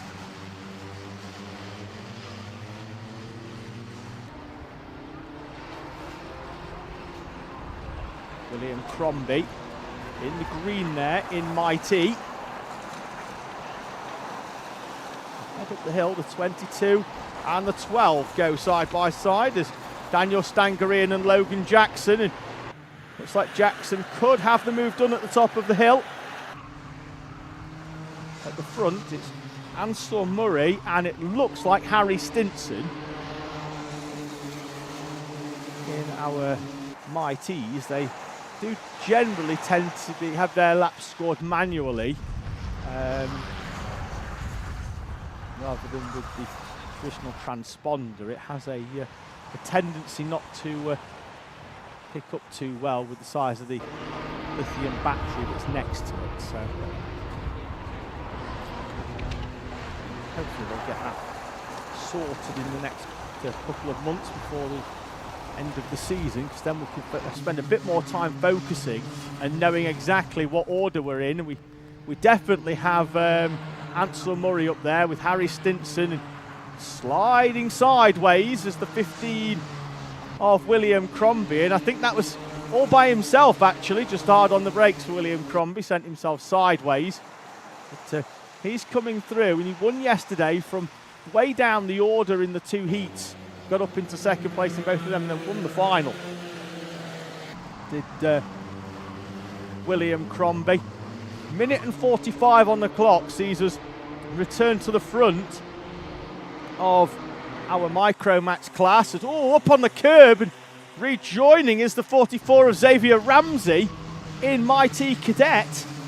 And I thought he was A, going to get beached on the curb there, and B, was going to get collected in his rejoin onto the circuit. No harm done though, with the exception of Ramsey dropping a few places.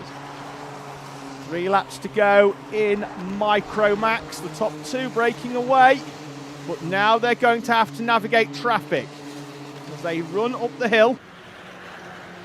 Wicklow in the orange, under pressure from Evan Mellor. Mellor Mellor right the way round the outside. Will he have track position? They're side by side down the hill. Evan Mellor all the way round the outside. Saw the lap traffic coming, put the car on the outside. Evan Mellor in the 17 leads then now from Noah Wicklow in a move that, in my opinion, deserves a win. Wicklow, though, will have other ideas. 2 laps to go at the end of this one. The 53 trying to battle back to take the victory away from the 17. Mellor up the hill. More traffic in front for them to contend with. One of them is one of their Micromax runners, Charlie Cale, who was off the track earlier, and some of the MightE runners as well. Contact warning for Logan Jackson in the 12. He's in MightE Cadet. This is your battle for the lead in MightE Cadet. Ansel Murray now from William Crombie. He's found a way past the 78 of Harry Stinson. Can't quite pick out who's in 4th place, and look at the traffic for our micros to get there, to try and get their way through. Up the hill we cut back briefly to MightE Cadet, and it is Ansel Murray leading. Who's that in 4th place? It's the 70 of TJ McKay. Final lap for our micros, Benjamin Shivar and William Wraith Owen in the 21. Where's Oscar Churches in there? In the 18. We'll try and pick him out because Shivar's back up into 3rd place there in the 78. There is Oscar Churches in the 18. He's down in P5. Shivar not showing on the timing in the combox. Side by side. Wicklow's through. Wicklow down the inside. Mellor's on the grass. Mellor squeezed onto the grass by Wicklow. Wicklow's through though. Wicklow was fully alongside. Benjamin Shivar up into 2nd place again. Benjamin Shivar, the benefactor. Wraith Owen down the hill. Noah Wicklow down the hill to take the checkered flag. Wins Heat 2 from Benjamin Shivar, Wraith Owen, Evan Mellor and Oscar Churches, Will Hatton. And then it will be Teddy Roberts in around about 3 or 4 seconds time. Back to MightE Cadet though. Ansel Murray, William Crombie in front of, now it's TJ McKay up into 3rd place for McKay. Great move as Stinson drops down for McKay up into 2nd, sends it down the inside of Crombie. They're still battling out side by side. TJ McKay, an opportunistic move, a great move by TJ McKay for 2nd place on William Crombie. Ansel Murray wins it then in MightE Cadet from TJ McKay, William Crombie and Harry Stinson in the MightE Cadet class.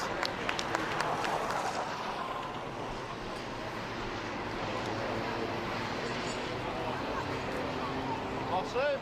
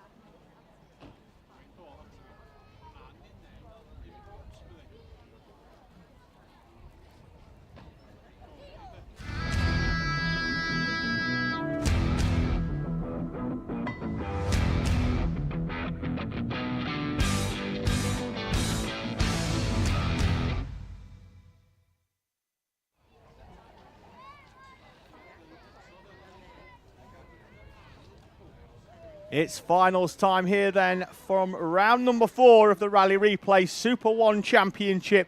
We start with MightE.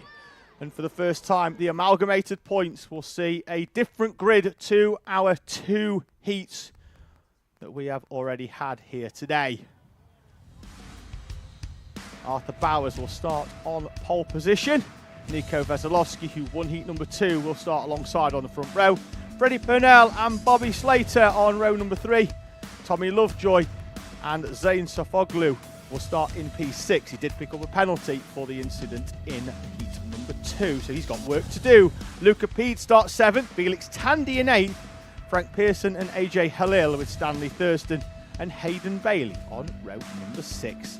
Then it's Theo Azzopardi, Aidan Castleman, Max Tetlow and Jayansh Rayaru on row number 8. So a mixed up grid compared to what we were expecting here today because of the incident in heat number 2. Arthur Bowers, despite going off track, managed to recover well enough to start this final from pole position as he got himself back inside the top 3. So he's going to be in that prime berth, P1, for this final. 7 minutes on the clock, that's out the window. It's 9 minutes now plus 1 lap. So more action, more time for our drivers, particularly those that feel that they are further down the order from where they should be to get themselves up to where they want to be. Final few runners then into position. The crowd's here up on the balcony at GYG expectant. The live chat with their support of Zane Sofoglu also expectant. 9 minutes plus 1 lap away from finding out who wins round number 4 of the Rally Replay SuperOne Championship here from GYG. And the field make their way round the first corner. Bowers from pole position holding on as the 76 skims a little bit of the grass. I think that was 78, sorry, that's Tommy Lovejoy. As we run up the hill, the kart's glistening in the spring sunshine here from Glanyagors, and Sofoglu's already up to 3rd. From 6th place, the all sky blue machine of the 54 is already up into 3rd place, so it's a good start. Made the move down the inside of the spoon corner on the 27 of Nico Veselovsky, and Sofoglu's trying to waste no time. He's trying to get down the inside of the 33 of Purnell as well. Bowers though leads, and there goes Sofoglu down the inside of Purnell, almost had the overspeed, nearly went past Bowers as well. I don't think he meant that. He just carried so much speed past Freddie Purnell that he almost overtook Arthur Bowers. I wonder if we can see that again in a few moments' time, because I'm fairly sure he didn't mean to do it. But it would have been a majestic move if he pulled it off. But up into 2nd place goes Zane Sofoglu, up now onto the back of Arthur Bowers early on in this race, and looks like we could have a move for the lead. Down the inside, Sofoglu leads. It's taken him 2 laps to get up to the front of this race, but Felix Tandy's with him in the E-plate. Tandy, who started even further down, he was in 8th place, I think Tandy was, at the start of this. Yes, he was, directly behind Sofoglu, and that's where he is now, but he's under pressure still from Arthur Bowers, who started on pole. This was the top 3 that we were expecting in this class. Pretty much from yesterday's results, that's for sure. Purnell was up there as well in 4th place, but this was your top 3. And this was the expectation, and they are together early on in this race, and we've just passed the 2-minute mark. This is normally where the race would be starting. So these now, contact with a cone there. Was that the drive? Was that Purnell, or I think it was Veselovsky, I think, in the 27, who caught the curb, also caught the cone on the inside. So Sofoglu, Tandy, and Arthur Bowers. Behind them, Purnell and Veselovsky are trying to work together to try and close in on this trio in front. But if the trio don't fight for the next 5 minutes or so, should have enough to try and break away. And right on cue, the fight commences as Felix Tandy tries to stick the nose down the inside of Zain Sofoglu. Sofoglu holding on though, having the door closed upon him. Tandy in the E-plate. He is stuck to the back of the 54. Up the hill they go.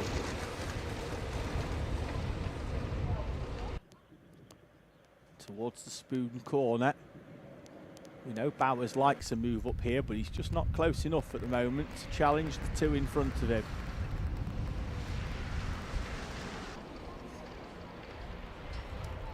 Tandy with the fastest lap of the race so far. Less than a tenth between them, and that, as mentioned earlier, that will be the distance between the two seats where the transponder is mounted. In fact, you can see the transponder mounted on the back of the seat. So that's the box that every time they go over the timing line, tells us, the viewers, and race control where all our drivers are. And more importantly, in 5 minutes plus one from that, will tell us who is going to win the first final of the day here from round number 4 at GYG. Tandy's gone wide to try and go round the outside of Sofoglu, and I fear that might open the door for Arthur Bowers to come through down the inside, and indeed does. So Tandy tried something different. It didn't quite work out for him, but he's still got plenty of time in this race to recover and try and get back on towards that top step of the podium. At the moment, he's going to just try and push Arthur Bowers up onto the back of Zain Sofoglu, which is allowed. Nice little bit of bump drafting. Never hurt anybody. Sofoglu slow down the hill. Arthur Bowers getting a good run there. Too good at one point and just noses into the back of Zain Sofoglu, but we're all pretty much as we were. Freddie Purnell and Nico Veselovsky in fourth and fifth, unable to go with this leading trio. There they are in the background, but they've also got company in the form of Bobby Slater and Tommy Lovejoy and Luca Peed as well. So you'll see them in a minute as they come through. We are 5 deep for fourth place. So there's your 5 runners down the hill. Purnell in the blue leading this train with Veselovsky in the 27 in front of the 77 of Bobby Slater. Then it's the 78 of Tommy Lovejoy and Luca Peed. Back to the leaders, it's as you were, with Sofoglu leading from Arthur Bowers and Felix Tandy. Tandy, who went to try and drive all the way around the outside of Sofoglu a lap or so ago, was greeted by Arthur Bowers going down the inside of him and taking away second place.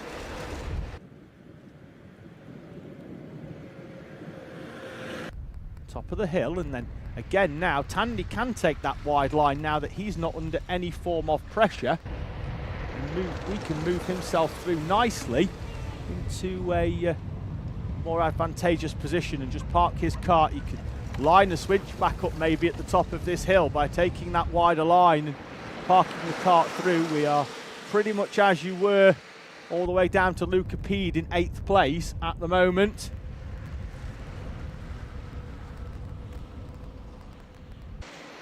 Big chunk of curb from Bowers there in front of this battle for 4th place. 2 minutes to go though as they come under the timing gantry. And Sofoglu again on the inside, but that time had to drag the cart back over, and that's going to scrub a little bit of speed off as they run up the hill towards the flat out right-hander, up and over the blind crest towards Spoon. Tandy with the wide line once again.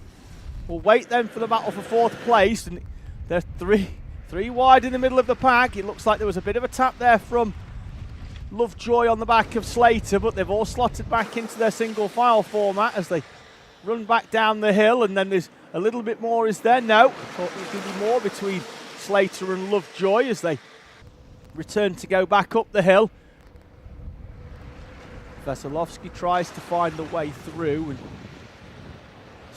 ducks out from behind Freddie Purnell for 4th place. Again, trying to find ways through here is Veselovsky, and backing them up, backing both of them actually now into Slater, Lovejoy and Peed. 56 seconds, or so 50, just under 50 seconds on the clock. Tandy again goes with the wide line in front as they're still scrapping it out over this 4th place. With Veselovsky trying to stick the 27 in a position that Freddie Purnell has to defend, but can't find a way through.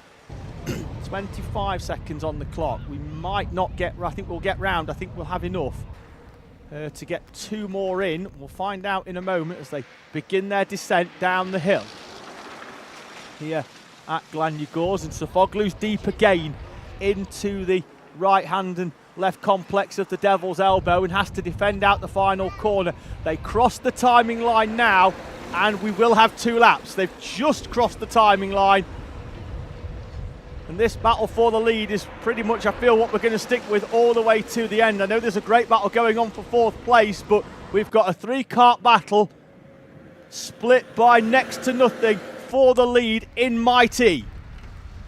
Sofoglu leads from Arthur Bowers and Felix Tandy. Tandy up and over the curbs, and then Tandy tight down the hill, doesn't need to be, and then switches back to the outside.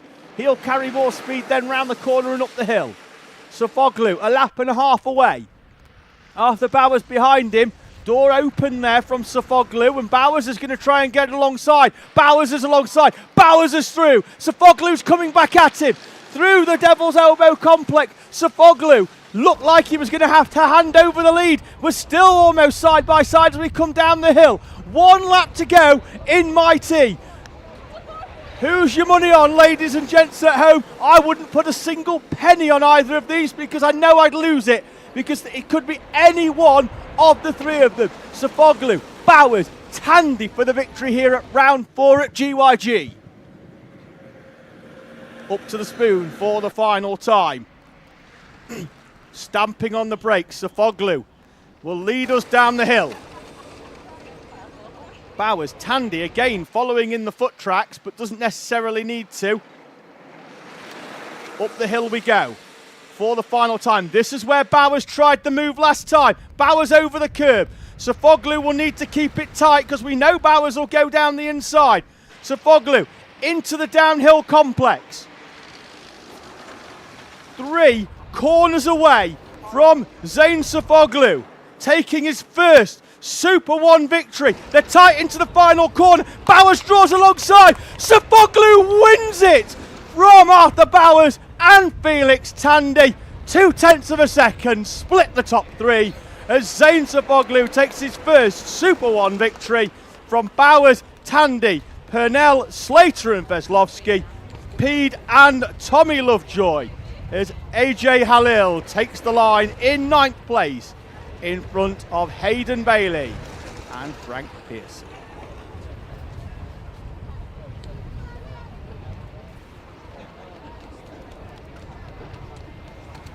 There is your race winner then, in the bottom right hand corner of the screen, in the sky blue colours, wearing the number 54 for the first time at SuperOne. Zane Sofoglu wins in MightE here at Glanyagors in Wales.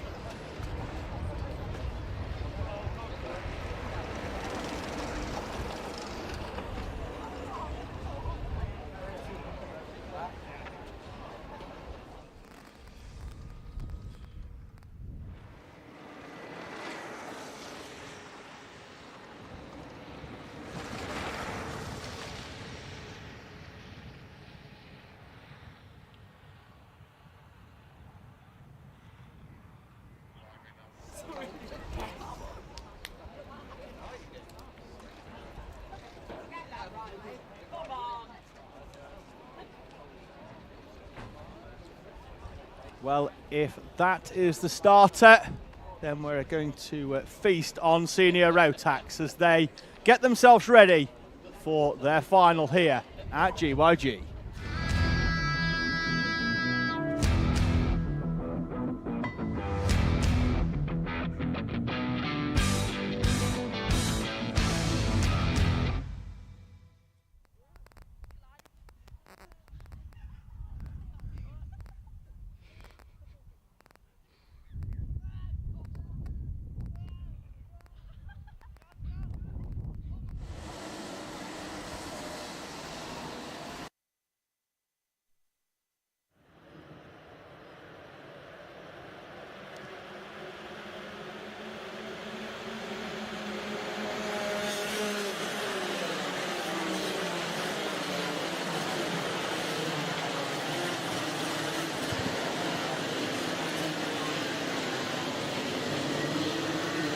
Senior Rotax then make their way out onto track. It will be Lucas Blanford from pole position.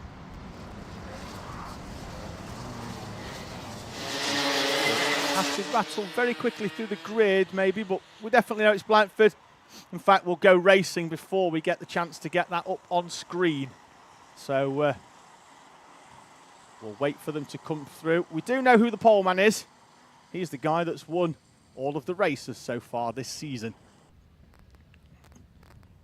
Alongside him, the 22 of Archie Flint. And we are away and racing as Morgan Hudson-Brown slides down the inside. It's a good start from Jarek Metters as well in 4th place as he gets past Billy Edgecombe. As they run up the hill towards Spoon, but it's Blanford leading. The top 10 pretty much single file on the way up as we are nicely through so far into the first lap here then of senior Rotax. Blanford from Hudson-Brown and Archie Flint. And heat number 2, Blanford had to work to get through from 3rd place up into the lead and really only had the breakaway that he'd have liked in the final few laps of this of that race, because Archie Flint and Morgan Hudson-Brown had a battle in the final few laps. Now, in this one, we're going to see whether they work together somewhat to try and hold on to Lucas Blanford. Into the right-hander at the top of the hill. Blanford leads then from Morgan Hudson-Brown. Flint, Metal, Edgecombe, Gauche up 3 to 6th place in front of Jasmine Taylor and Salvador Newman. Behind them, Denya, Taylor, Rowley, Hyans, Chown. Complete is down to 13 in front of Max Davis and Braden Donahue. Jarek Metters has got desires to relieve Archie Flint of that 3rd place. Billy Edgecombe there in the 2. Callum Gauche, who's gone well throughout this day, making up places in both of his heats so far in the 88. Currently runs in P6. Jasmine Taylor, Salvador Newman and Kieran Denya in P9. Tom Taylor in 10th place. Good to see Molly Pugh is going well. Made up a few places on the opening lap as Molly Pugh. She appears on the timing stacker in P20. A difficult day for Pugh so far with 2 retirements from the 2 heats when she started this one. Way down the order did Molly Pugh in 26th place. Moves down the inside, that's 76 moving through of Max Chown on Tom Taylor for 10th place. Chown arriving himself inside the top 10. Kieran Denny there in the red cart, black suit, orange helmet. Going down the hill, he's in 9th place. Shown 8th there on timing, but Morgan Hudson-Brown will bounce straight back up there into 2nd place. He comes through, half a second behind Lucas Blanford. Billy Edgecombe there in the number 2 in the blue cart. Alan Ghosh would have hoped to have found a way through before now. Put back to Denier in 9th, Hyans in 10th place, Chow, Taylor, Davis all in there as well. Taylor in that multicoloured machine.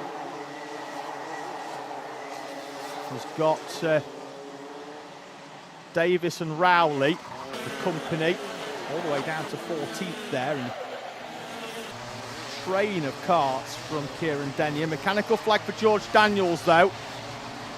Currently in 20th place. He'll come through camera just a bit further back. We'll try and pick out what's wrong with that car. Often it's rear bumper or chain guard when it comes to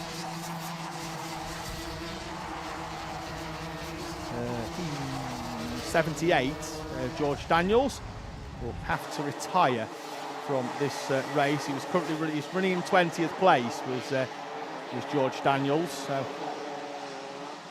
he'll see the board when he comes through next time round, and then we'll have to peel off into the pit lane shortly after that. As up and over the hill we go. Denier's still holding on to P9 with Gemma Hyans just behind. And Denier in the red. Hyans in the 95 kart.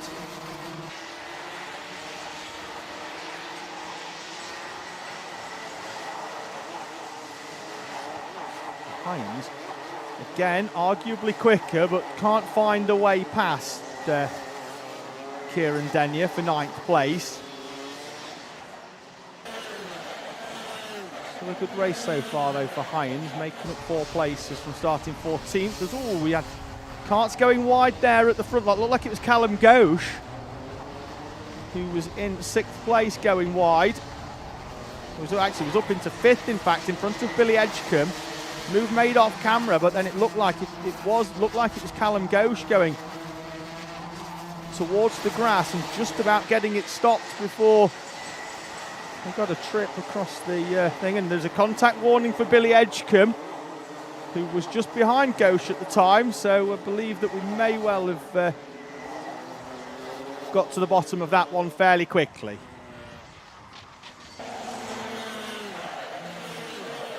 Blanford still leading by a second at the front, as this battle that's going on was all changed by the look of things, because Kieran Denier's dropped down to P11. Gemma Hyans is down the order on timing, but then is immediately back up to 9th as well. So Hyans in 9th. The battle for second place, though, has tightened up between Morgan Hudson-Brown and Archie Flint. And the two of them are falling away now from Lucas Blanford, who is well on his way to his 12th victory of the season from 12 attempts. Here in the Rally Replay Super 1 Championship, a clean sweep at Rowrah, and he's on course for a clean sweep at GYG. Will it continue at Clay Pigeon in 4 weeks' time? Well, we'll have to tune in to find out. It's a track that he's only been to once and is less than familiar with compared to Rowrah and GYG. So we'll have to work hard. But in any case, he's putting down a marker for the rest of the senior Rotax field here at Super 1. There he goes, flashing through the camera. Your race leader, Morgan Hudson-Brown and Archie Flint, are battling and backing themselves into Jarek Metters, who took 3/10 out of them on the previous lap. 2 steps on the podium going in terms of second and third. Not that we're counting our chickens with Lucas Blanford, but he's certainly got 8 fingers and at least 1 thumb on the trophy. Wide slides Morgan Hudson-Brown. That car looks like it was maybe set up for the early phase of the race for Morgan Hudson-Brown. They could have gone higher on tyre pressure to try and stick with Lucas Blanford, and now the 25 is handling less than optimum by the look of things. Flint all over the back of Morgan Hudson-Brown. Jarek Metters there waiting to pick up some pieces. Billy Edgecombe and Callum Ghosh behind, albeit some 3.5 seconds after their battles throughout this race over P5. 2 laps to go in senior Rotax, and wide once again, albeit a little bit cleaner that time by Morgan Hudson-Brown. Less sliding, more grip by the 25. Up to Spoon. Again, Hudson-Brown slightly wide, and Archie Flint looking to be a little bit quicker down the hill, but it's such a short straight that you have to get a fantastic run out of that corner to get the move to stick down the inside. So, Morgan Hudson-Brown leads this battle for second place. Blanford comes through around about now to commence his final lap, and indeed has done. Morgan Hudson-Brown in the 25 up the hill for the final time for a place on the podium between Morgan Hudson-Brown, Archie Flint. Jarek Metta's there in the red suit, lurking, waiting to try and pick up some pieces from the rest of the field, so from the 2 in front of him. Doesn't look to be close enough to make his own move so far. Will need something to open up for him in front between Hudson-Brown and Archie Flint. Some 2.5 seconds down the road from these two, though, exiting the final corner. 12 from 12, another perfect weekend for Lucas Blanford. He takes the victory from Morgan Hudson-Brown and Archie Flint, and then Jarek Metters in P4. Billy Edgecombe, Callum Ghosh in front of Jasmine Taylor, Tom Taylor, Salvador Newman and Gemma Hyans, with Max Chown in P number 11. Kieran Denyer, Max Davis and Max Rowley, Braden Donoghue and Robbie Rathbone in P number 16 in front of Lloyd Williams, Harry Swanson, Daniel Beards, Jay Pearson complete your top 20. We're still racing for Rotax 177. That's just been won there by the 27 of Jamie Salter, as he takes the checkered flag in front of Alfie Barron-Oxbury in Rotax 177. They were your drivers who had green numbers on their cart and on timing. There's 2 of them, and Jamie Salter takes the victory in our Rotax 177 class.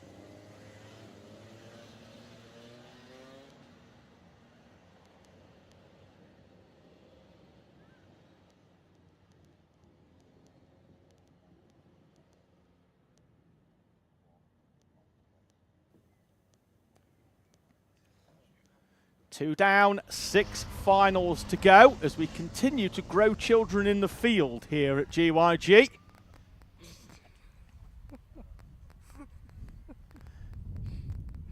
So they will be waiting, as are we, for our 3rd final of the day. It's time for Inter Rotax and Honda Cadet R200.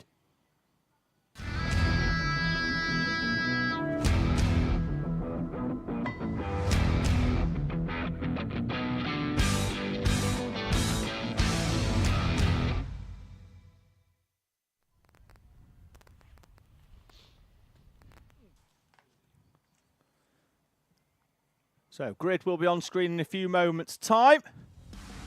And it will be Logan Rolfe on pole position, Oscar Roach alongside JJ Lowe and Lucas Esser from Jensen Sale, and Lewis Herbertson on row number 3. Row 4, Jackson Hilton and Logan Jones, Annika Hurd and Charlie Gregg in front of Kian Sullivan and Toby Wortley on row number 6. Amrit Singh Atwal and Layla Bell are on row 7. Jay Birmingham and Noah Clare on row number 8 in front of Jaden Patel-Scott and Isla Parsons on row number 9. Rudra Gogolnath and Charlie Hobbs are in front of Elsie Gannon and Alexander Adams. Florence Walkington and Daniel Hulse are on row number 12. Dylan Patrick, the final of our Intermax runners, in front of the R200 of Adam Court.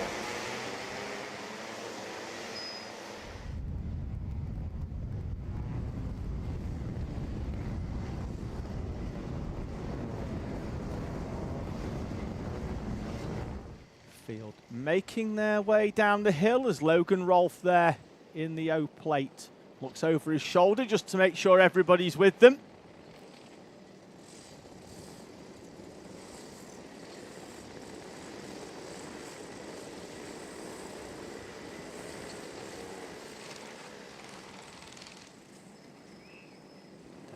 Will they go then towards the final corner? Wait for the engine notes to rise. Right on cue we go. Into the tram lines. We're away and racing. Good start from Oscar Roach. He sweeps all the way around the outside. The driver in the bright pink will lead us up the hill towards Spoon Curve in front of the O-plate of Logan Rolfe. Everybody through nicely through the fast right-hander. Hard on the brakes. JJ Lowe then in third place. Jensen Sale in P4. Looks like Lucas Esser may well have dropped to place or so. In the middle of this one, just trying to pick out on timing, but the 55 is indeed down in 6th place. He crossed the timing line at the start in 3rd, having started P4.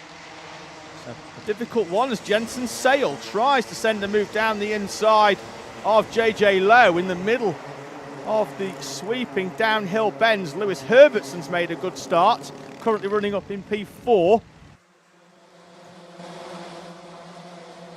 In fact, P5, we are missing JJ Lowe on timing once again. And then he emerges in 3rd place, which is good to see. So, Roach and Rolfe, the top 2. Don't expect too much drama from them 2 early doors. They will look to try and break away as a duo and then give themselves a 50-50 battle. And just right on cue, Logan Rolfe ruins everything that I was just saying and slides down the inside on Oscar Roach to retake the lead that he had at the start when he started from pole position. Thought that those two were going to work together for a little while and try and shake off what is a train of Intermax karts all the way down. We've got Logan Jones there in the red, back, black, blue and yellow on the back of his suit, currently running in 9th place. Cian Sullivan's there as well in the British Racing green colours of BRK. There he is going through the camera shot in the 26. Maybe Logan Rolfe's thought was if I can get to the front, we can maybe back Oscar Roach into the pack here.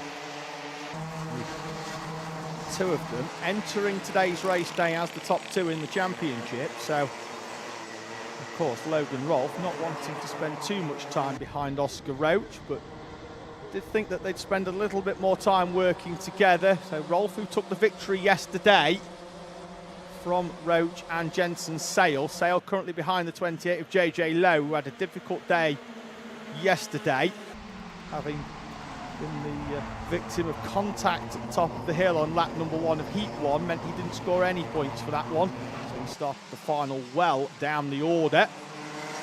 But today, showing that he's got the pace to run right at the front of JJ Lowe. As round goes the 88 of Jaden Patel Scott. The arm in the air suggests that he doesn't think that that was all by himself. Again, Jensen Sale trying to get past JJ Lowe in the middle of the corner. Lewis Herbertson then squeezed up onto the curb as he went over the curb to try and get down the inside of Jensen Sale. That's going to compromise him. It also compromised Lucas Esser. And Esser then is under attack by Jackson Hilton in the 45, and they come into contact round the first corner as well. Logan Jones looks like he's just made a move on Charlie Gregg in the background, has he? Yes, he has, and through goes Logan Jones. Good move into the fast, flat-out right-hander, and he's up into 8th place. There's a contact warning for Jackson Hilton, not surprised by that, for the incident at the first corner. Down the hill we come, still 5 minutes and 15 on the clock. This race, Logan Rolfe, Oscar Roach in the top 2.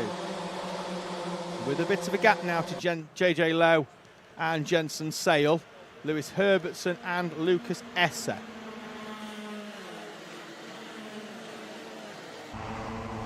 Not as much field spread in this one as we've had previously, as Cian Sullivan and Charlie Gregg battle it out, and it looked like there could have been a move by Logan Jones again, potentially in the background on Jackson Hilton this time.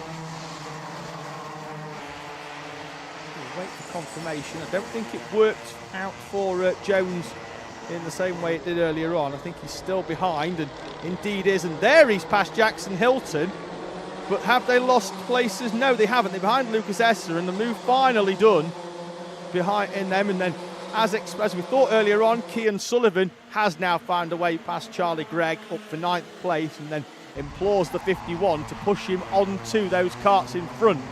So rather than battling, he wants to catch up with this battle between Lucas Esser and Logan Jones. They've got Lewis Herbertson in front of them to try and catch up to.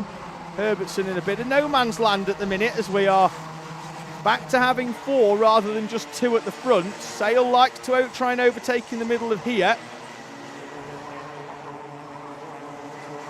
So they've had 1 go off at the top, I think, but no waved yellow by the look of things, so it could have been the driver just ran across the grass and carried on.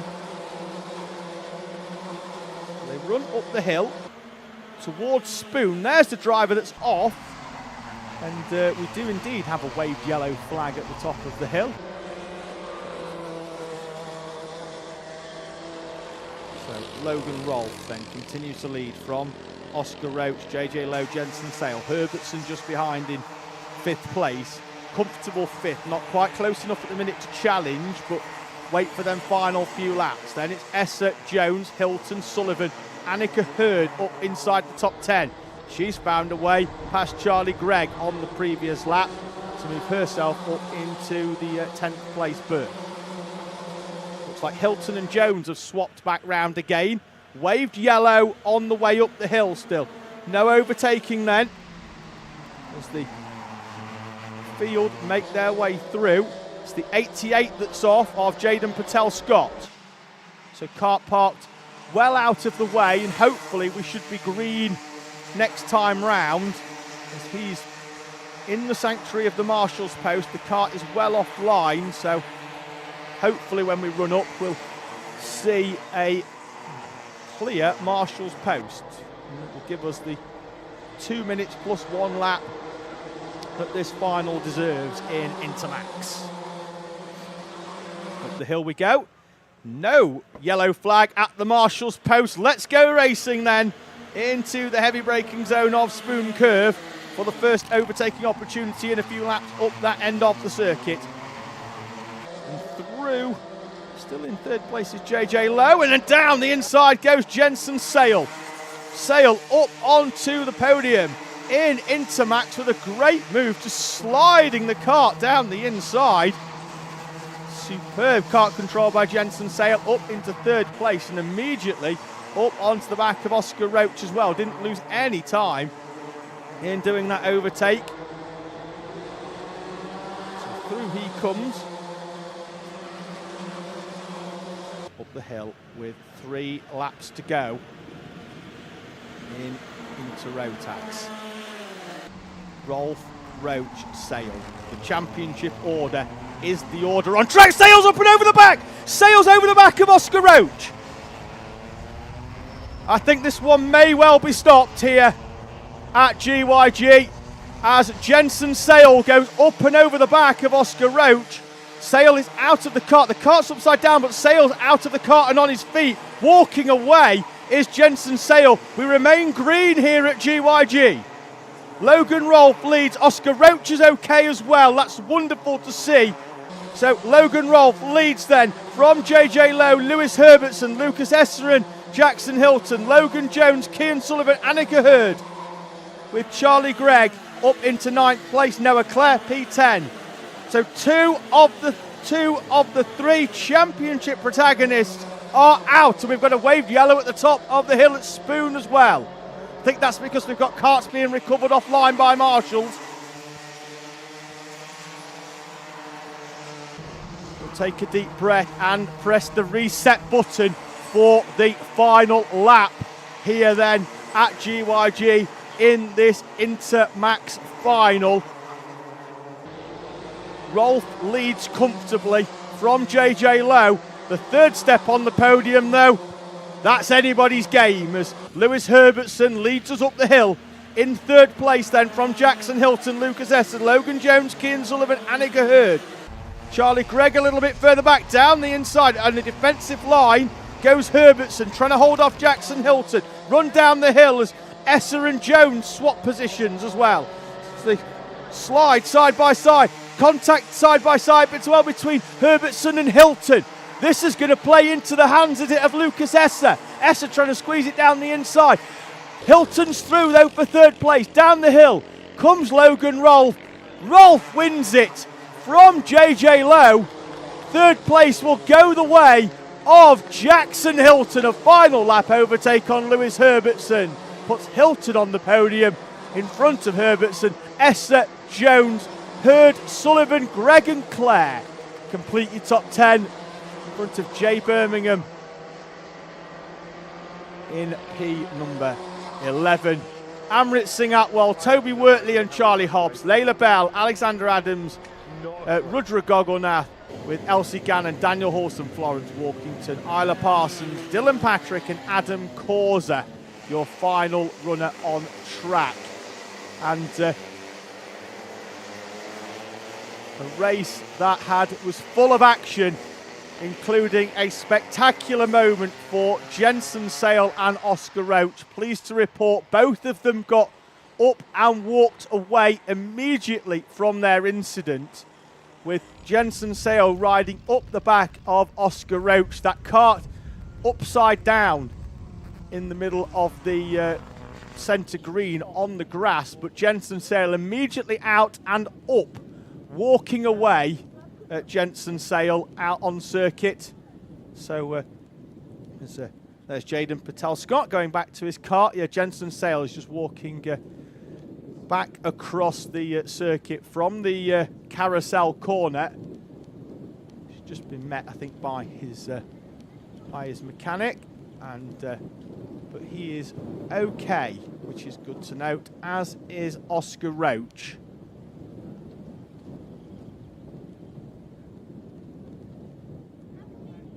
So really, really good to see that both of those drivers made it our way unscathed from what could have been a very, very spectacular moment.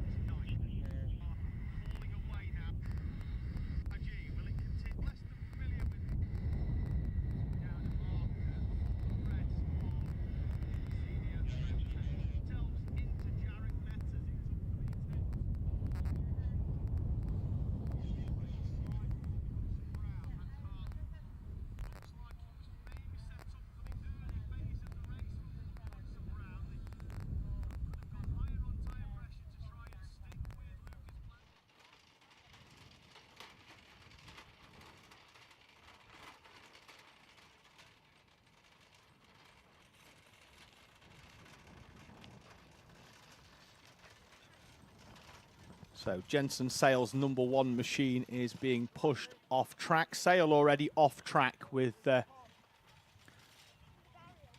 his mechanic and with the aid of the staff here. And Oscar Roach there in the background in the pink cart, his cart being pushed away. We will have a bit of a delay because Jaden Patel-Scott's cart is, well, it's at the far end of the track. It's pretty much back in England. It's that far away at the top of the track here at GYG. His dad's off on the way up the hill. There's Jaden walking back into the paddock.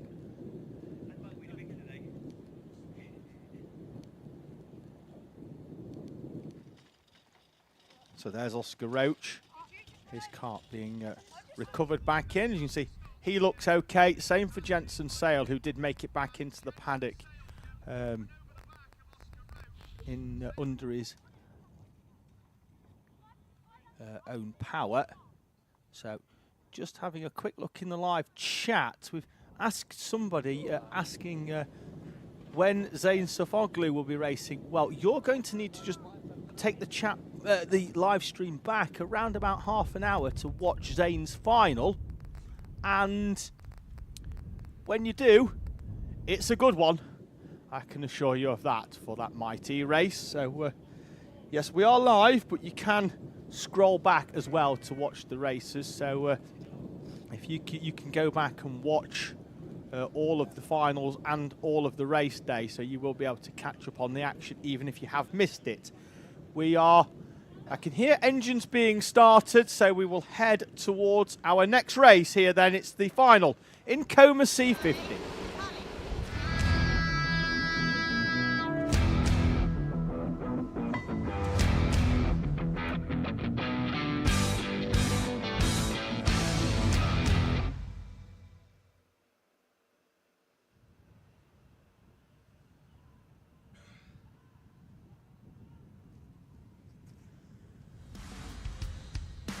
Coma engines being started. Still got the kart being recovered from Jaden Patel Scott out on track. But our Comas have a standing start, so they may well make their way round whilst that's happening. Hendrix Ballat will start on pole position. Freddie Pennell alongside on the front row. Cole Parrish and Calmon Simon on row number 2, with Jensen O'Connor and Lenny Barton on row 3. Then it's Max St. Hilaire and Jensen Drummond, AJ Halil and Isaac Young, with Tommy Lovejoy and Ezra Robinson Matthews on row number 6, in front of Jensen Hodgetts and Hayden Bailey, Stanley Thurston and Ayrton Edwards Jones, with Jace Hannon and Noah Gallagher completing your Coma C50 final grid here from round number 4 of the Rally Replay SuperOne Championship.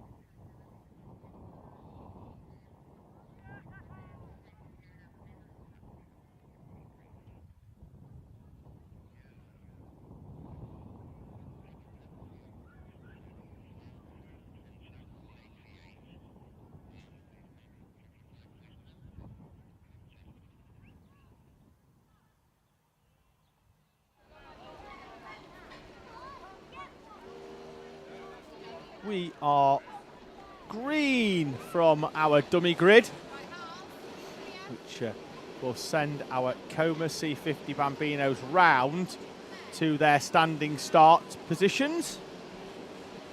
So they're being waved out onto track.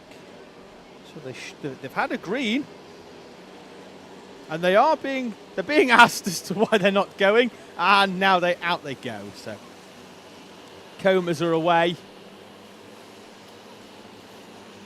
Again, they'll be met by their helpers, all in their orange high visors, which they have to wear if they are going out onto circuit. So,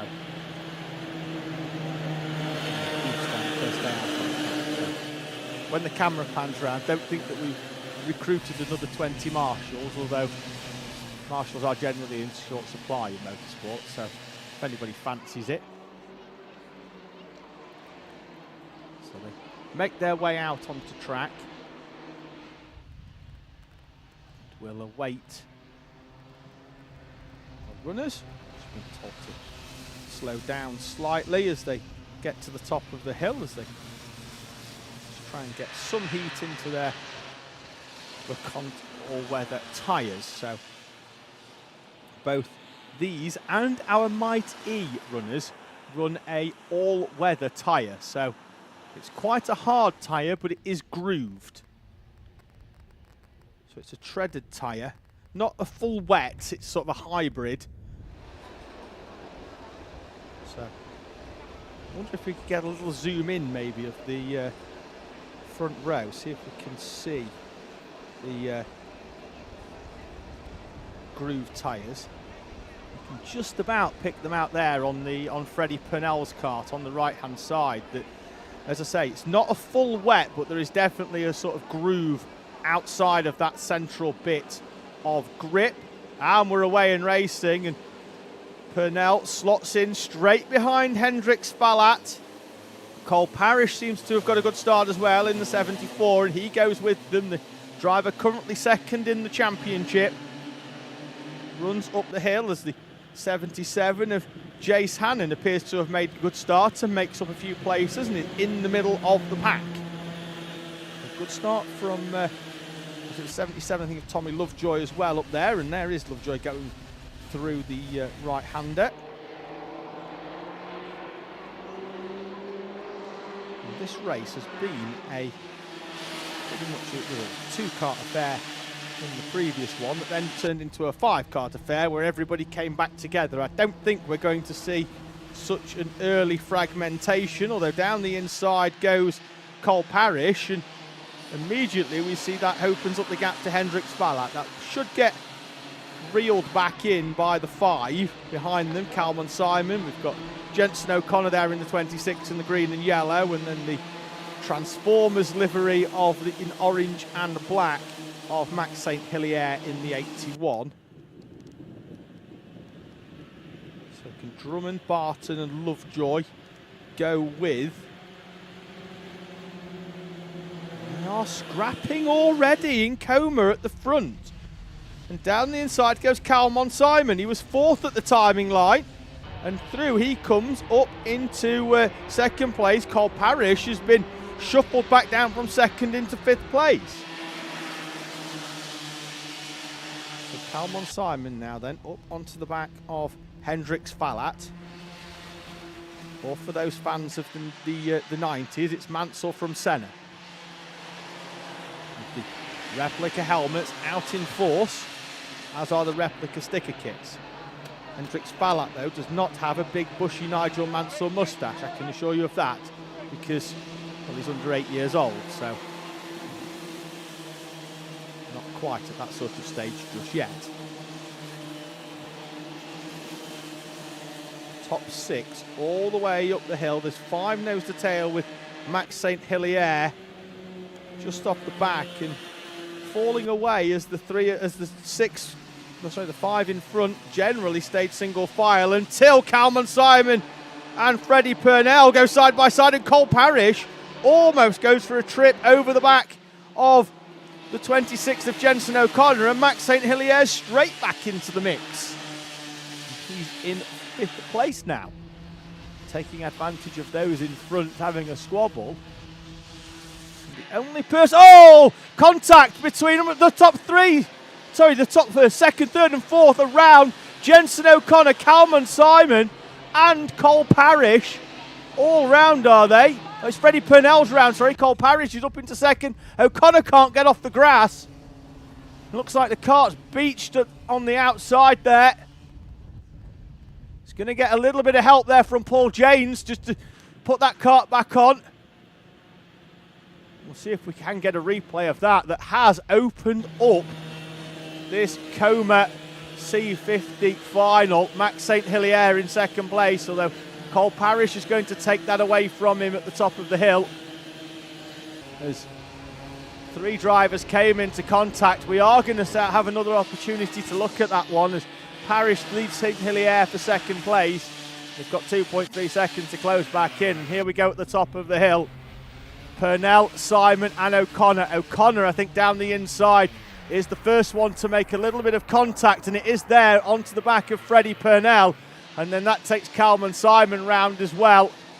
And 2 of them rejoin immediately. Jensen O'Connor down in 17th place, requiring assistance to get back on, but O'Connor went down the inside of Calman Simon and then found Cole Parrish's Freddie Purnell's number 33 where he wanted to be.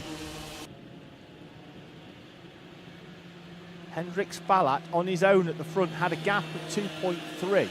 Now he's got a gap of 1.6 as Cole Parrish was 1.2 seconds quicker on the previous lap. He was 3rd for half of it, hence why he's so much quicker. And he benefited from Max St. Hilier's toe and then got through down the hill into this corner, and then see Hillier there helping him back up the hill. And Hendrix Fallat, who had a gap of 2.3, has now got a gap of about 2.3 millimetres.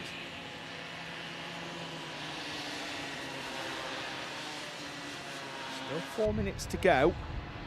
Drummond in 4th, Barton 5th, Lovejoy, then Calman Simon in 7th place with Freddie Purnell in 8th as they try to recover from the contact that appears to have taken them out of contention for a podium at the moment. Purnell back up to 6th, Simon as well makes up an extra place as Tommy Lovejoy falls 2 behind the 2 championship protagonists.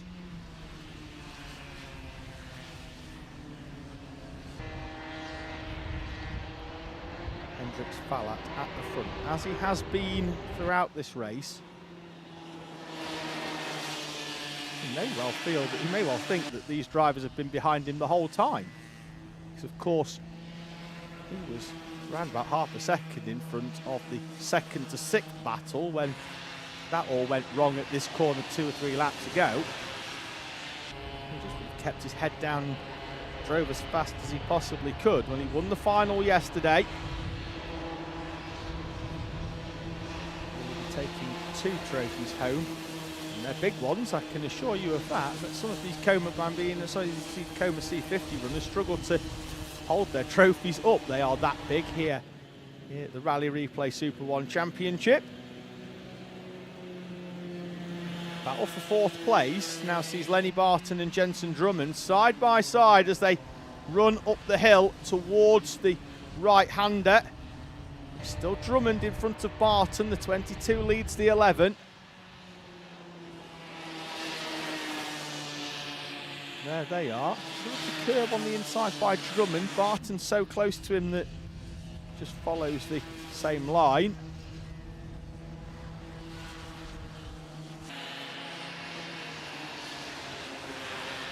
We are lapping in the 1 minute mark, which means when they come through, around about 10 seconds time here, we're going to have 3 laps for our Coma C50s. Up the hill and lap traffic in front for them to contend with. We've had AJ Halil retire from this race by the look of things, currently showing us 3 laps down on the timing. Leaders coming up to the 24 of Noah Gallagher in front of them, and the trio will have to find their way through cleanly as possible and do so. They head up the hill. Still Drummond and Barton for 4th and 5th. They are being closed in by Freddie Purnell at a fair rate of knots, 8/10 of a second on the previous lap, so he may well be there or thereabouts for that battle for 4th place. The podium, though, should be decided between these 3. But we thought it was going to be decided between 6 earlier on, and that did not go to plan. So Fallat, Parrish and Lenny Barton. I know Max St. Hillier there returned to the top of the Snacker in 3rd place. 20 seconds on the clock. Down the hill they go. It will be the last lap board next time for Fallat, Parrish and St. Hillier.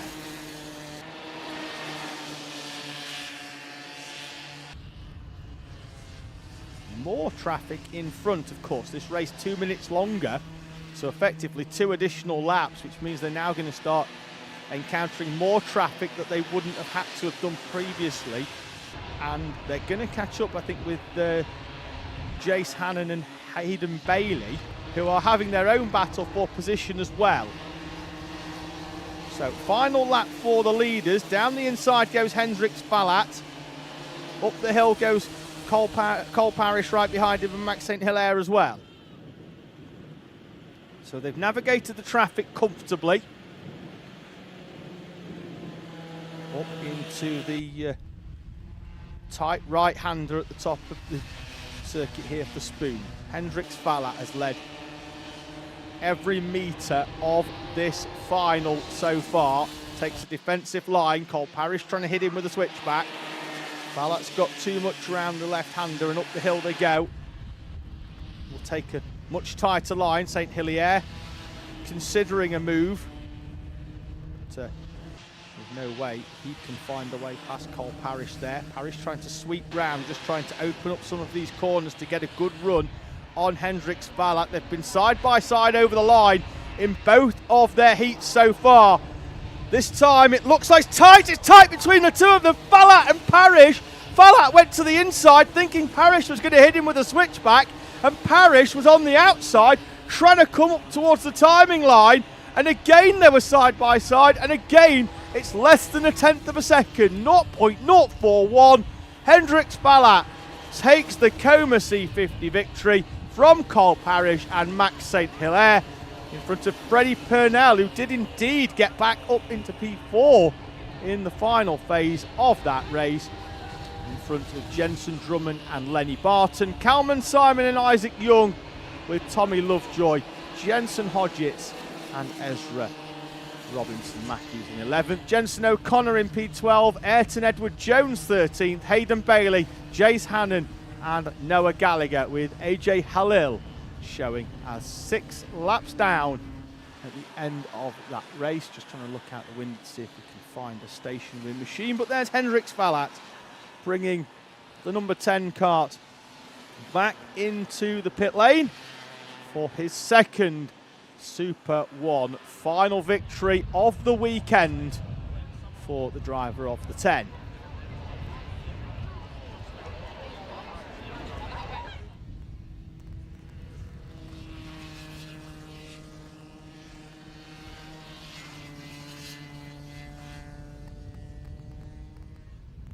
So that's 4 finals down and 4 more to go. Next up is Junior Rotax.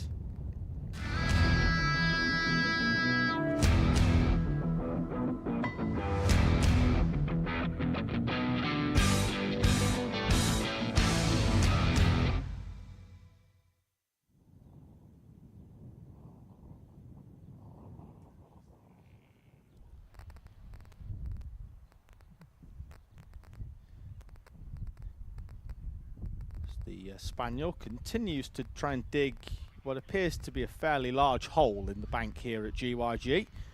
Earlier on it was just scratching at the bottom of the post. Now we can't even see the dog's head anymore. It's might have the job done by the end of the day. Junior Max though will certainly pique the Spaniel's interest, as it will ours. Riley Bishop will lead us out with Oliver Smith alongside Milo Manderson and Rory Hinckley, Kazwiri Wieżurek and George Cole on row number 3 in front of Joseph Murphy and Jackson Lane, Amy Peacock and Adam Jadowstis. Then we're going to have Sam Flynn in front of Isaac Parkinson and Teddy Cooper, Drew Priesner and Leon Barlow, Shea Hilton, Isaac Jameson and Charlie Benson on row number 9. Travis Dolby, Cassidy Southall and Isabella Stansmore Wilson in front of Alex McCullough and Lucas Steele. Lewis Holt joins him on row number 12. Jensen Powers, Hyagriva Gogolnath and Elijah Hartley in front of Kian Hundle, Alfie Clark and Mia Caruso, with Aidan Young, Trevelyan Sanson, Neve Allen and Josh Parry completing your 34 kart Junior Rotax grid.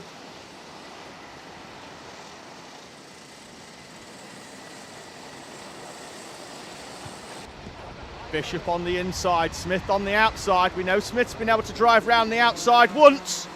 Can't get it done this time though, and Milo Manderson will come through from the inside of the second row to slot into second place as they head up the hill, and wide goes Bishop. Was he helped? No, he's going to hold on to the lead anyway.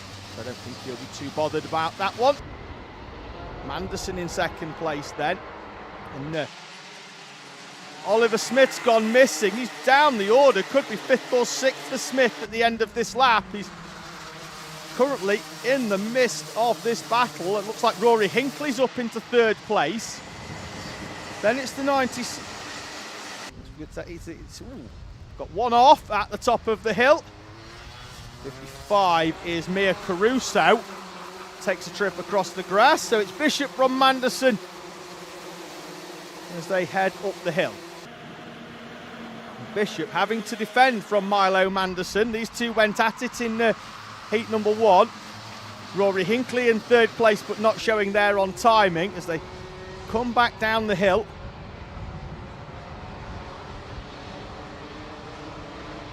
Jackson Lane in 4th place in the 57, in front of George Cole and Joseph Murphy.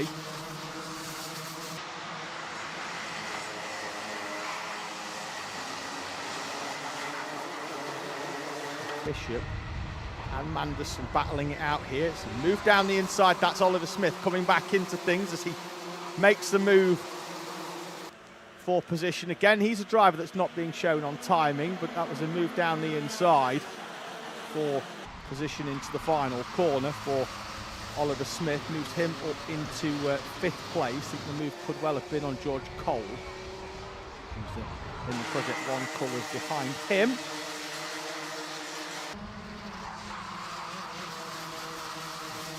Top 4 just seem to be having a bit of a settled moment, although Hinckley in 3rd place there, a bit squirrely on entry, and it's not helped his run down the hill particularly, and that should give Jackson Lane a chance, but then he gets a little bit of snap oversteer around the first corner, and it could well be Oliver Smith who takes advantage, and indeed it is Smith.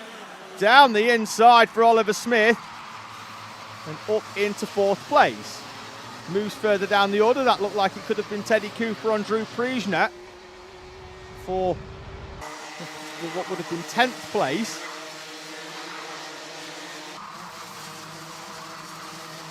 Bishop's got a bit more of a gap now on Milo Manderson than what he had before. A few kart lengths, that's for sure. But we're all the way down to Amy Peacock, who is in 10th place. It's showing as 9th, but I think she's 10th. Teddy Cooper did indeed get past Drew Priesner, so we were correct in what that battle was. Really Jurek in 8th place has been reinstated in the timing. Sam Flynn, who's been good all day, a difficult qualifying for the 42 at the start of the day. And 94 of Joseph Murphy from 7th place, trims the daisies. Anderson's reeled Bishop back in throughout this last lap or so. Hinckley is still there in 3rd, drops the order a bit, but then comes back into things. And he just needs to stick around for when Manderson and Bishop start to scrap, which is it's not a prediction, that's a spoiler, because it will definitely happen in the remaining 5 minutes plus 1 lap of this race.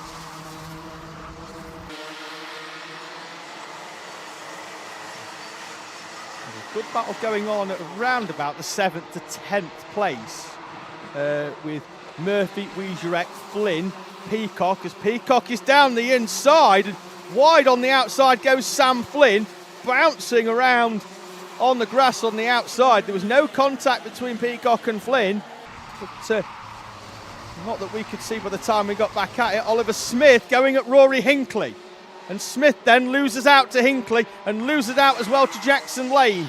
The 57 moves their way back up into what will be 4th place as Oliver Smith drops down to P5. There's Drew Priesner, 21 of Leon Barlow, keeping Drew Priesner company in 12th and 13th place respectively. Contact warning for Alex McCullough, who's currently in 19th place. The driver from the Isle of Man. Smith is back up now into 4th place, dispatches Jackson Lane and then tells Rory Hinckley to look forwards, and then takes the place from Rory Hinckley, who then almost drops a wheel on the grass as he struggles to hold on. Arm in the air from Hinckley. Again, from my vantage point, didn't see that Smith had done a huge amount wrong there with that, but that's one of them sort of moves that if you do it, you think it's brilliant, and if you have it done to you, you think it's terrible. Such is the motorsport, as down the inside goes the 32 of GYG. He moves and tries to get himself, I don't know where he is because he's disappeared off the timing, as George Cole and the 57 of Jackson Lane side by side, and slowed Cole a little bit on the exit as Rory Hinckley tries to fight back inside the top 5. Currently running P6, there they are shooting through the screen. Bishop and Manderson still split by 3/10. We'll find them towards the end of this race. That's Sam Flynn now back in front of Amy Peacock.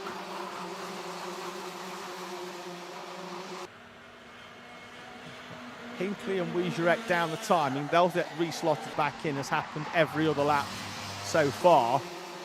But with Peacock in 9th, then it's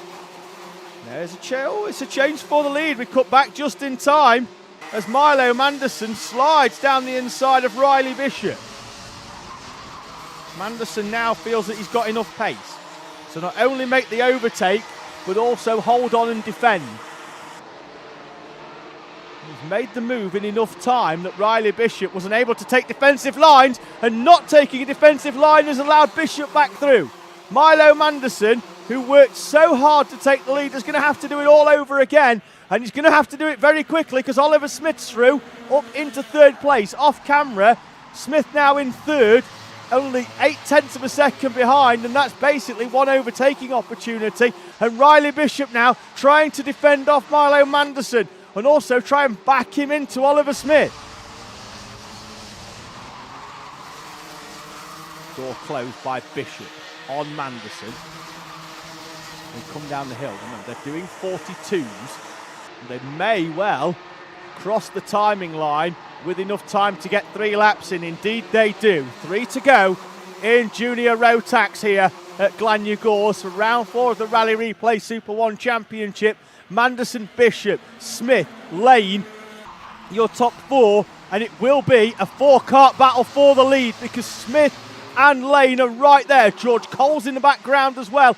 Wouldn't surprise me if he was able to catch up because they will slow each other down. Their last lap, half a second off their best, and it will only get slower as they defend positions at the end of this race. Riley Bishop leads us down the hill towards the final corner. With Milo Manderson for company, Oliver Smith, Jackson Lane are there. Not close enough to take advantage just yet, but their time will come. George Cole in 5th. Close up at the top of the hill. And Manderson edging closer to the back of Riley Bishop.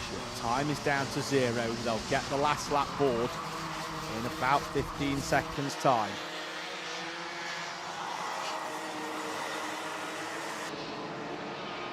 Bishop should have enough there not to have to defend the final corner, and doesn't this time round. Last lap board then for junior Rotax, and Riley Bishop leads us up the hill from Milo Manderson, Oliver Smith, Jackson Lane, George Cole, Rory Hinckley.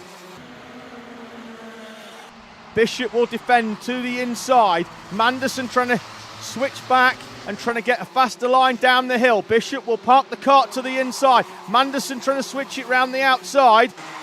So they head back up the hill, but now Manderson's going to have to worry about Oliver Smith as well. Into the right-hander of compression. So they head back down the hill towards the Devil's Elbow. Bishop leading them through. Single file, taking it as slow as he wants. In the background, Lane is trying to battle for 3rd place. Out of the final corner though, Riley Bishop wins at round 4 GYG from Milo Manderson. Oliver Smith, and we've got drivers on the grass at the end as they take the checkered flag. Bishop from Manderson, Smith, Lane, Cole, Hinckley, Murphy, Cooper, Peacock and Flynn. Complete your top 10. Prijna, Barlow, Jadowstis, Isabella Stansmore, Wilson up 7 places from 21st. Is your biggest mover inside the top 15. Jensen Powers makes up 8 from 25th to finish in 17th. In front of him, Charlie Benson and Kuzwiri Wijurek. Behind him, Alex McCullough, Isaac Jameson, Lewis Holt, Shea Hilton, Travis Dolby, Hayagriva, Gogolnath, Cassidy Southall with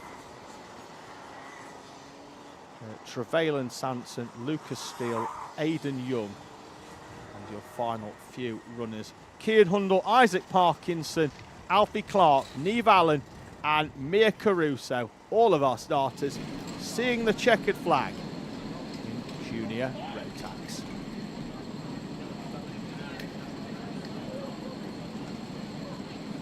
The low rumble in the background is the unmistakable noise of Honda Cadet.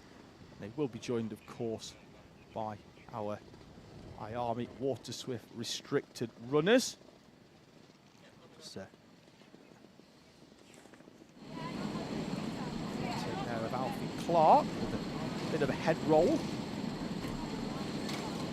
Good news is that with all of our runners finishing the race, we've got no recovery on track, which means that in a few moments' time, dispatch our Hondas to the dummy grid.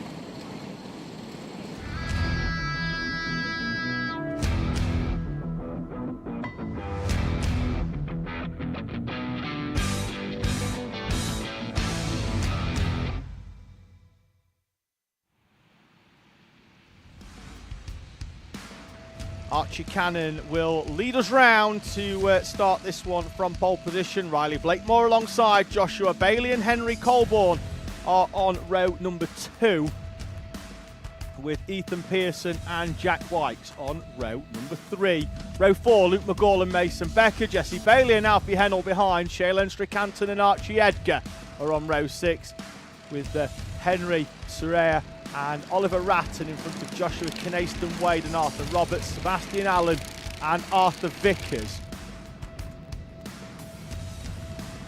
Then it's going to be Joshua Adote, Kai Suri, Finley Thompson, and then our 3 IAME Water Swift restricted runners of Freddie Baker, Logan Hodges and Riley Aston Wilkins.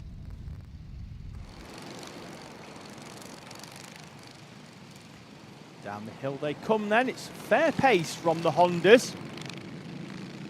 Very, very fast starting here, and they're wide, and they're 3 and 4 wide. And we're just going to tell, we've got 2 of the Project 1s off. That's Mason Becker in the wall and Jack Wykes as well in the 13. As the field make their way up the hill. We are away and racing. The top 4 then clear at the front. The Water Swift restricteds go as well, with Logan, and round the outside goes Logan Edwards on Freddie Baker, and he leads the IAMEs up the hill towards the right hand of Spoon.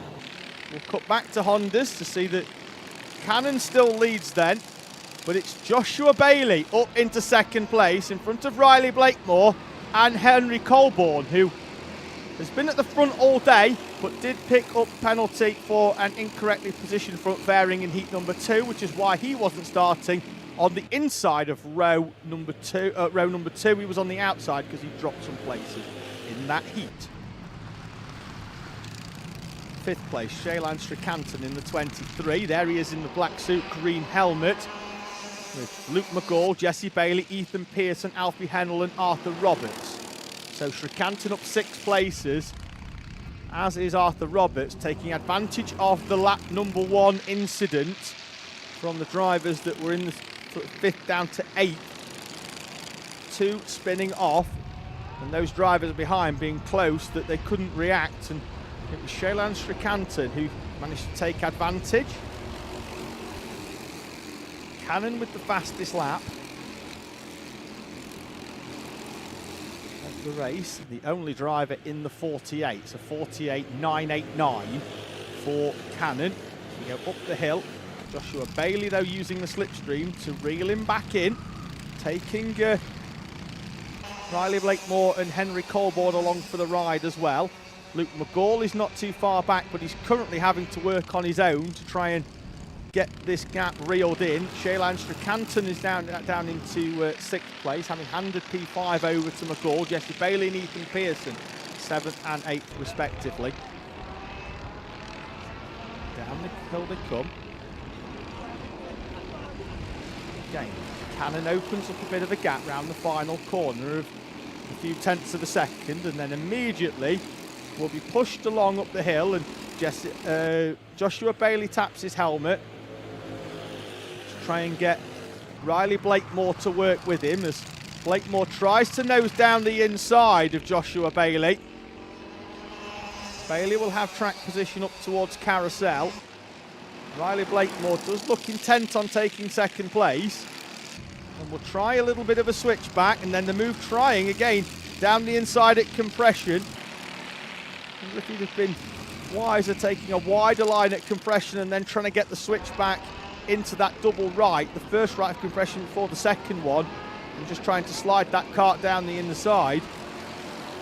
Joshua Bailey though going well in 2nd place. He goes up the hill behind Cannon. There, out of the slipstream went Riley Blakemore. We'll find out whether that move was successful in a few moments' time, as the 174 of Logan Hodgetts leads Freddie Baker in the IAME Water Swift restricted race, and there's very little between the two of them. They run up the hill towards Spoon, and there's a bit of contact in the back as Freddie Baker just reminds Logan Hodgetts, and I think we may well... Oh, Hodgetts is off! Hodgetts is on the grass! And that might have been why Freddie Baker ran into the back of Logan Hodgetts. Could Hodgetts have had a problem and come off the power, and Logan Hodgetts on the grass sat in his cart despondent as Freddie Baker leads and is off into the distance. Back to Honda we go. They won't be able to overtake up there because they'll have a waved yellow flag, although they are past the incident by then. Into Spoon, but it does take a little bit of a while to line it up. So we'll keep an eye out on whether we've got flags being waved up on the bank. And Hodgetts looks like he might be getting put back onto the tarmac up there. The cart's very, very close now to the side of the circuit.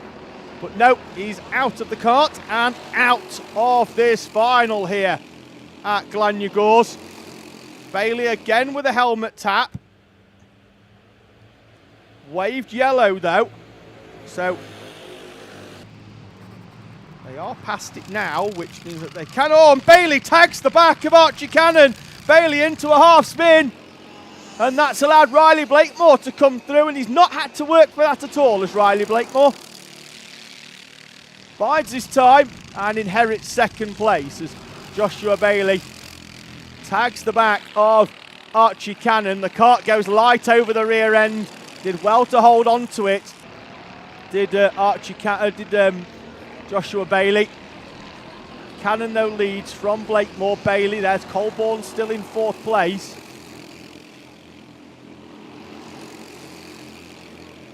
Up the hill, and the 3 of them will work. Still no yellow now though, so they can overtake. That cart deemed to be far enough away from the circuit. Still being recovered to a more central position, but we are okay as the 83 of Finley Thompson retires as well from this Honda Cadet final. So he's out of Honda. Logan Hodgetts is out of IAME Water Swift restricted.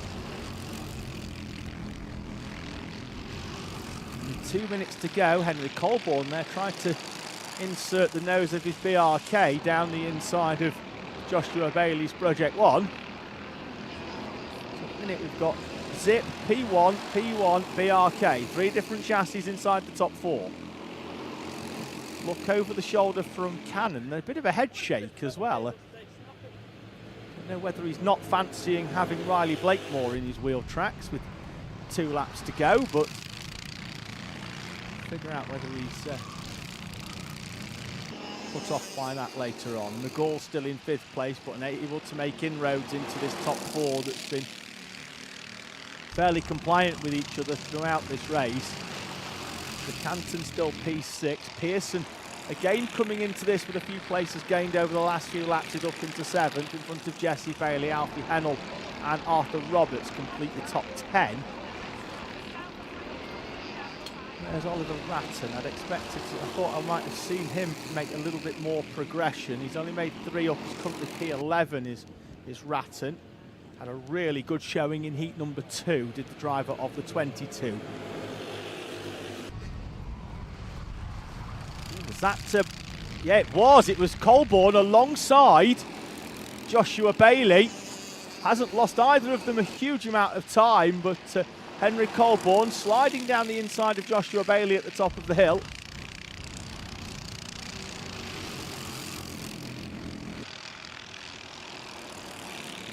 Cannon leads us down with what will be 2 laps to go at the end of this one, almost certainly. They're doing 49s. They'll cross the line now with 47-ish on the clock, so it should be 2 to go. Cannon from Blakemore, Bailey, and they also, in unison, one turns the head, the other one follows the leader. The only one that doesn't need to is Henry Colborne. He knows he's got 3 seconds gap back to Luke McGaw. And now Archie Cannon will defend his position at the front of this race from Riley Blakemore and Joshua Bailey. Colborne in P4, just again trying to insert the nose of that turquoisey coloured cart, the British Racing green coloured machine down the inside of Joshua Bailey. Time is down to 0. Not sure they've been shown the final lap. No, they haven't. They crossed the time in the top left corner is around about a second in front of the actual timing. So we've got 2 to go. An extra lap, a bonus lap in Honda Cadet for the viewers here on Alpha Live. Archie Cannon, Riley Blakemore, Joshua Bailey, Henry Colborne, your top 4. Bailey defends Colborne, Cannon defends Blakemore. Top of the hill once again, down they come. It should well be single file unless somebody can engineer something. It looked like Blakemore was going to try there on Archie Cannon. He will now see the last lap board. And you can imagine Archie Cannon will employ a very, very defensive mindset, as would I. Up the hill they go then, on the white line, with Cannon, Blakemore, Bailey and Colborne.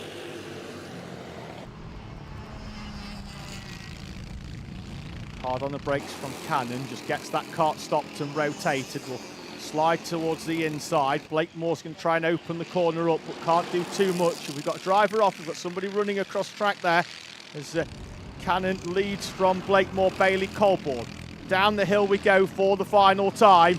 Archie Cannon, we have got a driver off on the outside, so there wouldn't have been an overtaking on entry. Up towards the final corner, Archie Cannon looks to his right. If he looks to his right again, he'll see the checkered flag. And Archie Cannon wins from Riley Blakemore, Joshua Bailey and Henry Colborne, with Luke McGaw in P5, Shaylan Stricanton 6th, Ethan Pearson, Jesse Bailey, Oliver Ratton gets into the top 10 in the final few laps, finishing P9 with Arthur Roberts, Alfie Hennell, Archie Edgar and Jack White.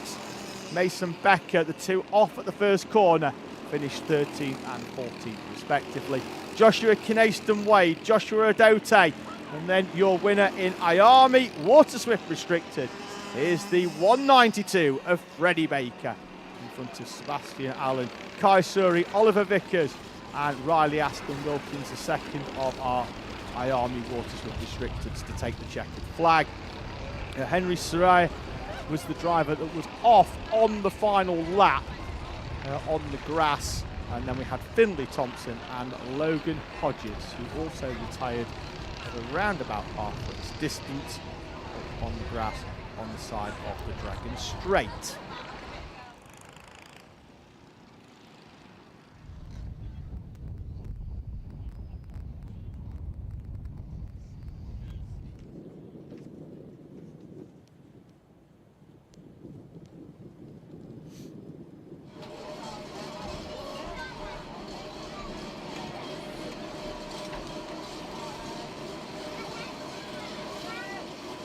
2 more finals to go then. Before we go to the final one, which will be Micromax and MightE Cadet, we have a bumper grid of IAME M1.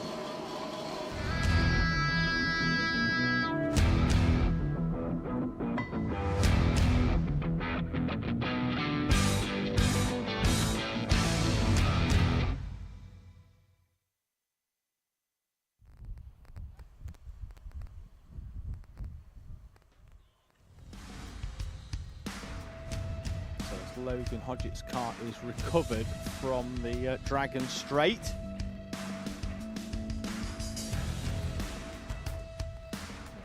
Switch our focus briefly to livestock and then we'll switch it to the grid. Logan Edwards will go off pole position, Arthur Bowers alongside, Arthur Rhodes and Presley Knight in front of Freddie Dye and Etienne Gardner on row number 3. Reggie Peters and Jensen Drummond, Hendrix Ballat and Hugh Riley, with Sebastian Talbot and Harley Bebb on row number 6. Then it's Oakley Rudman and Teddy Smith. Jensen James Williams, who retired from heat number 2, hence why he's down in P15 alongside Shay Downey. Adrian Aguanaco and Buster Scott on row number 9. Tommy Walton and RJ Harrison, Nicholas Answer and Archie Ashworth, with Lucas Oatley, Thistlethwaite and Gabriel Chu on row number 12. Noah Brad starts 25th, Jack Morrell 26th, Jacques Minot and Arlo Porter-Goody will be your final runner of this 28. We're just showing Zane Safoglu there, but he does not take part in IAME M1. His focus today was on MightE, and it went quite well for him. He took the victory in MightE. Any of the races back, of course you can slide the bar at the bottom back on this live stream to watch any of the previous races. It was our first final of the day, MightE, as we head towards the twilight of round number 4 here of the Rally Replay SuperOne Championship. We have our penultimate final of IAME M1 heading round onto track. Clay Pigeon is the next venue for SuperOne. Another double meeting, as are all of our rounds this season. Over the final day of May, first day of June down in Devon. So we look forward to welcoming many of you down to the south of the country. Over 200 entries signed on for today, which is a great number. I'm sure you will agree. It's been great racing throughout all of our classes. And less so than IAME M1.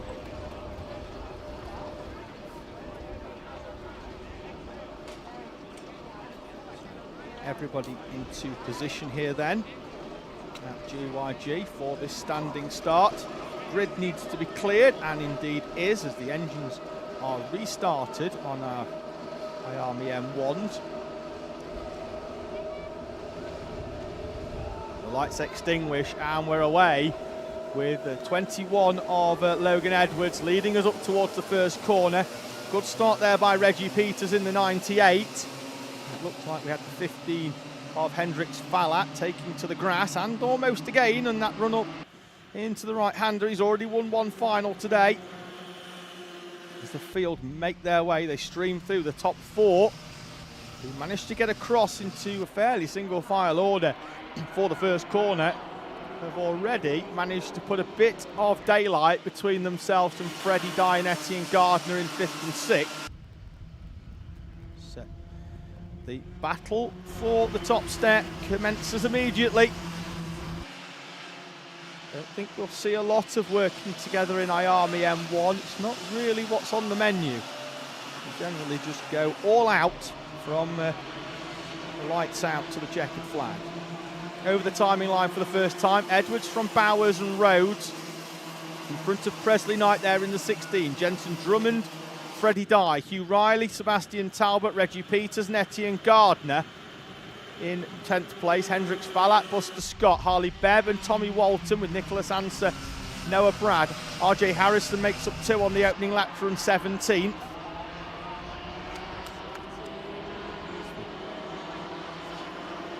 Leading quartet. Wide goes Rhodes in 3rd place. Doesn't seem to have scrubbed any speed off though, but did look like he was heading towards the grass on the outside. Down the hill they come, bouncing over the curves. Mentioned that earlier, you really see how aggressive it can be running over the curbs in these lighter karts. The seniors and juniors make very light work of those curbs, but the smaller karts with the lower weight limits do find themselves bouncing a little bit over those curbs, and we are currently breaking into some 2s at the moment. Edwards and Bowers with Rhodes and then Knight shadowing. Kart lengths between them. And most of that developed up the straight, and wide again goes Rhodes. I just wonder if that's his actual preferred line that he feels is quicker.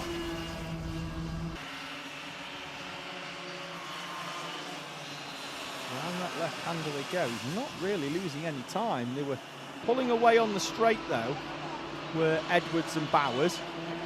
And then they get reeled in fairly quickly. Bowers with the nose down the inside. That's not going to help either of them. He's going to scrub off some speed then, having a tighter line round the first corner, and you can see what that's done. It's allowed Arthur Rhodes to close right back up, and the bump drafting resumes as we are 4 strong at the front with Edwards, Bowers, Rhodes and Knight. Freddie Dye and then Hugh Riley going well in 6th place. He's made up 4 places as Hugh Riley from 10th at the start.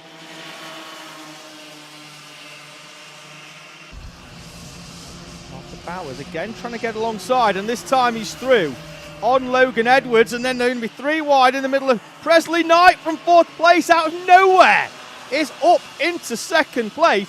Presley Knight taking advantage, and Arthur Rhodes looked like he was going to try and go round the outside, and Presley Knight, thank you very much, I'll take that, and moves up into 2nd place. And he's immediately then pushed up onto the back of Arthur Bowers by the 2 behind him. And the sweeping right-hander, Rhodes takes a tighter line in to try and open up the exit on the way out, down the hill.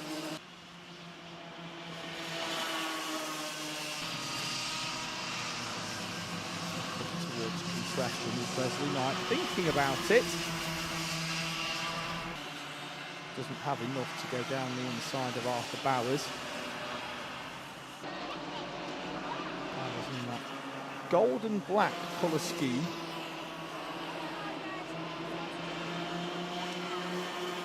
Presley Knight going with, and they do have a little bit of a gap back to Logan Edwards, but Edwards will be in the slipstream and being helped along by Arthur Rhodes. Should close up as they get to the top of the hill. Already will have to begin navigating some of the lap traffic in front.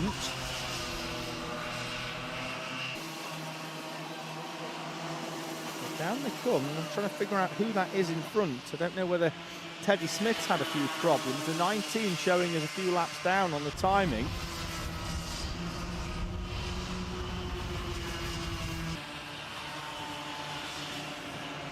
That was wide, opening up the complex of corners to maintain the speed down as Presley Knight gets a good run at the bottom end, but it looked like Logan Edwards was going to try and draw alongside.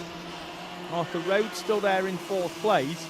Presley Knight very strong down the bottom end of the Devil's Elbow complex and round the final corner. Looks like it could be Harley Bebb who they're closing in on, who made a really good start but has dropped a fair few places as Harley Bebb, so I wonder if he's had a bit of an off.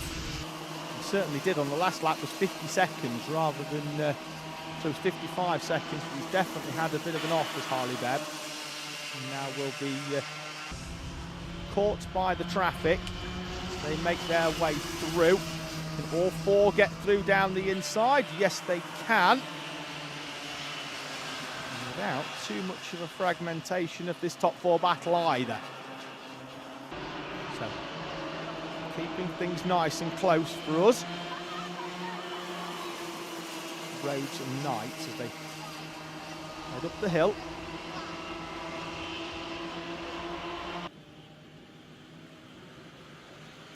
Should get a few laps without traffic now.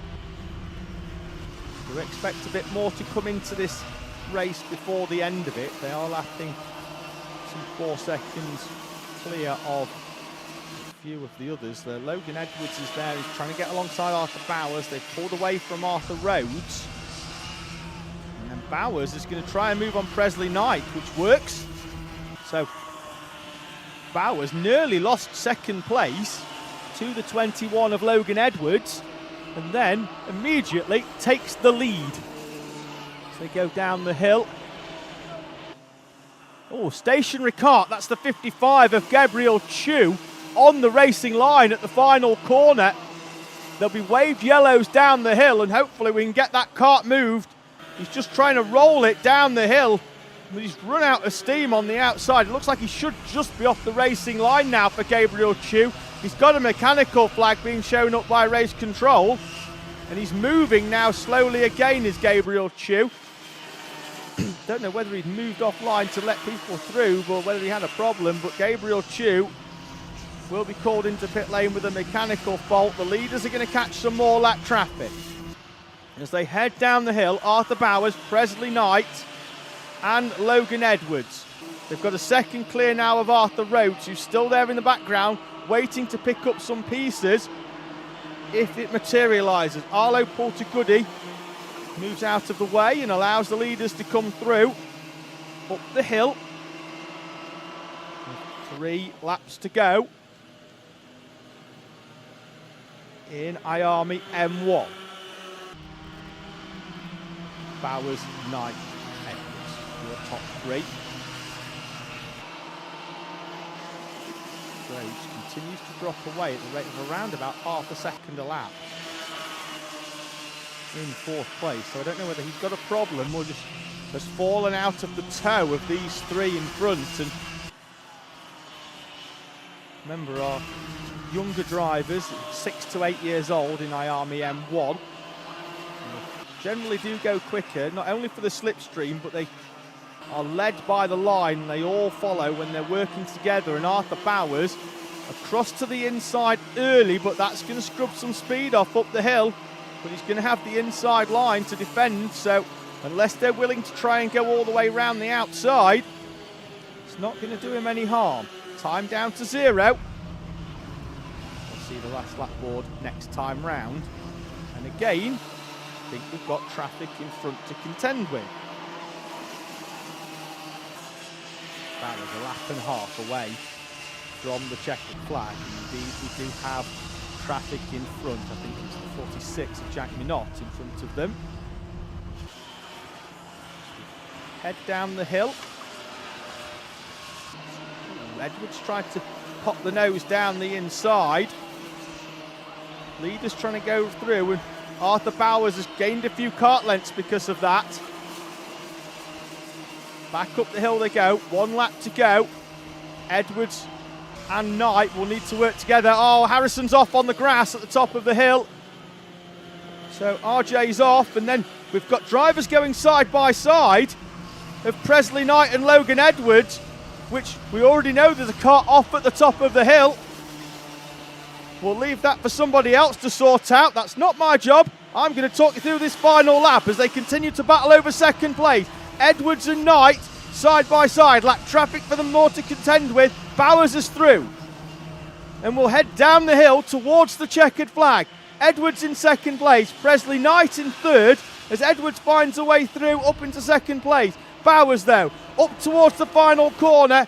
Arthur Bowers takes the victory in IAME M1 for round 4 of the Rally Replay SuperOne Championship from Logan Edwards and Presley Knight. Arthur Rhodes in P4. And then there's a gap back. We've still got a battle going on between Etienne Gardner, Hugh Riley and Freddie Dye up towards the line. Gardner takes 5th from Riley and Dye in that order, with Reggie Peters in P number 8. There's Hendrik Spallat for 9th place in front of Buster Scott. And it should well be Nicholas Answer up 10 places, I believe, for the 30 to finish in 11th place. Good drive from Answer. He finishes in front of Sebastian Talbot. Shay Downey in 13th. Adrian Aguanaco in 14th. Then it's Tommy Walton, Jack Morrell, who makes up with numbers as well. In front of Lucas Oakley Thistlethwaite, JJ Williams and Noah Brad. There's the 97 of RJ Harrison just being recovered at the top of the hill. I wonder if he'll get back in it and just do the freewheel down the hill that JJ did earlier on. Oh, then they're going to try and start the engine. He was on the grass and looks like he could well have been stuck, but we'll see if we can get the engine going. If not, gravity will work. There we go. Give it some beans and drop him down on the ground. Get a bit of heat in the tyres on there as well as we spin them up. And RJ makes his way down the hill towards the pit lane. Well, it's flown through the finals and it's time for the last one, but we've saved 2 for 1. We're going to go to Micromax and MightE Cadet.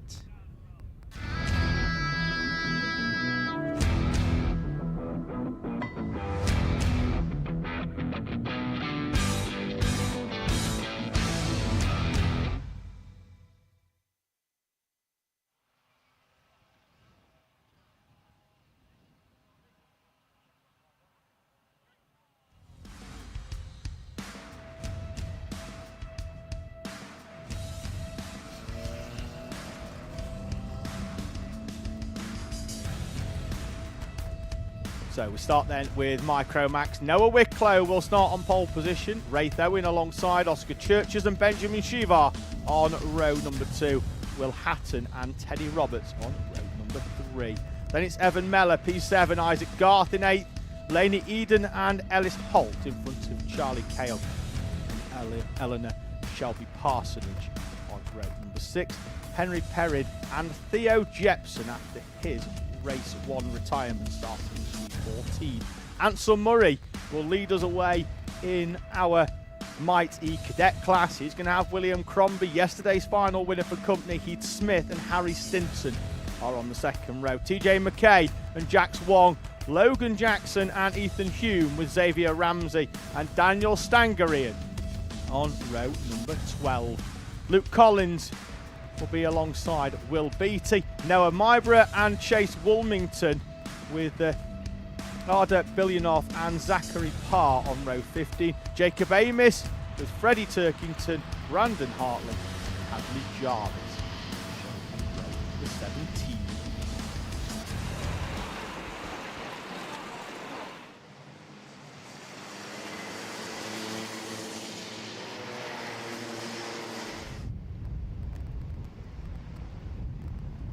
Just going to have a quick look in the Micromax. Now, Beatrix Stangarian's been on just saying, try and show MightE more. The problem we have with MightE is that their transponders don't pick up very well in the same way that Micro do. And because of that, it's difficult when we're tracking 2 classes to realise when we're cutting between who's leading and who's in what position. Hence why we're spending a little bit more focus on Micro. It's not deliberate, it's just that it's kind of what we have to do, unfortunately, until they can get that sorted out. Away we go then for the final race of the day with Noah Wicklow leading us up the hill. Good start by the 78 of Benjamin Shivar, and it looks like he's managed to get to the inside as we head up the hill towards Spoon for the first time.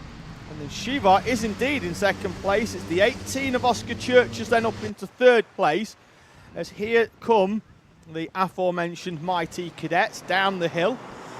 Ansel Murray, the 96, with William Crombie alongside him.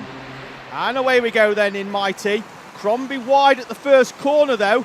But Crombie and Ansel Murray side by side. with a little bit of contact that lifts William Crombie up in the air slightly. As Crombie tried to get back in, he went very wide at the first corner out onto the rumble strip, and that's going to allow the 18 of Heath Smith to draw alongside, but then Smith is going to get swamped by the rest, and we've got TJ McKay then up into third place in our MightE Cadet class.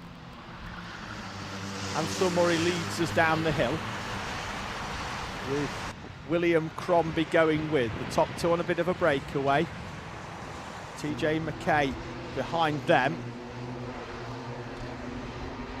Oh, we've got a bit of a rise up over the top there, and that was the 44 of Xavier Ramsey up the back of the number 12 of Logan Jackson. Looks like we've had a change for the lead-off camera in micro.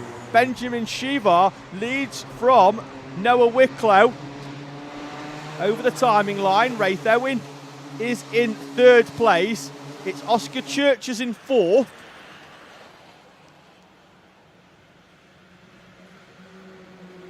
Side by side for third, but I think that's Wraith Owen trying to hold on, and indeed he can't. Oscar Churches is up into third place there in the blue and yellow cart. Shivar in the 78 with Noah Wicklow just behind in the RCE colours. I was having a quick chat with their driver coach, Josh Mercer, the karting coach. Check him out on Facebook. Very, very good friend and very good coach. So if you're looking for one, you're not going to find many better. Down the hill we go then in our MightE Cadet class. Oh, 3 wide in the background, and the top 3 are clear of the 12 of Logan Jackson, and then Jackson goes very, very wide and hands over that fourth place, would appear, to Xavier Ramsey. Down the hill they go, and then Ramsey, it's his turn to go wide. Jackson's back through. Then it's a 78 of Harry Stinson down the hill as well, and Stinson will get through on Xavier Ramsey.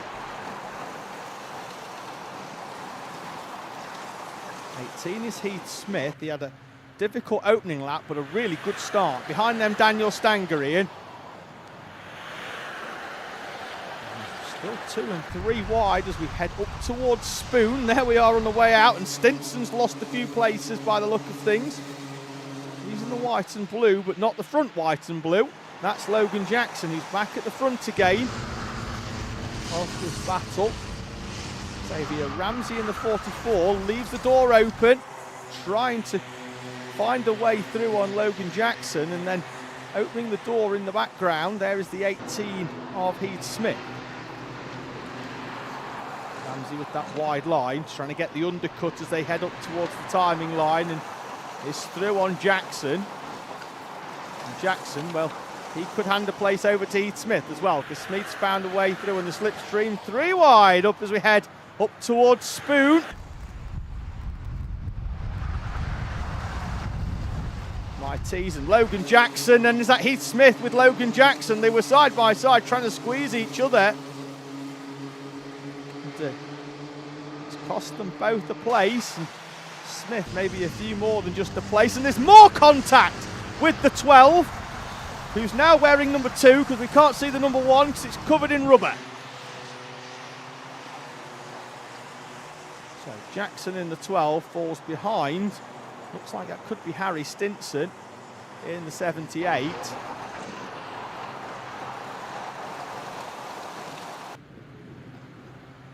We've got driver off on the right-hand side. Wave yellow flags. They're being told to slow down. It's a 13 of Isaac Garth in micro. That cart just being dragged away. Overtakes after, should be okay. And down the inside there goes the 11 of Ethan Hugh with a great move into the Spoon corner. 91 is Will Beattie. Head back to the front of MightE Cadet to see Ansel Murray leading from William Crombie still, and the 78 of TJ McKay. 70, sorry, TJ McKay, he's over from Ireland. Up the hill and go in MightE. Benjamin Shivar continuing to lead by a tenth of a second from Noah Wicklow, but we have only got a two-kart battle now at the front. And there they are, starting to make their way through the traffic of the MightE Cadets. So they've got a little bit of work to do. Shivar goes wide, it allows Wicklow to close up. They've got to be careful, not only in overtaking, but they also don't want to get a drop down, and that's if they've applied too much pressure to the nose of the kart, it pushes the nose in and drops it down, and it's an automatic 5-place penalty here at SuperOne. Not 5 seconds like some other championships, 5-place penalty. It's a very severe punishment for our drivers, but does generally keep a lot of them in check. Heading up the hill they go, the micros. There's Nick Wicklow helps Benjamin Shivar up the hill. Shivar down the inside of some more lap traffic. That's Evan Mellor in the Ayrton Senna-esque helmet, making his way through. And he's up into third place, is Evan Mellor, from starting in P7. In front of Ray Owen and Oscar Churches now, 2.6 seconds behind the lead battle in our micro match class. Minute and 45 still remaining on the clock.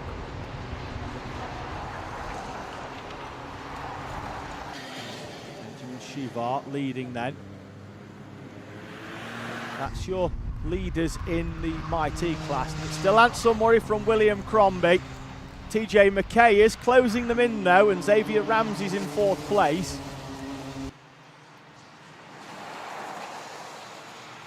Murray wide. Will Crombie use the opportunity to switch back? Looks like the 91 of Will Beattie has been off at the top of Spoon. Crombie under pressure there from TJ McKay.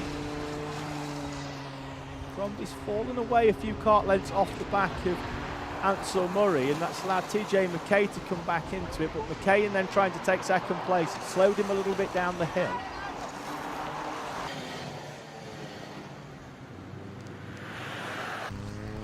Timing is showing Benjamin Shivar falling down the order, but it's also showing 0-0, which suggests he's not picked up on the way round. 44 of Xavier Ramsey holding off Harry Stinson. MightE going at it at the front in MightE Cadet. Ansel Murray, and it's down the inside goes William Crombie, trying to slide the 15 through. Door was always going to close at that part of the track, and Ansel Murray holds on in the 96. Benjamin Shivar still leads then, even though the timing says different, but he's there in the green helmet from Noah Wicklow. We're down to 0, are we, as we come through to commence the final lap. Benjamin Shivar and Noah Wicklow, and Shivar tapping the helmet. It's too late for that. We're going to throw everything at this one. Noah Wicklow, though, needs half a second or so to try and close up on Benjamin Shivar. Down the hill they go. There's some lap traffic in front that may well provide that opportunity to close up. 78 leads from the 53, and they're going to meet the lap traffic in the downhill section, which is generally fairly single file. It could give Wicklow that opportunity to move through. Through they go, down the hill. Benjamin Shivar round the left, towards the right-hander of the final corner. Shivar wins it from Noah Wicklow as the rest of the field come through. See if we can catch the tail end of MightE. As they come through, they'll be generally about half a lap back. There we are, William Crombie. We cut him just as he bounces over the curb as he tried to get alongside Ansel Murray. Up the hill we go, the top three all in one camera shot, and Crombie punching the steering wheel. Already a bit of frustration creeping in from William Crombie, but he may well have one more opportunity into the final corner if he can line up a switchback, and he is quick down the hill.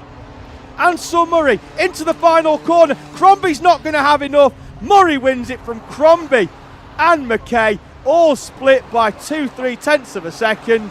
as they all come through the order.